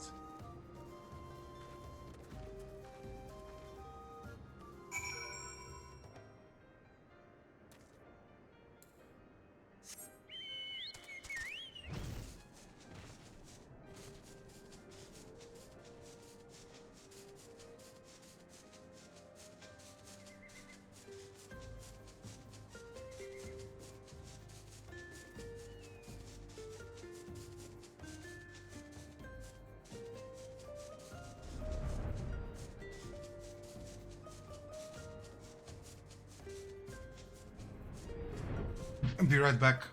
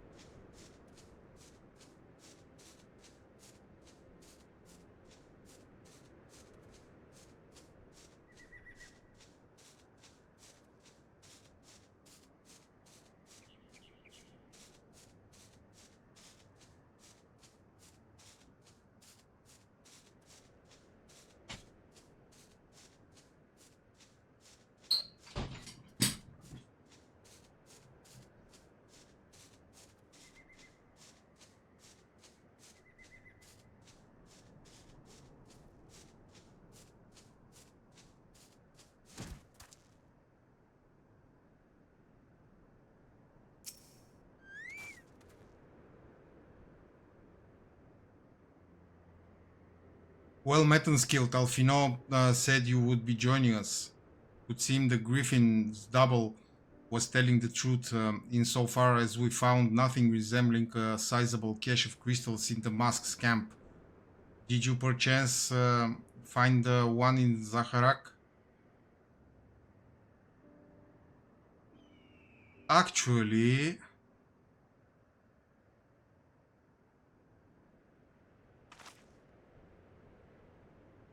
I don't believe it. The crystals, Bimphilia, all of it. It's just I don't know what it is. I sympathize, Ida. Even now I struggle to comprehend that which I saw. The only thing I can say with any certainty is that I feel blessed to have been granted a final chance to speak with her. It was bittersweet, but also affirming. Alfino, I believe it is past time Ida and I rejoined the science. We have been away for far too long. But not in these clothes. Please, go find something more presentable. Though I am loath to leave the Griffin for his own devices, I feel our investigation would benefit. Especially, Ida looks like a hobo. From your more dispassionate perspectives. And I hope that we might in turn offer our own opinions on the many challenges that you have faced in our absence.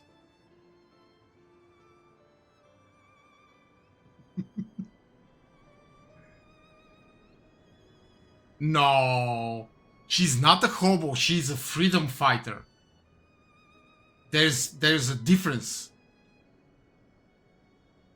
Gods, it's been absolutely ages, hasn't it? I can't wait to hear about everyone's adventures. We should be glad to recount them. And Tataru's tales may well surprise you.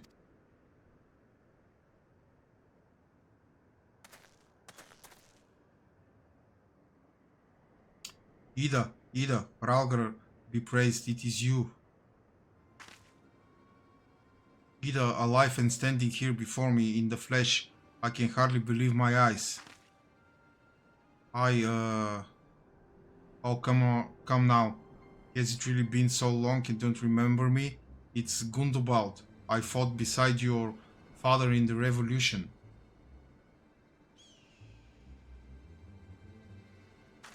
Do not think less of her, friends. It's been 20 years since the occupation sent us our separate ways, but the resistance were always welcome in Little Alamigo. They gave us hope, and young Ida most of all. Ida here was always full of fire, even the first to volunteer for a mission, until the day she up and vanished, that is. There were rumors, and we feared the worst, but here you are, alive and well, looking nary a day older. Well, what can I say? I am sorry for running off like that and making you all worry. It's a long story, but you see, I got involved with my friends here, the science. Oh, sorry, we were still in the circle of knowing back then, right? Anyway, I wanted to come back and tell you, but it was all very secretive stuff at the time, and as you can see, I'm completely fine. I know you've got a lot to talk about, and we will, but right now I've got to hurry back to our headquarters. My friends are expecting me.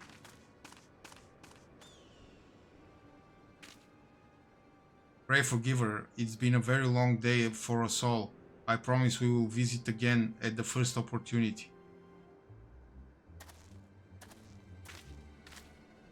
Let us return to the Rising Stones.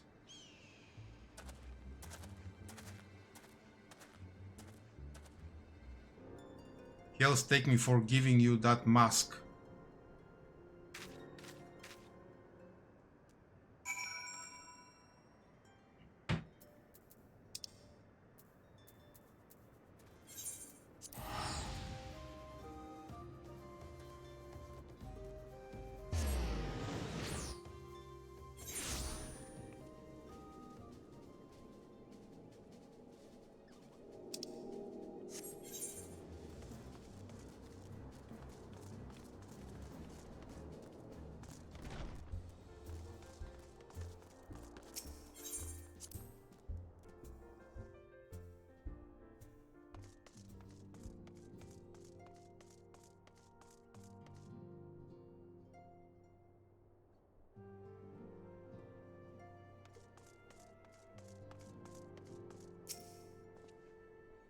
Welcome home, Unskilled. I trust your journey was uneventful. You will be pleased to hear that Tancred has secured the crystals. He sent word a short while ago. Once he has delivered them safely into the Temple Knight's care, he will rejoin us here and we can declare this matter officially resolved. While awaiting your arrival, I took the opportunity to contact Ishtola and Kryl and brief them on all that has occurred. I also requested that they return to the Rising Stones at their earliest convenience. Now that our lost friends have been found, it would seem me to discuss the future.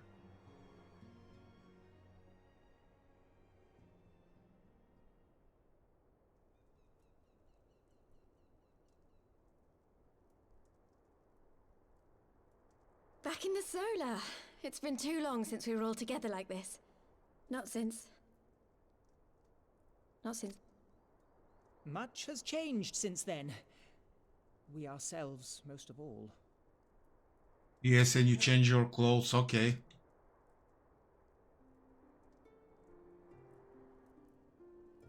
Though not all who were lost could be gathered here today, we may take comfort in the knowledge that those who are not are carrying on the fight. While I am grateful to our friends in the north for their hospitality, it isn't half good to be back. But, as Papalima rightly said, much has changed since we last stood here. The Scions of the Seventh Dawn are not as they once were, nor should we be. Our travels in the north brought us into contact with a host of fine and generous people, and their selfless deeds serve to show me that it is not lofty causes that should inform our actions, but our hearts. And I hope that the Scions might continue in this manner, as individuals driven by individual principles.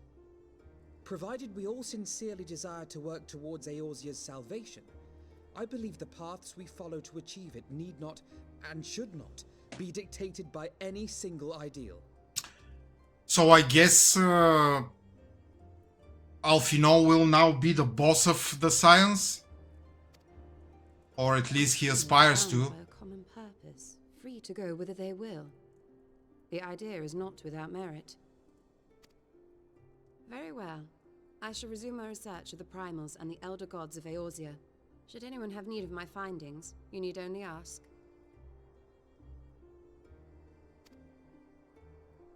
I should be glad of your continued assistance.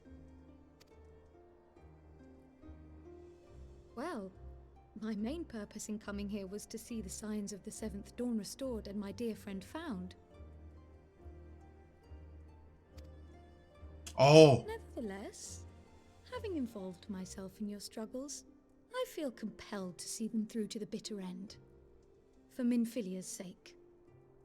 That is, if there are no objections.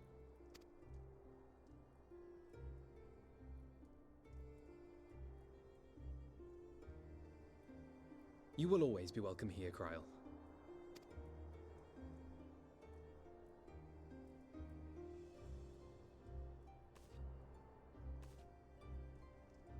Urianger, can we trust you to carry on your investigation of the Ascians as before?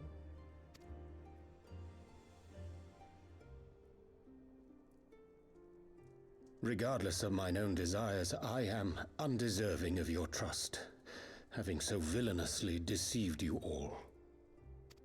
Now, I'll hear no more of that. 'Twould be disrespectful of Minfilia's wishes. She entrusted matters here to us, that we might protect this star and understand the truth which hides at her heart. Mayhap I can handle the former, but I think you far better suited to the latter. No?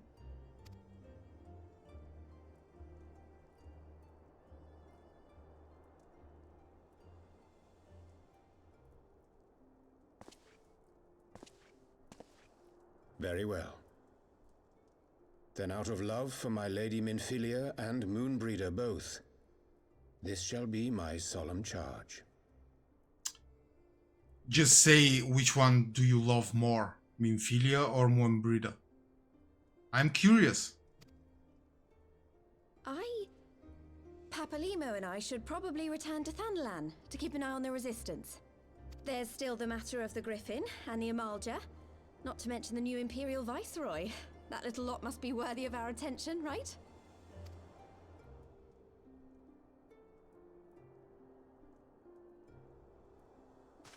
And what will you do, Alize? You know I have no great love for organizations and formalities.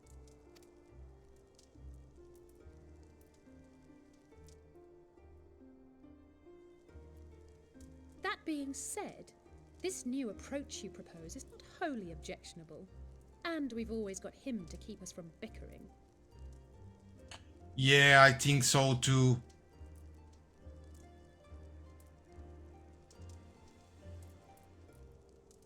Poor Moonbreeder.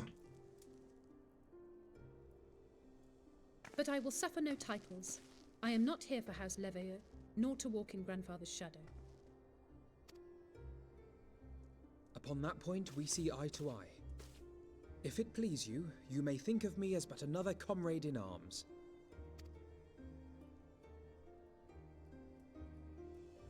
Well then, Alfie, I, for my part, Alfie. shall do the paperwork and the finances with my characteristic aplomb. I would not have it any other way, Tataru. Alfie. And we mustn't forget you. What now for the Warrior of Light? Well, you know me. I just want to find a decent brothel.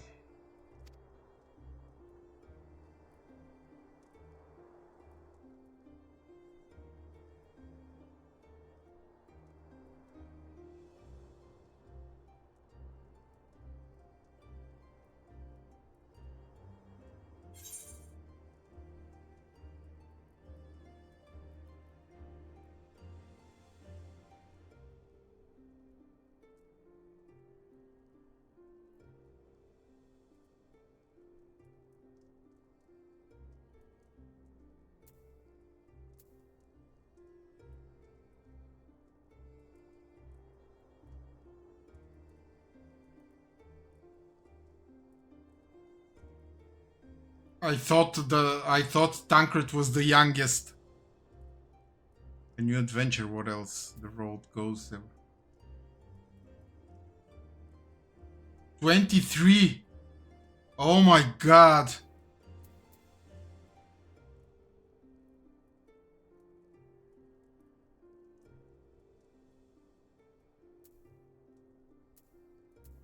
I will not say anything.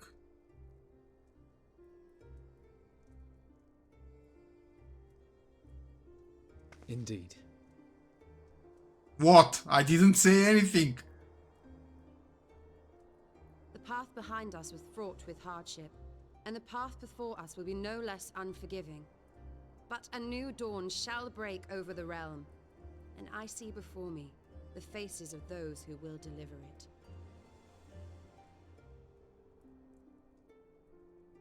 No, she's at least 50.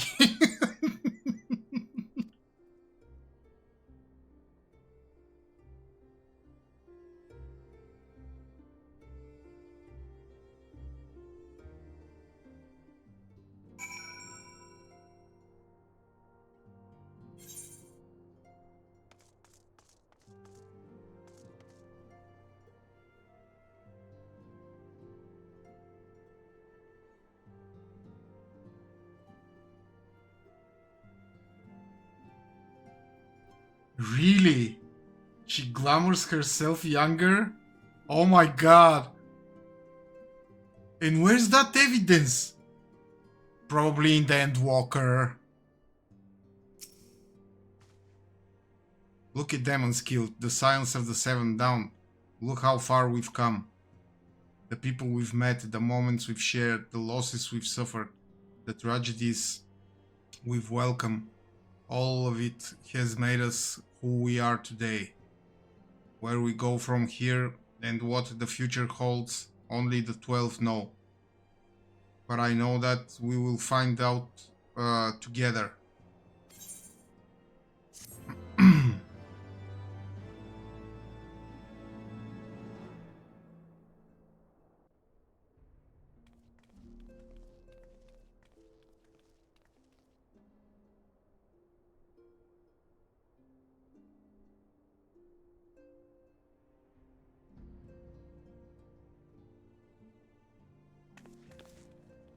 Why would she? One world's heroes are another world's villains. One world's loss, another world's gain. Where men go as one, there is life. And where there is life,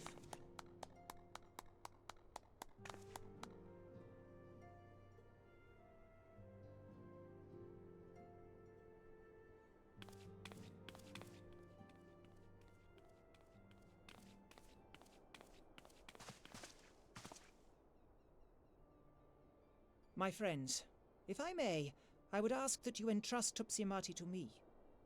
Why would she glamours herself younger? Because she wants men to like her?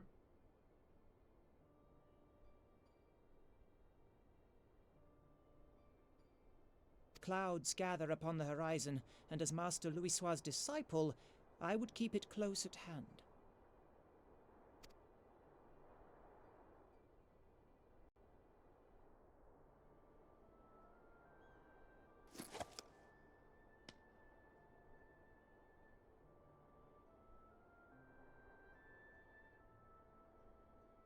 Thank you. I shall guard it well. She's probably like that, the red woman from Game of Thrones. When she puts off her necklace, she's old and shriveled.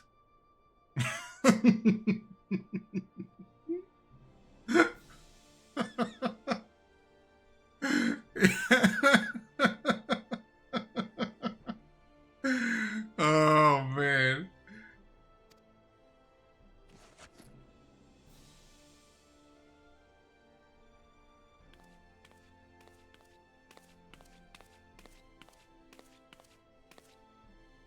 There is cause to hope.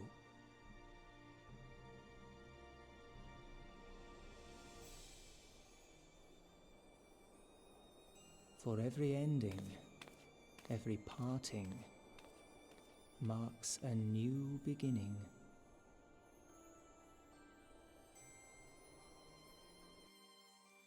He definitely looks and talks like 42.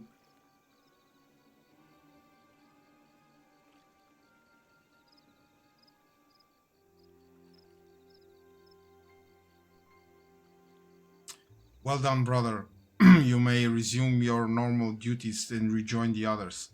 The coming battle shall be our greatest yet, and I intend to stand with you all on that glorious day.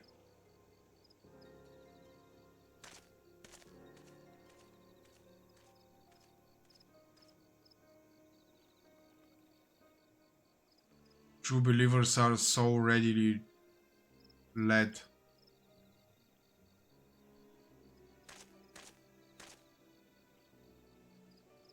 I have given them everything they desired, all for which they have prayed.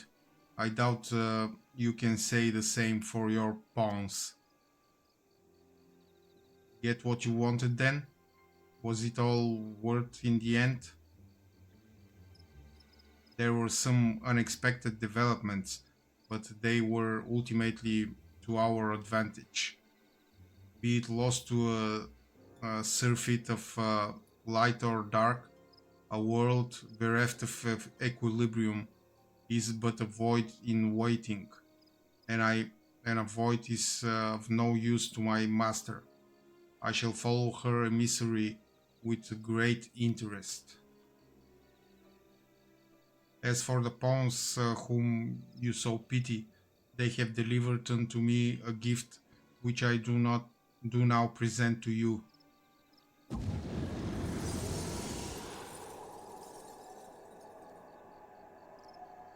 Oh no.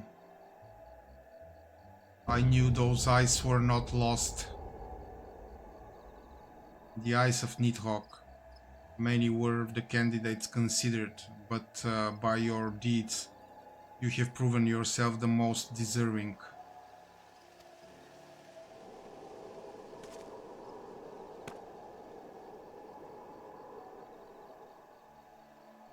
A man of boundless rage and bottomless despair, in whose breast beats a heart which thirsts for vengeance. Only you are fit to yield these eyes, for weal or for woe.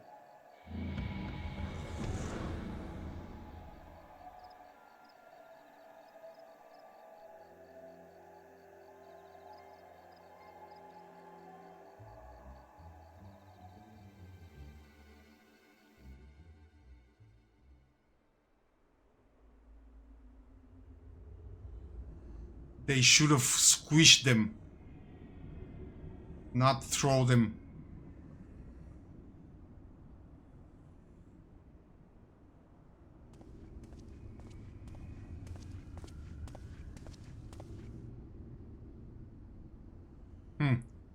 So it was here all along.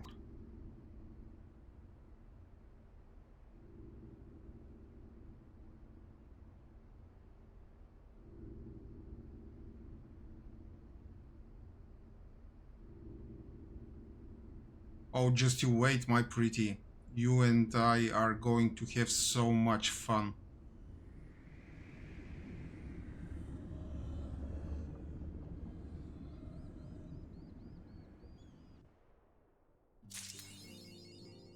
I cannot track so many narratives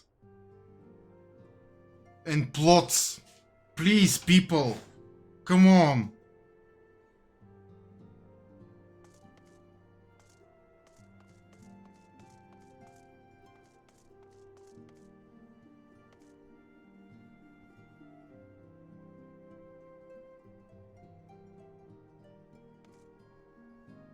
I surely hope so.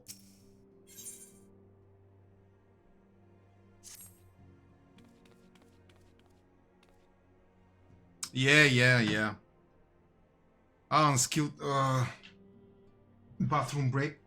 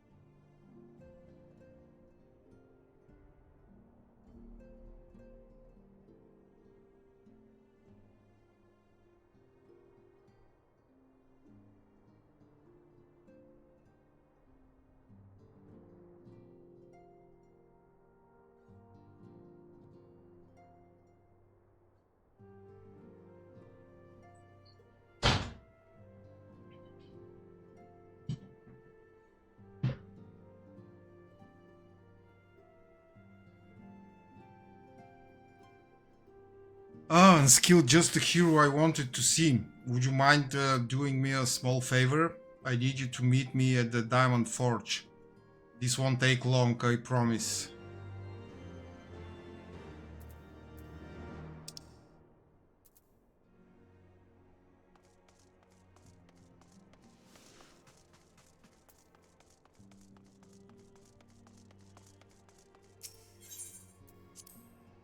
So the Scions of the Seventh Dawn, as I see them, are back to doing nothing, while I'm again on some random errands.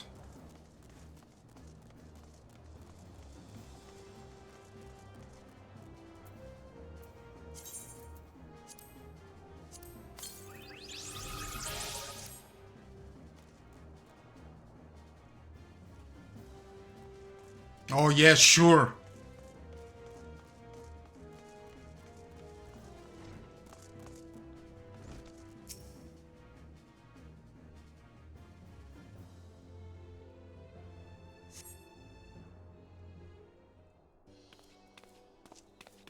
I was thinking about it, yeah.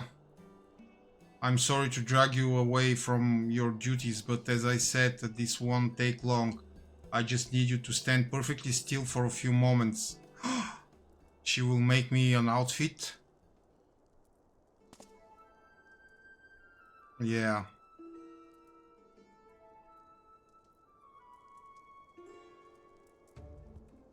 Right, everyone, ready to go to work? No squirming now.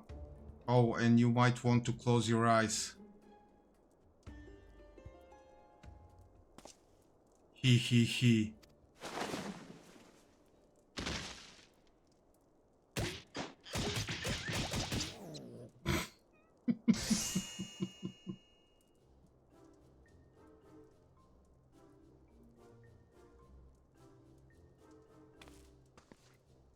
There, all finished. The Warrior of Light have every measurement from heroic head to intrepid toe.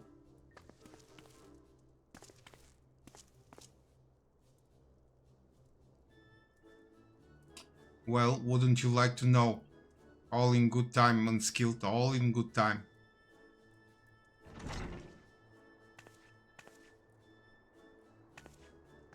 Aha, found you.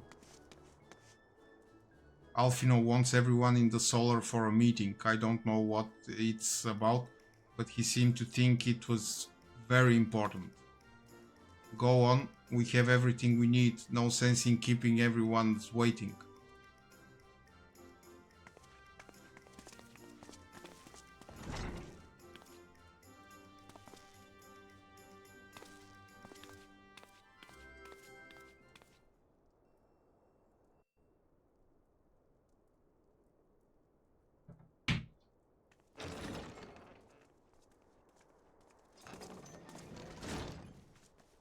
We're here. Did we miss anything? We would not presume to begin without you, Ida. Urianger has returned to the Waking Sands, but everyone else is now present. Yes, but for what exactly? We all have duties to attend to, Alphino, so you may dispense with the preamble. Thank you, Elise. It is the very subject of those duties which compelled me to call this gathering. Though the Warriors of Darkness no longer pose a threat, Eorzea's many troubles demand no less of our attention. And while I stand by the decision to approach each task as we see fit, I fear our effectiveness will ultimately be diminished should we continue to act in ignorance of each other's efforts. Thus, I propose we elect a successor to Minfilia. Not to serve as a fully fledged antecedent, perhaps, but as a coordinator of operations.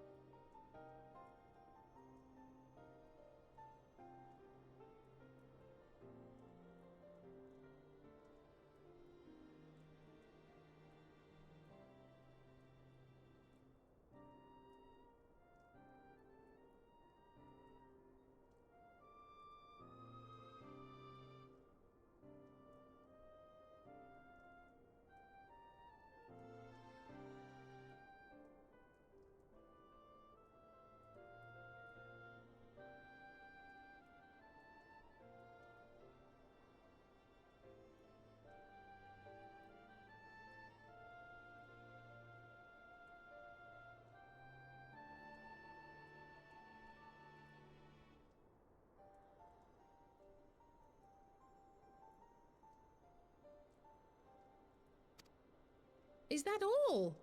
Oh, then the decision seems clear. No one else has shown any enthusiasm for the role, and judging by your performance at our previous meeting, you would seem the perfect candidate. You always did have a flair for politics.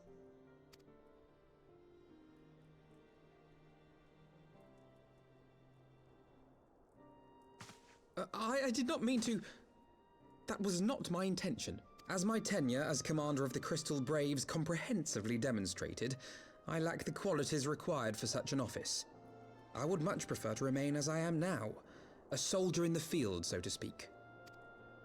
Should none of our numbers step forward, must we then constrain some unwilling candidate to take up the position? Well, based on merit alone, A certain adventurer would be my choice. Though I concede he might struggle to balance his new responsibilities with, let me see, slaying primals, thwarting legatuses, and feeding the orphan poor. Feeding the orphan poor. Thancred makes a good point. Any who would wear such a mantle would be bound by its obligations. Have we not become sufficiently familiar with each other's methods to act without an overseer? At present, I see no cause to so willingly limit one of our number. Oh my goodness! Help! I need some help here!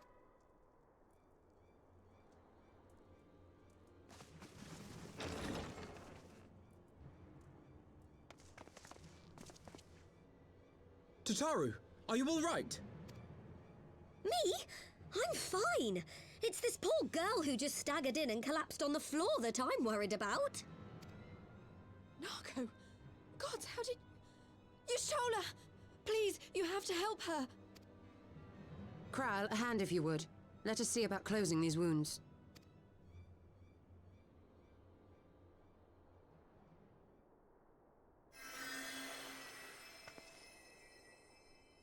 Now, we staunched the bleeding, but it may be a while before you can move about again. Though having seen your wounds, I'm surprised you are still moving at all. Thank you. My message. It was too important to delay. I took the shortest route I could, though I knew it was more heavily patrolled. As you can see, my efforts at evasion were not entirely successful. Honestly, you're too brave for your own good.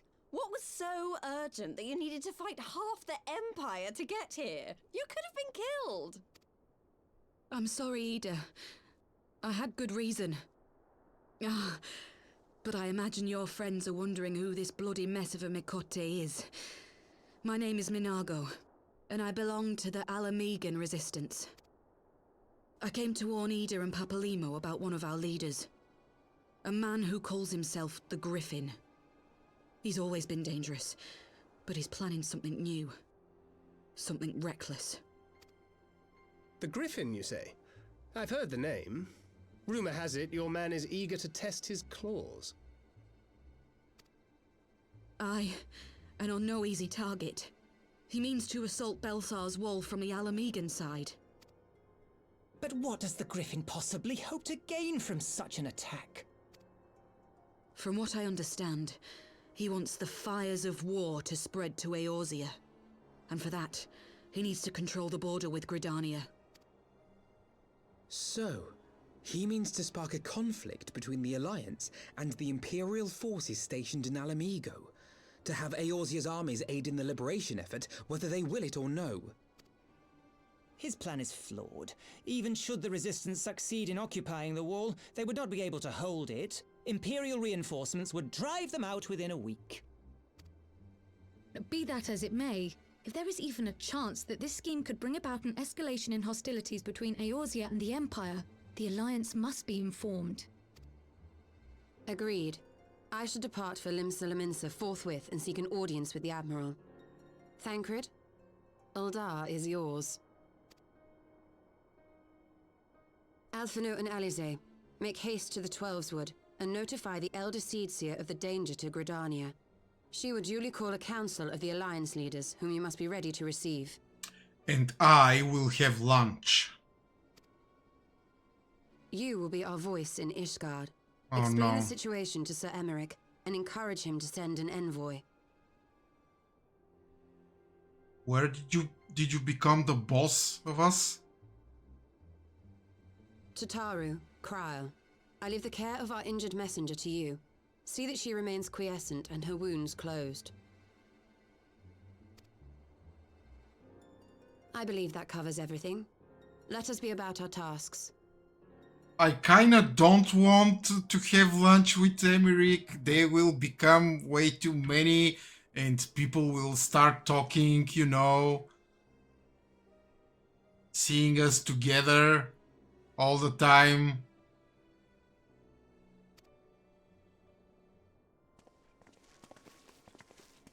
I suspect the ill tidings from Girabania will be held as a turning point.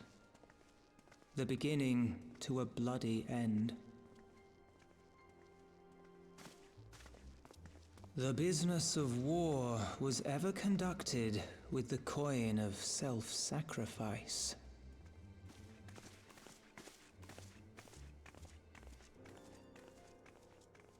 'Twas Master Louis Soir himself who taught us that such costs are not to be ignored or denied.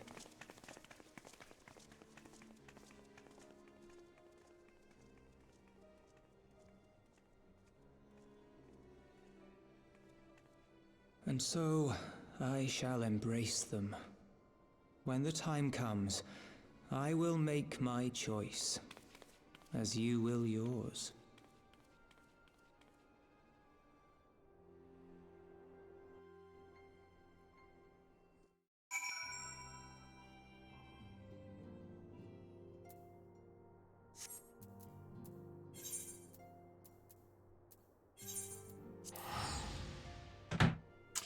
Let's go speak with Lucia and then call it a night, probably.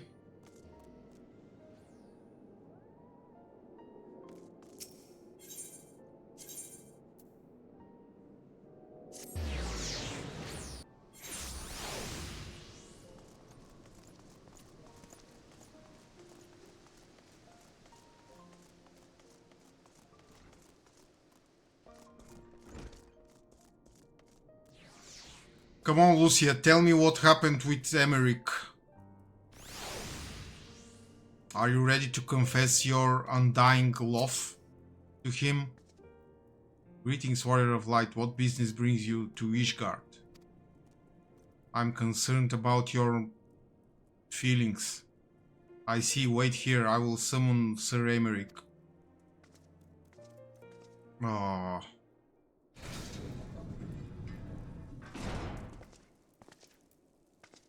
It is good to see you, my friend. It is but pity it must be under such circumstances. Yet Lucia not informed me of the urgency of your suit. I would certainly have sent for some wine. Emmerich, let's not go too far, please. Wine, dinners. But to business, I thank you for bringing these developments in Alamigo to our attention.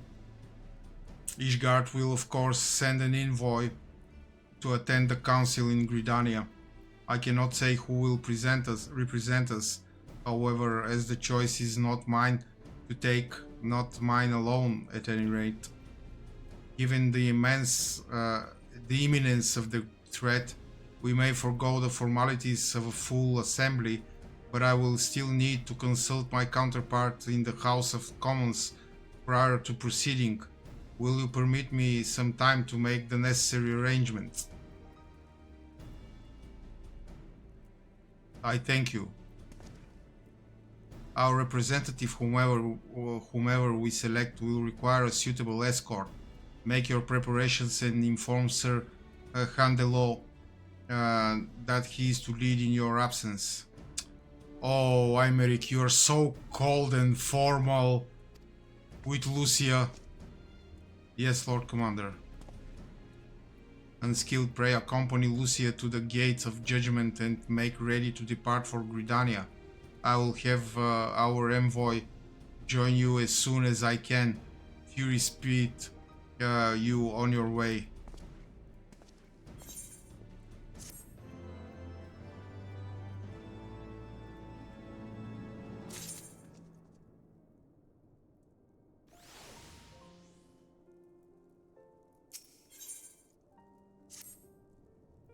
If you have no other business in the city, join me at the gates of judgment. We must be ready to depart the instant the envoy arrives.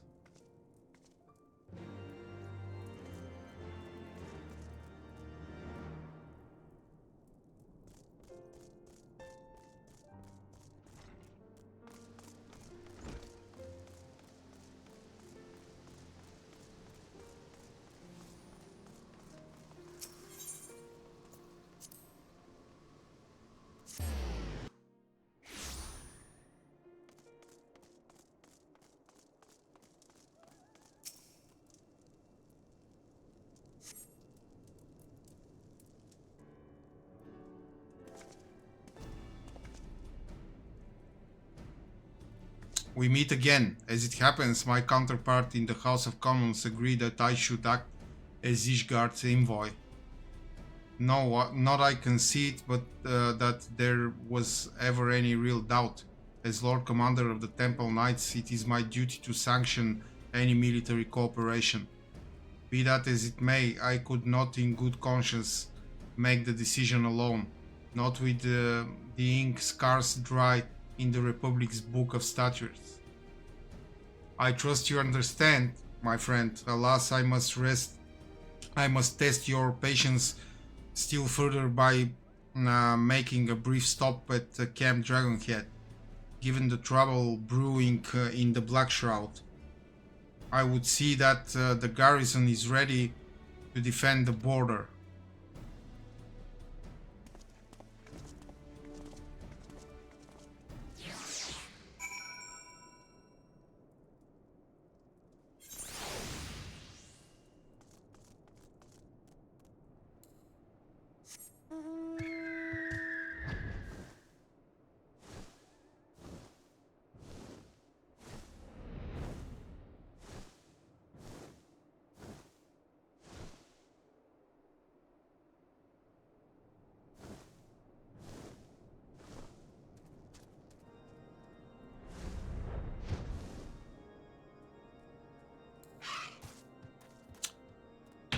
And this is a good moment to call it a night. It was fun tonight. Thank you for everyone who was with me. Thank you, Emily, for your company. We will see each other tomorrow, 6 p.m. GMT +3. You're welcome. Be safe and good night, people. Bye.